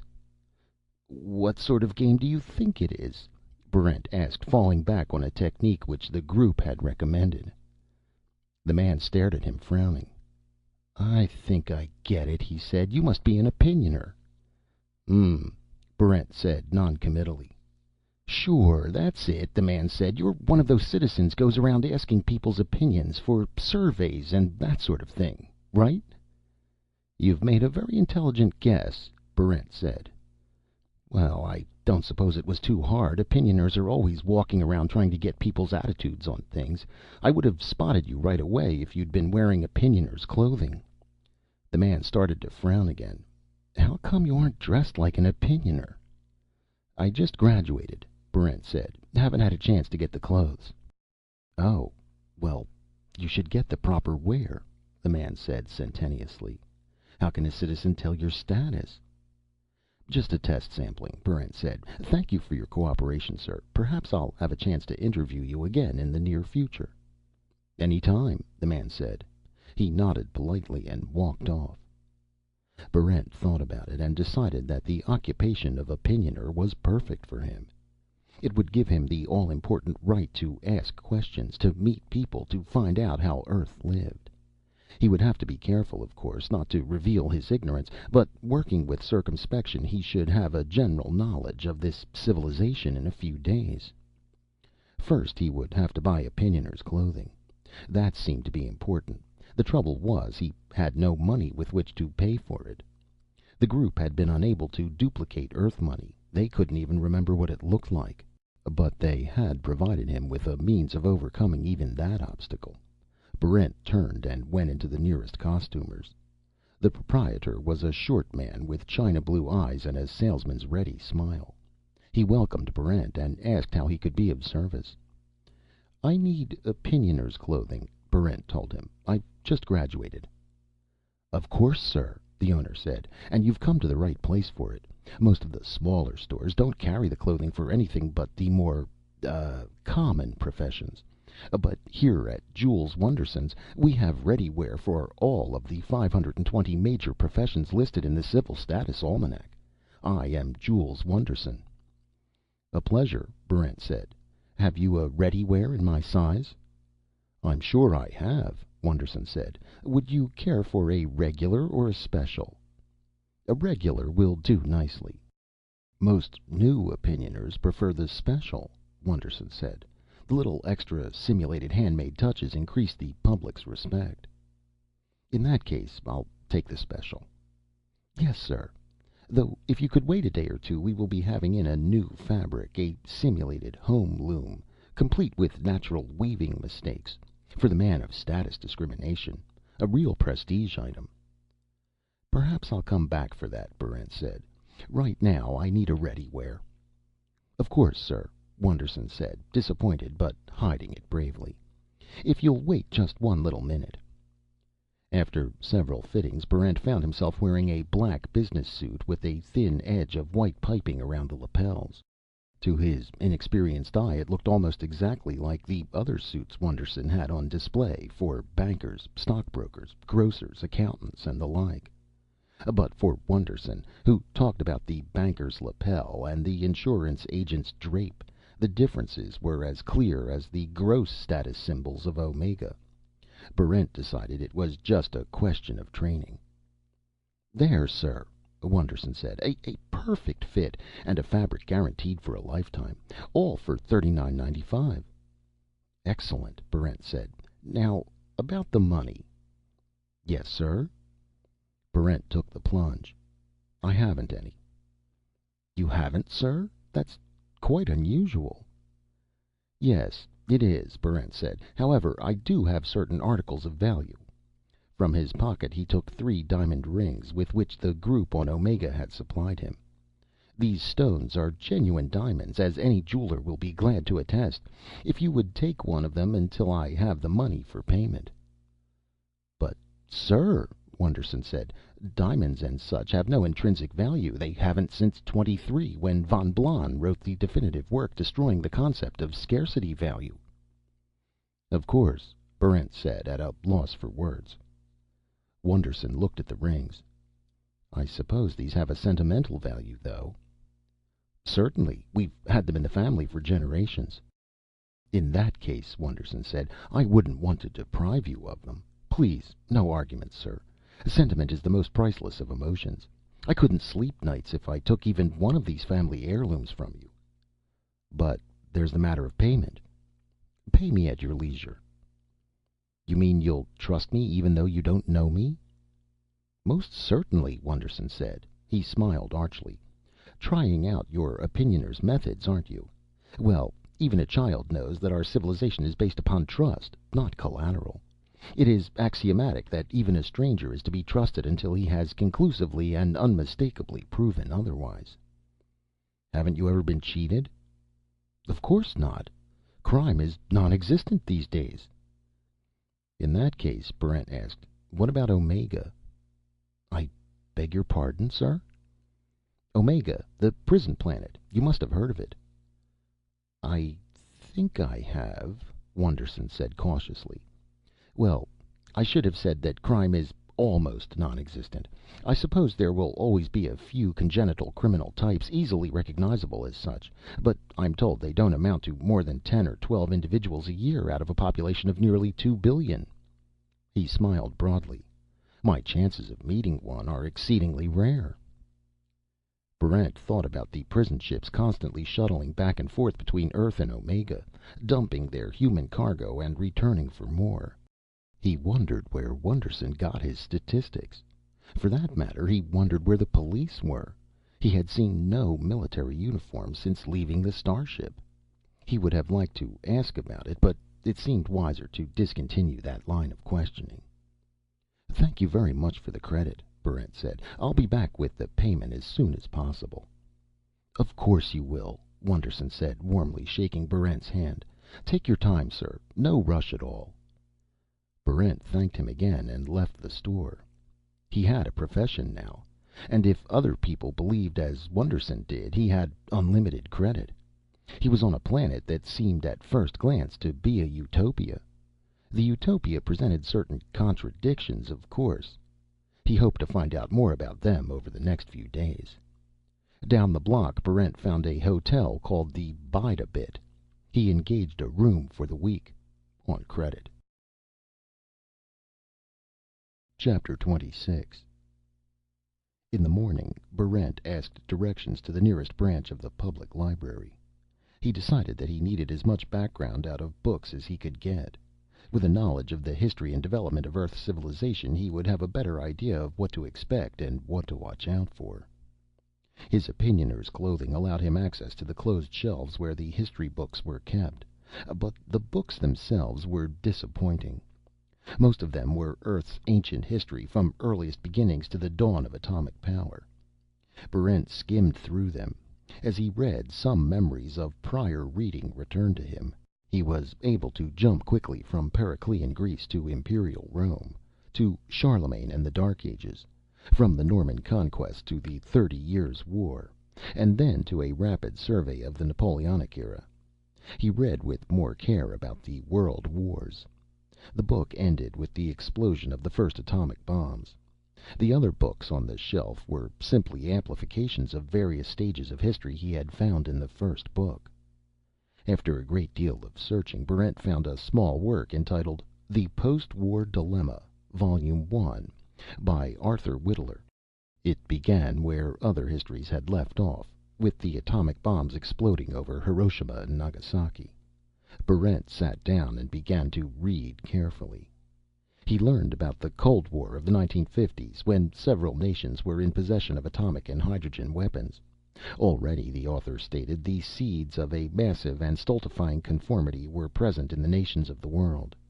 In America there was the frenzied resistance to communism. In Russia and China there was the frenzied resistance to capitalism. One by one, all the nations of the world were drawn into one camp or the other. For purposes of internal security, all countries relied upon the newest propaganda and indoctrination techniques. All countries felt they needed, for survival's sake, a rigid adherence to state-approved doctrines. The pressure upon the individual to conform became both stronger and subtler. The dangers of war passed. The many societies of Earth began to merge into a single superstate. But the pressure to conform, instead of lessening, grew more intense. The need was dictated by the continued explosive increase in population, and the many problems of unification across national and ethnic lines. Differences in opinion could be deadly. Too many groups now had access to the supremely deadly hydrogen bombs. Under the circumstances, deviant behavior could not be tolerated. Unification was finally completed. The conquest of space went on, from moon ship to planet ship to starship. But Earth became increasingly rigid in its institutions. A civilization more inflexible than anything produced by medieval Europe punished any opposition to existing customs, habits, beliefs. These breaches of the social contract were considered major crimes, as serious as murder or arson. They were punished similarly. The antique institutions of secret police, political police, informers, all were used. Every possible device was brought to bear toward the all-important goal of conformity. For the nonconformists, there was Omega. Capital punishment had been banned long before, but there was neither room nor resources to take the growing number of criminals who crammed prisons everywhere. The world leaders finally decided to transport these criminals to a separate prison world, copying a system which the French had used in Guyana and New Caledonia, and the British had used in Australia and early North America. Since it was impossible to rule Omega from Earth, the authorities didn't try. They simply made sure that none of the prisoners escaped. That was the end of Volume 1. A note at the end said that Volume 2 was to be a study of contemporary Earth. It was entitled The Status Civilization. The second volume was not on the shelves. Barrent asked the librarian and was told it had been destroyed in the interests of public safety. Barrent left the library and went to a little park. He sat and stared at the ground and tried to think. He had expected to find an Earth similar to the one described in Whittler's book. He had been prepared for a police state, tight security controls, a repressed populace, and a growing air of unrest. But that, apparently, was the past. So far, he hadn't even seen a policeman. He had observed no security controls, and the people he had met did not seem harshly repressed. Quite the contrary. This seemed like a completely different world. Except that year after year the ships came to Omega with their cargoes of brainwashed prisoners. Who arrested them? Who judged them? What sort of a society produced them? He would have to find out the answers himself. Chapter 27. Early the next morning, Barrent began his exploration. His technique was simple. He rang doorbells and asked questions. He warned all his subjects that his real questions might be interspersed with tricks or nonsense questions, whose purpose was to test the general awareness level. In that way, Barrent found he could ask anything at all about Earth, could explore controversial or even non-existent areas, and do so without revealing his own ignorance. There was still the danger that some official would ask for his credentials, or that the police would mysteriously spring up when least expected. But he had to take those risks. Starting at the beginning of Orange Esplanade, Barrent worked his way northward, calling at each house as he went. His results were uneven, as a selective sampling of his work shows. Citizen A. L. Gottfried, age 55, occupation home tender. A strong, erect woman, imperious but polite, with a no-nonsense air about her. You want to ask me about class and status, is that it? Yes, ma'am. You opinioners are always asking about class and status. One would think you'd know all about it by now, but very well. Today, since everyone is equal, there is only one class, the middle class. The only question then is, to what portion of the middle class does one belong? High, low, or middle? And how is that determined? Why, by all sorts of things. The way a person speaks, eats, dresses, the way he acts in public, his manners, his clothing. You can always tell your upper middle class man by his clothes. It's quite unmistakable. I see. And the lower middle classes? Well, for one thing, they lack creative energy. They wear ready-made clothing, for example, without taking the trouble to improve upon it. The same goes for their homes. Mere uninspired adornment won't do. Let me add, that's simply the mark of the nouveau upper middle class. One doesn't receive such persons in the home. Thank you, Citizen Gottfried. And where would you classify yourself status-wise? With the very faintest hesitation. Oh, I've never thought much about it. Upper middle class, I suppose. Citizen Dreister, age 43. Occupation, shoe vendor. A slender, mild man, young looking for his years.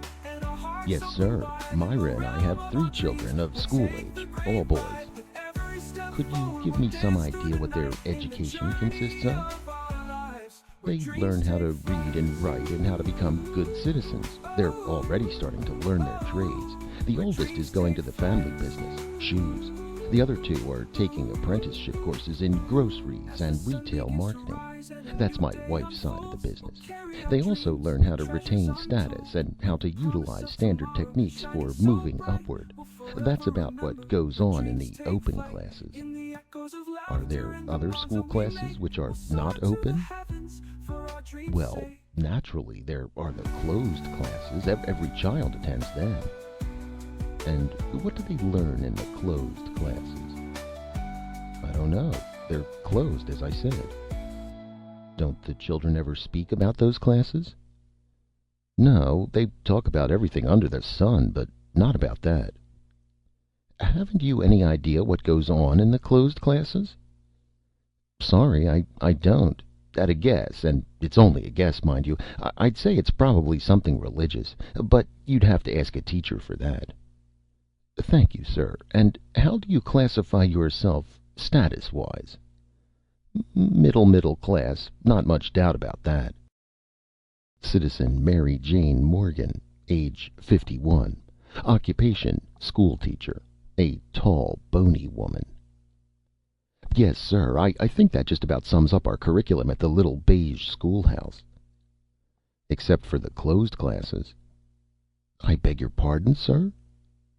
The closed classes. You haven't discussed those. I'm afraid I can't. Why not, Citizen Morgan? Is this a trick question? Everyone knows that teachers aren't allowed in the closed classes. Who is allowed in? The children, of course. But who teaches them? The government is in charge of that. Of course, but who specifically does the teaching in the closed classes? I have no idea, sir. It's none of my business. The closed classes are an ancient and respected institution. What goes on in them is quite possibly of a religious nature, but that's only a guess. Whatever it is, it's none of my business, nor is it yours, young man, opinioner or not. Thank you, Citizen Morgan.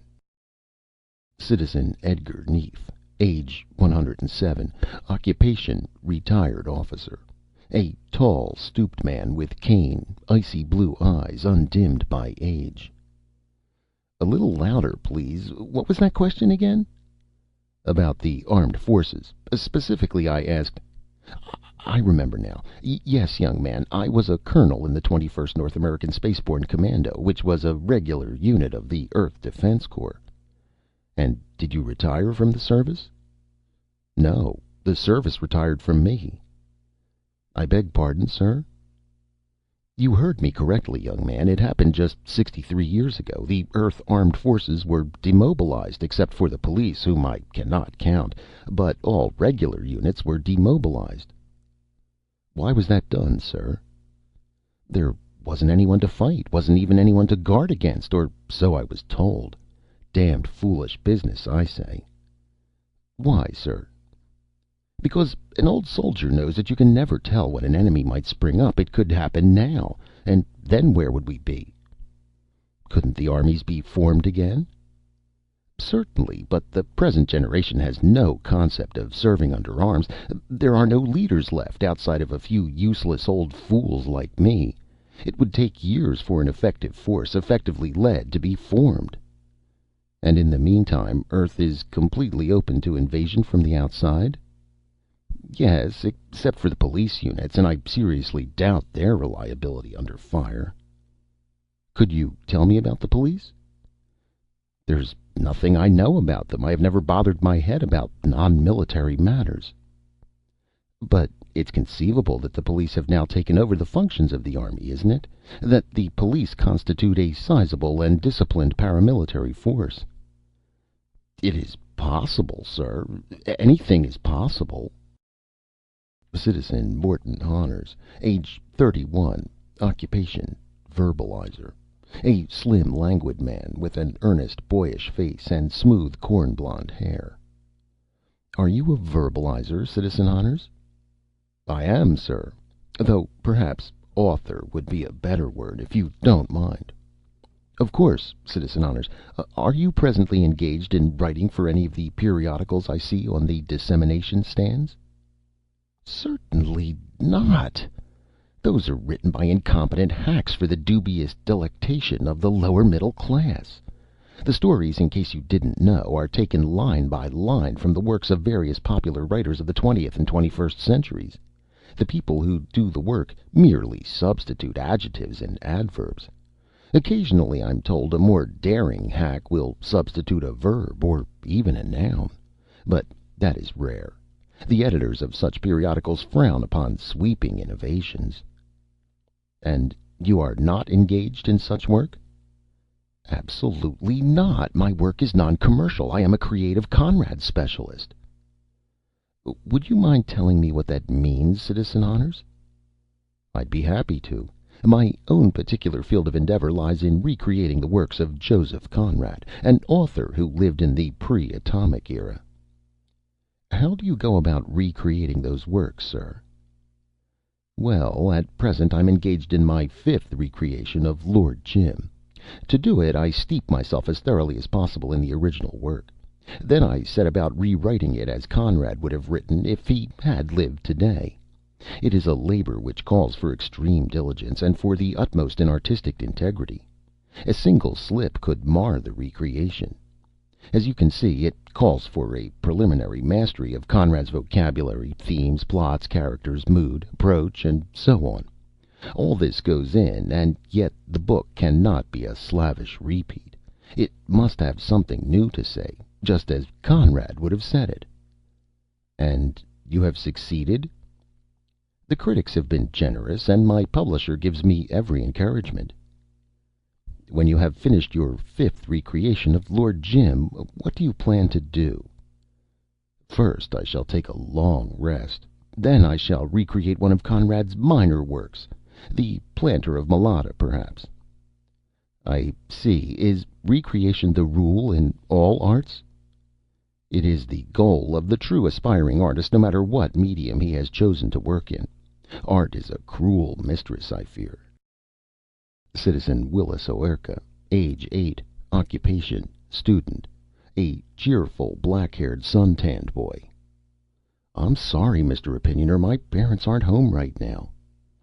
That's perfectly all right, Willis. Do you mind if I ask you a question or two? I don't mind. What's that you got under your jacket, mister? It bulges. I'll ask the questions, Willis, if you don't mind. Now, do you like school? It's all right. What courses do you take? Well, there's reading and writing and status appreciation, and courses in art, music, architecture, literature, ballet, and theater. The usual stuff. I see. That's in the open classes. Sure. Do you also attend a closed class? Sure I do. Every day. Do you mind talking about it? I don't mind. Is that bulge a gun? I know what guns are. Some of the big boys were passing around pictures at lunchtime a couple of days ago, and I peeked. Is it a gun? No, my suit doesn't fit very well, that's all. Now then, would you mind telling me what you do in the closed class? I don't mind. What happens then? I don't remember. Come now, Willis. Really, Mr. Opinioner, we all go into this classroom and we come out 2 hours later for recess, but that's all. I can't remember anything else. I've talked with the other kids. They can't remember either. Strange. No, sir. If we were supposed to remember, it wouldn't be closed. Perhaps so. Do you remember what the room looks like, or who your teacher is for the closed class? No, sir. I really don't remember anything at all about it. Thank you, Willis. Citizen Cuchulain Dent, age 37, occupation inventor. A prematurely bald man with ironic, heavy-lidded eyes. Yep, that's right. I'm an inventor specializing in games. I brought out Triangulate or Else last year. It's been pretty popular. Have you seen it? I'm afraid not. Sort of a cute game. It's a simulated lost in space thing. The players are given incomplete data for their miniature computers, additional information as they win it. Space hazards for penalties. Lots of flashing lights and stuff like that. Very big seller. Do you invent anything else, Citizen Dent? When I was a kid, I worked up an improved seed harvester, designed to be approximately 3 times as efficient as the present models. And would you believe it? I really thought I had a chance of selling it. Did you sell it? Of course not.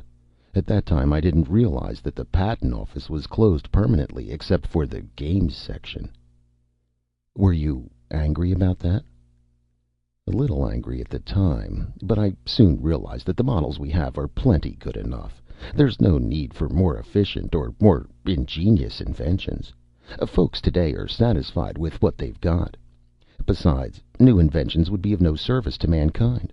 Earth's birth and death rates are stable, and there's enough for everyone. To produce a new invention, you'd have to retool an entire factory. That would be almost impossible, since all the factories today are automatic and self-repairing.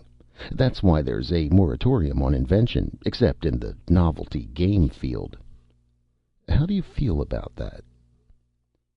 What's there to feel? That's how things are. Would you like to have things different? Maybe, but being an inventor, I'm classified as a potentially unstable character anyhow. Citizen Barn Threnton, age 41, occupation atomics engineer, specializing in spacecraft design. A nervous, intelligent-looking man with sad brown eyes. You want to know what I do in my job? I'm sorry you asked that, citizen, because I don't do a thing except walk around the factory. Union rules require 1 standby human for every robot or robotized operation. That's what I do. I just stand by. You sound dissatisfied, Citizen Threnton. I am. I wanted to be an atomics engineer. I trained for it. Then when I graduated, I found out my knowledge was 50 years out of date. Even if I learned what was going on now, I'd have no place to use it. Why not? Because everything in atomics is automatized. I don't know if the majority of the population knows that, but it's true. From raw material to finished product, it's all completely automatic.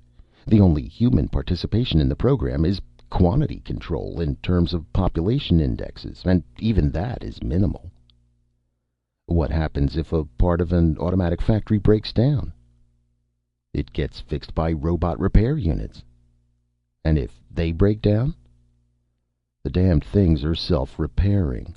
All I can do is stand by and watch and fill out a report, which is a ridiculous position for a man who considers himself an engineer.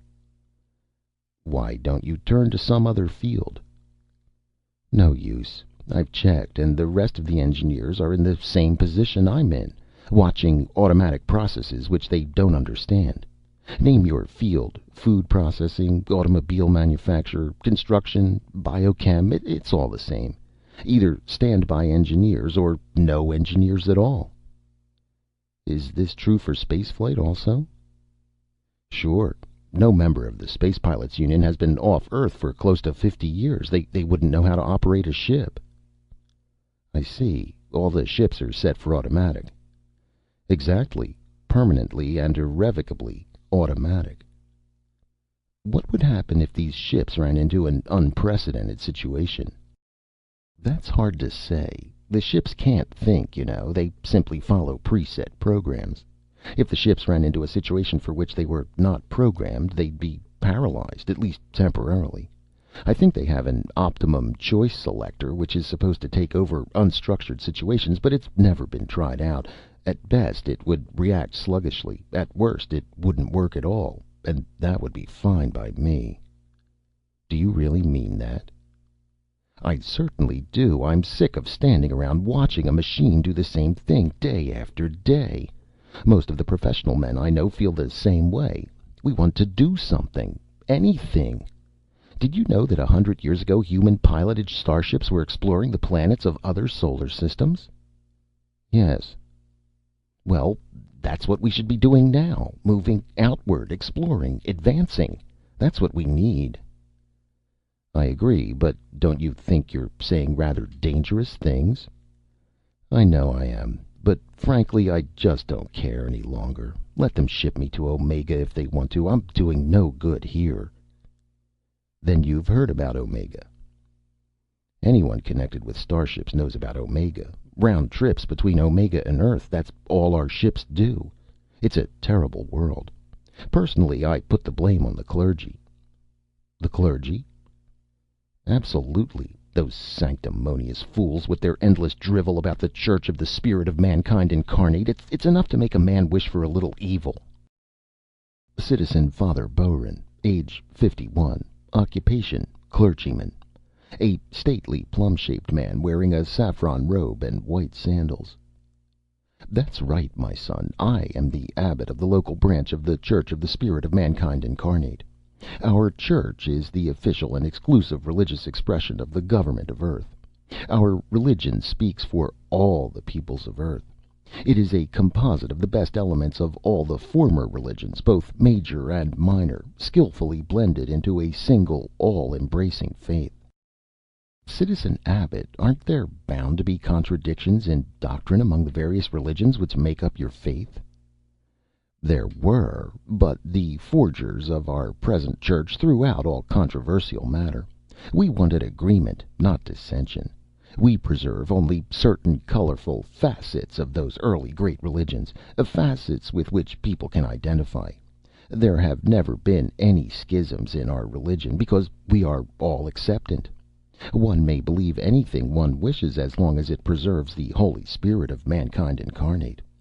For our worship, you see, is the true worship of man, and the spirit we recognize is the spirit of the divine and the holy good. Would you define good for me, Citizen Abbot? Certainly. Good is that force within us which inspires men to acts of conformity and subservience. The worship of good is essentially the worship of oneself, and therefore the only true worship. The self which one worships is the ideal social being, the man content in his niche in society, yet ready to creatively advance his status. Good is gentle, since it is a true reflection of the loving and pitying universe.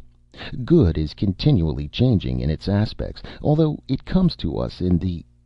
You have a strange look on your face, young man.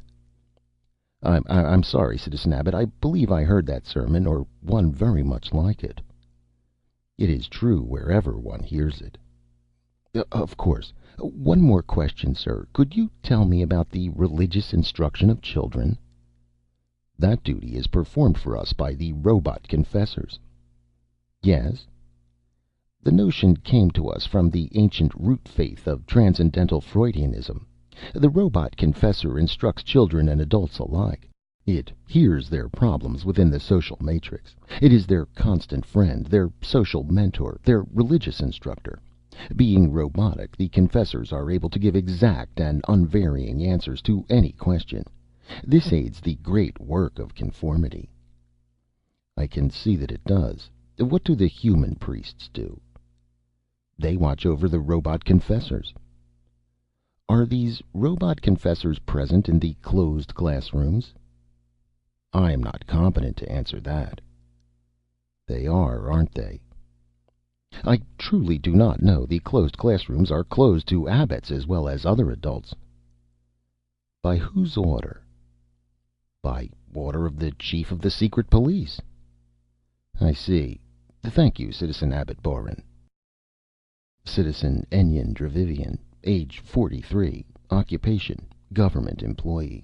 A narrow-faced, slit-eyed man, old and tired beyond his years. Good afternoon, sir. You say that you are employed by the government? Correct.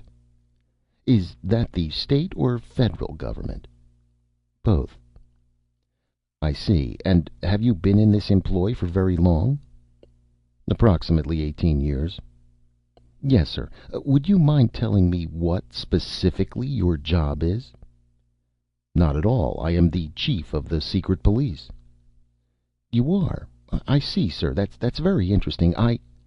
Don't reach for your needle beam, ex-citizen Barrent. I can assure you it won't operate in the blanketed area around this house. And if you draw it, you'll be hurt. How? I have my own means of protection. How did you know my name? I've known about you almost since you set foot upon Earth. We are not entirely without resources, you know. But we can discuss all that inside. Won't you come in? I think I'd rather not. I'm afraid you have to. Come, Barrent. I won't bite you. Am I under arrest?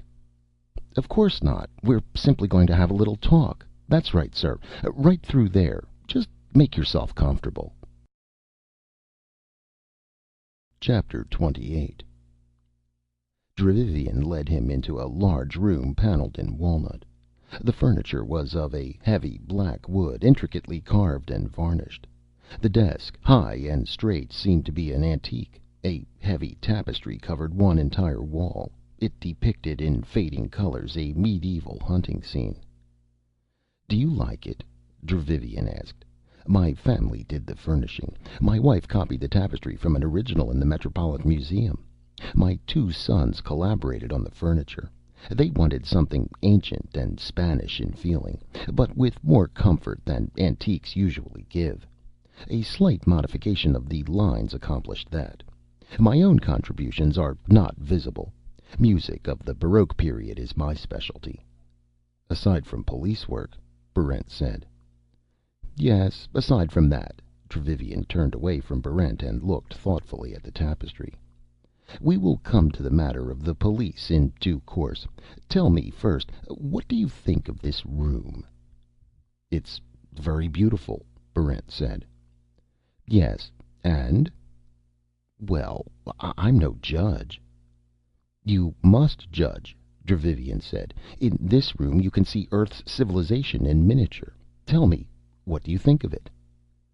It feels lifeless, Barrent said. Dravivian turned to Barrent and smiled. Yes, that's a good word for it. Self-involved might perhaps be better. This is a high-status room, Barrent. A great deal of creativity has gone into the artistic improvement of ancient archetypes. My family has recreated a bit of the Spanish past, as others have recreated bits of the Mayan, early American, or Oceanic past. And yet the essential hollowness is obvious. Our automatized factories produce the same goods for us year in and year out. Since everyone has these same goods, it is necessary for us to change the factory product, to improve and embroider it, to express ourselves through it, to rank ourselves by it. That's how Earth is, Barrent. Our energy and skills are channeled into essentially decadent pursuits. We recarve old furniture, worry about rank and status, and in the meantime the frontier of the distant planets remains unexplored and unconquered. We ceased long ago to expand. Stability brought the danger of stagnation, to which we succumbed. We became so highly socialized that individuality had to be diverted to the most harmless of pursuits, turned inward, kept from any meaningful expression. I think you have seen a fair amount of that in your time on Earth. I have, but I never expected to hear the chief of the secret police say it. I'm an unusual man, Dravivian said, with a mocking smile. And the secret police is an unusual institution. It must be very efficient. How did you find out about me? That was really quite simple. Most of the people of Earth are security conditioned from childhood. It's part of our heritage, you know. Nearly all the people you met were able to tell that there was something very wrong about you. You were as obviously out of place as a wolf among sheep. People noticed and reported directly to me. All right, Barrent said. Now what? First, I would like you to tell me about Omega. Barrent told the police chief about his life on the prison planet. Dravivian nodded, a faint smile on his lips. Yes, it's very much as I expected, he said. The same sort of thing has happened on Omega as happened in early America and Australia. There are Differences, of course. You have been shut off more completely from the mother country, but the same fierce energy and drive is there, and the same ruthlessness." "What are you going to do?" Barrent asked. Dravivian shrugged his shoulders. "It really doesn't matter, I suppose. I could kill you, but that wouldn't stop your group on Omega from sending out other spies, or from seizing one of the prison ships. As soon as the Omegans begin to move in force, they'll discover the truth anyhow." "What truth?" "By now it must be obvious to you," Dravivian said. "Earth hasn't fought a war in nearly 800 years. We wouldn't know how. The organization of guard ships around Omega is pure facade. The ships are completely automatized, built to meet conditions of several hundreds years ago. A determined attack will capture a ship, and when you have one, the rest will fall. After that, there's nothing to stop the Omegans from coming back to Earth, and there's nothing on Earth to fight them with. This, you must realize, is the reason why all prisoners leaving Earth are divorced from their memories. If they remembered, Earth's vulnerabilities would be painfully apparent." "If you knew all this," Barrent asked, "why didn't your leaders do something about it?" "That was our original intention, but there was no real drive behind the intention. We preferred not to think about it. We assumed the status quo would remain indefinitely. We didn't want to think about the day when the Omegans returned to Earth." "What are you and your police going to do about it?" Barrent asked. "I am a facade, too," Dravivian told him. "I have no police. The position of chief is entirely honorary. There has been no need for a police force on Earth for close to a century." "You're going to need one when the Omegans come home," Barrent said. "Yes, there's going to be crime again, and serious trouble, but I think the final amalgamation will be successful. You on Omega have the drive, the ambition to reach the stars. I believe you will need a certain stability and creativeness which Earth can provide. Whatever the results, the union is inevitable. We've lived in a dream here for too long. It's going to take violent measures to awaken us." Dravivian rose to his feet. "And now," he said, "since the fate of Earth and Omega seem to be decided, could I offer you some refreshment?" Chapter 29. With the help of the chief of police, Barrent put a message aboard the next ship to leave for Omega. The message told about conditions on Earth and urged immediate action. When that was finished, Barrent was ready for his final job: to find the judge who had sentenced him for a crime he hadn't committed, and the lying informer who had turned him in to the judge.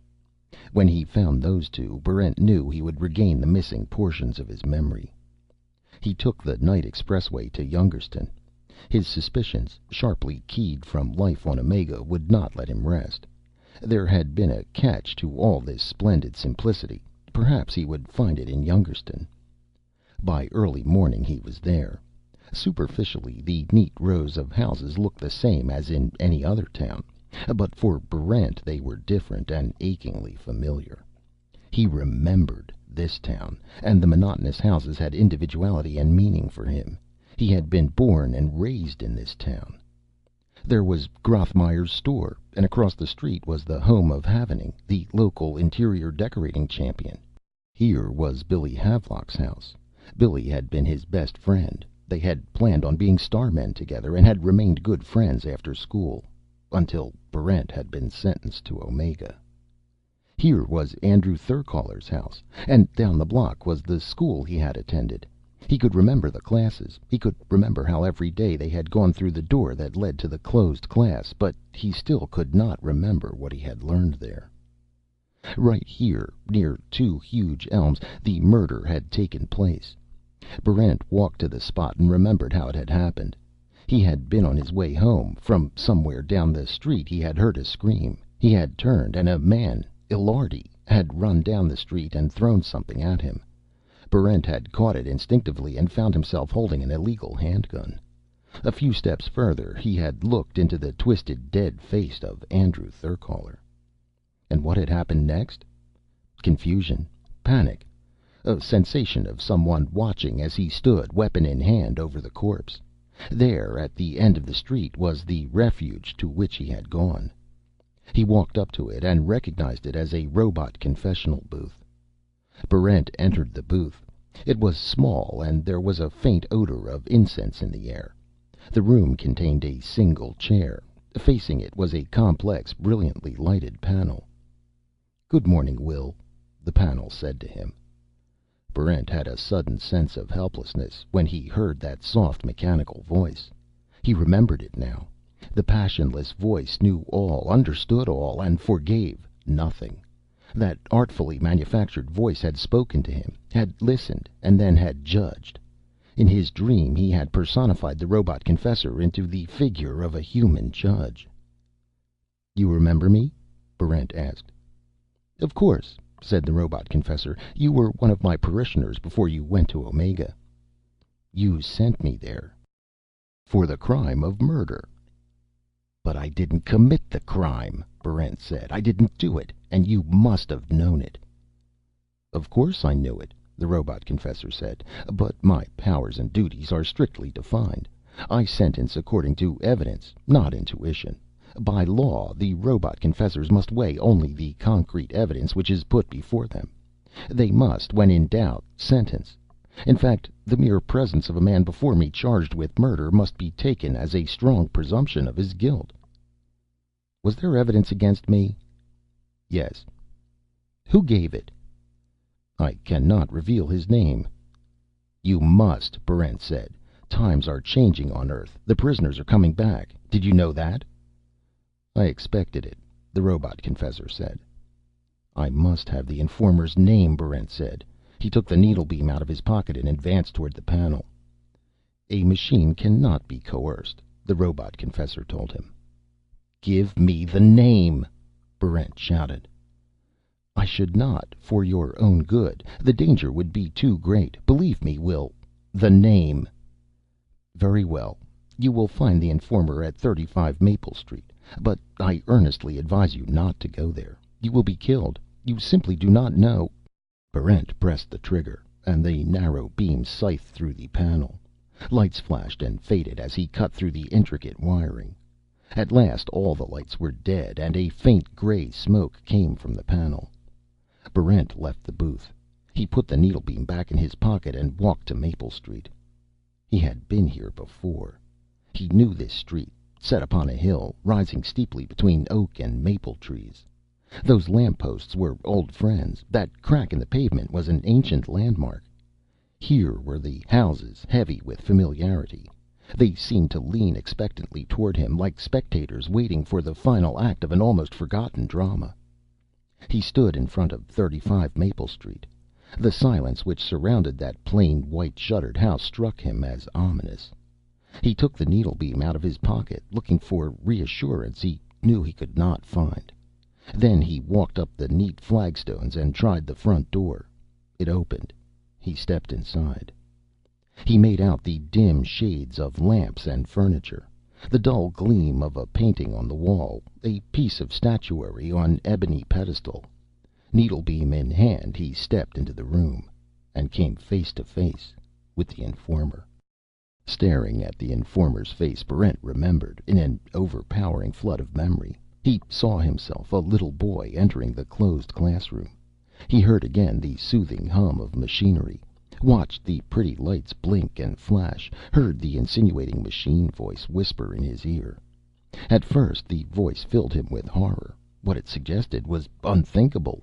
Then, slowly, he became accustomed to it, and accustomed to all the strange things that happened in the closed classroom. He learned. The machines taught on deep, unconscious levels. The machines intertwined their lessons with the basic drives, weaving a pattern of learned behavior with the life instinct. They taught, then blocked off conscious knowledge of the lessons, sealed it, and fused it. What had he been taught? For the social good, you must be your own policeman and witness. You must assume responsibility for any crime which might conceivably be yours. The face of the informer stared impassively at him. It was Barrent's own face, reflected back from a mirror on the wall. He had informed on himself. Standing with the gun in his hand that day, looking down at the murdered man, learned unconscious processes had taken over. The presumption of guilt had been too great for him to resist. The similarity to guilt had turned into guilt itself. He had walked to the robot confessor's booth, and there he had given complete and damning evidence against himself. He had indicted himself on the basis of probability. The robot confessor had passed the obligatory sentence, and Barrent had left the booth. Well trained in the lessons of the classroom, he had taken himself into custody, had gone to the nearest thought control center in Trenton. Already a partial amnesia had taken place, keyed to and triggered by the lessons of the closed classroom. The skilled android technicians in the thought control center had labored hard to complete this amnesia, to obliterate any remnants of memory. As a standard safeguard against any possible recovering of his memory, they had implanted a logical construct of his crime beneath the conscious level. As the regulations required, this construct contained an implication of the far-reaching power of Earth. When the job was completed, an automatized Barrent had marched out of the center, taken a special expressway to the prison ship depot, boarded the prison ship, entered his cell, and closed the door and left Earth behind him. Then he had slept until the checkpoint had been passed, after which the newly arrived guards awakened the prisoners for disembarkation on Omega. Now, staring at his own face in the mirror, the last of the conscious lessons of the classroom became conscious. The lessons of the closed classroom must never be consciously known by the individual. If they become conscious, the human organism must perform an immediate act of self-destruction. Now he saw why his conquest of Earth had been so easy. It was because he had conquered nothing. Earth needed no security forces, for the policeman and the executioner were implanted in every man's mind. Beneath the surface of Earth's mild and pleasant culture was a self-perpetuating robot civilization. An awareness of that civilization was punishable by death. And here, at this moment, the real struggle for Earth began. Learned behavior patterns intertwined with basic life drives forced Barrent to raise the needle beam, to point it towards his head. This was what the robot confessor had tried to warn him about, and what the mutant girl had skrenned. The younger Barrent, conditioned to absolute and mindless conformity, had to kill himself. The older Barrent, who had spent time on Omega, fought that blind urge. A schizophrenic Barrent fought himself. The two parts of him battled for possession of the weapon, for control of the body, for ownership of the mind. The needlebeam's movement stopped inches from his head. The muzzle wavered. Then, slowly, the new Omegan Barrent, Barrent 2, forced the weapon away. His victory was short-lived, for now the lessons of the closed classroom took over, forcing Barrent 2 into a contra-survival struggle with the implacable and death-desiring Barrent 1. Chapter 30.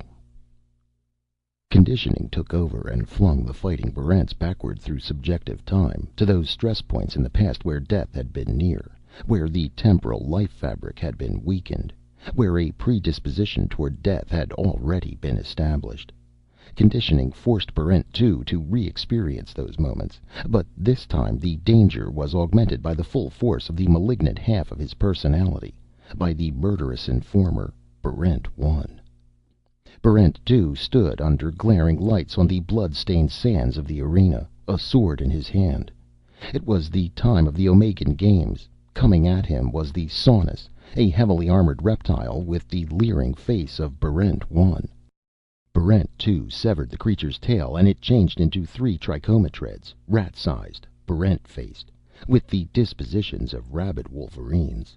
He killed 2, and the third grinned and bit his left hand to the bone. He killed it and watched Barrent 1's blood leak into the soggy sand. 3 ragged men sat laughing on a bench, and a girl handed him a small gun. "Luck," she said. "I hope you know how to use this."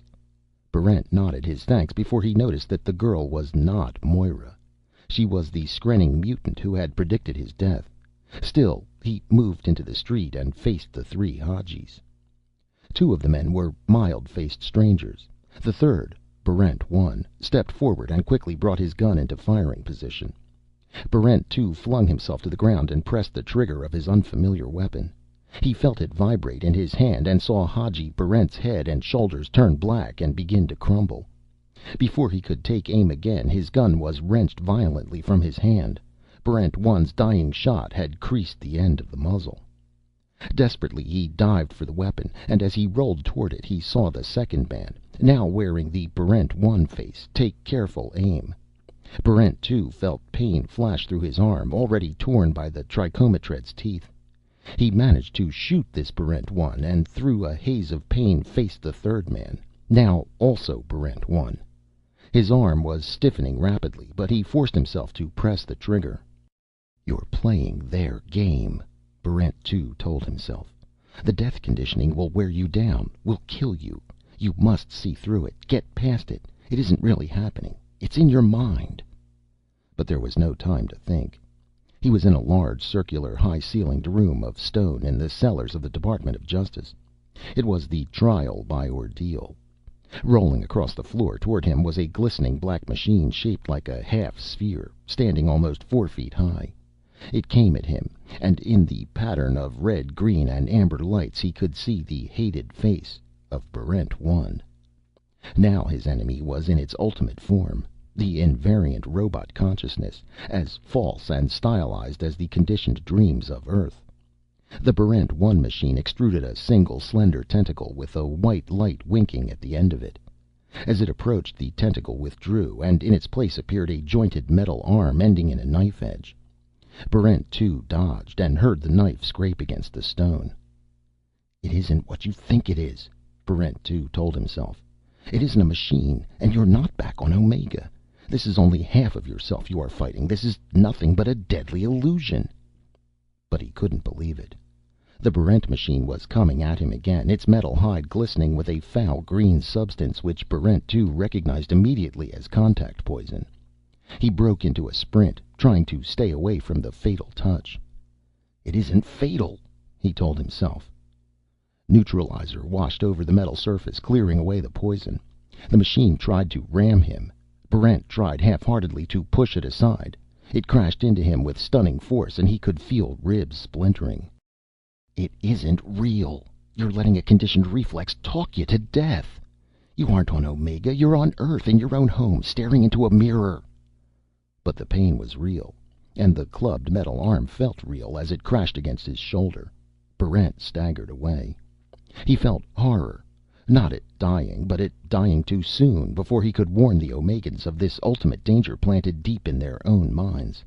There was no one else to warn of the catastrophe that would strike each man as he recovered his own specific memories of Earth. To his best knowledge, no one had experienced this and lived. If he could live through it, countermeasures could be taken, counter-conditioning could be set up. He pulled himself to his feet. Coached since childhood in social responsibility, he thought of it now.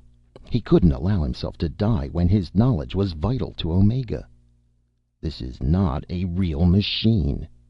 He repeated it to himself as the Barrent machine revved up, picked up speed, and hurtled toward him from the far side of the room. He forced himself to see beyond the machine, to see the patient, droning lessons of the classroom which had created this monster in his mind. This is not a real machine. He believed it, and swung his fist into the hated face reflected in the metal. There was a moment of dazzling pain, and then he lost consciousness. When he came to, he was alone in his own home on Earth. His arm and shoulder ached, and several of his ribs seemed to be broken. On his left hand he bore the stigmata of the trichometred's bite. But with his cut and bleeding right hand he had smashed the mirror. He had shattered it and Barrent 1 utterly and forever.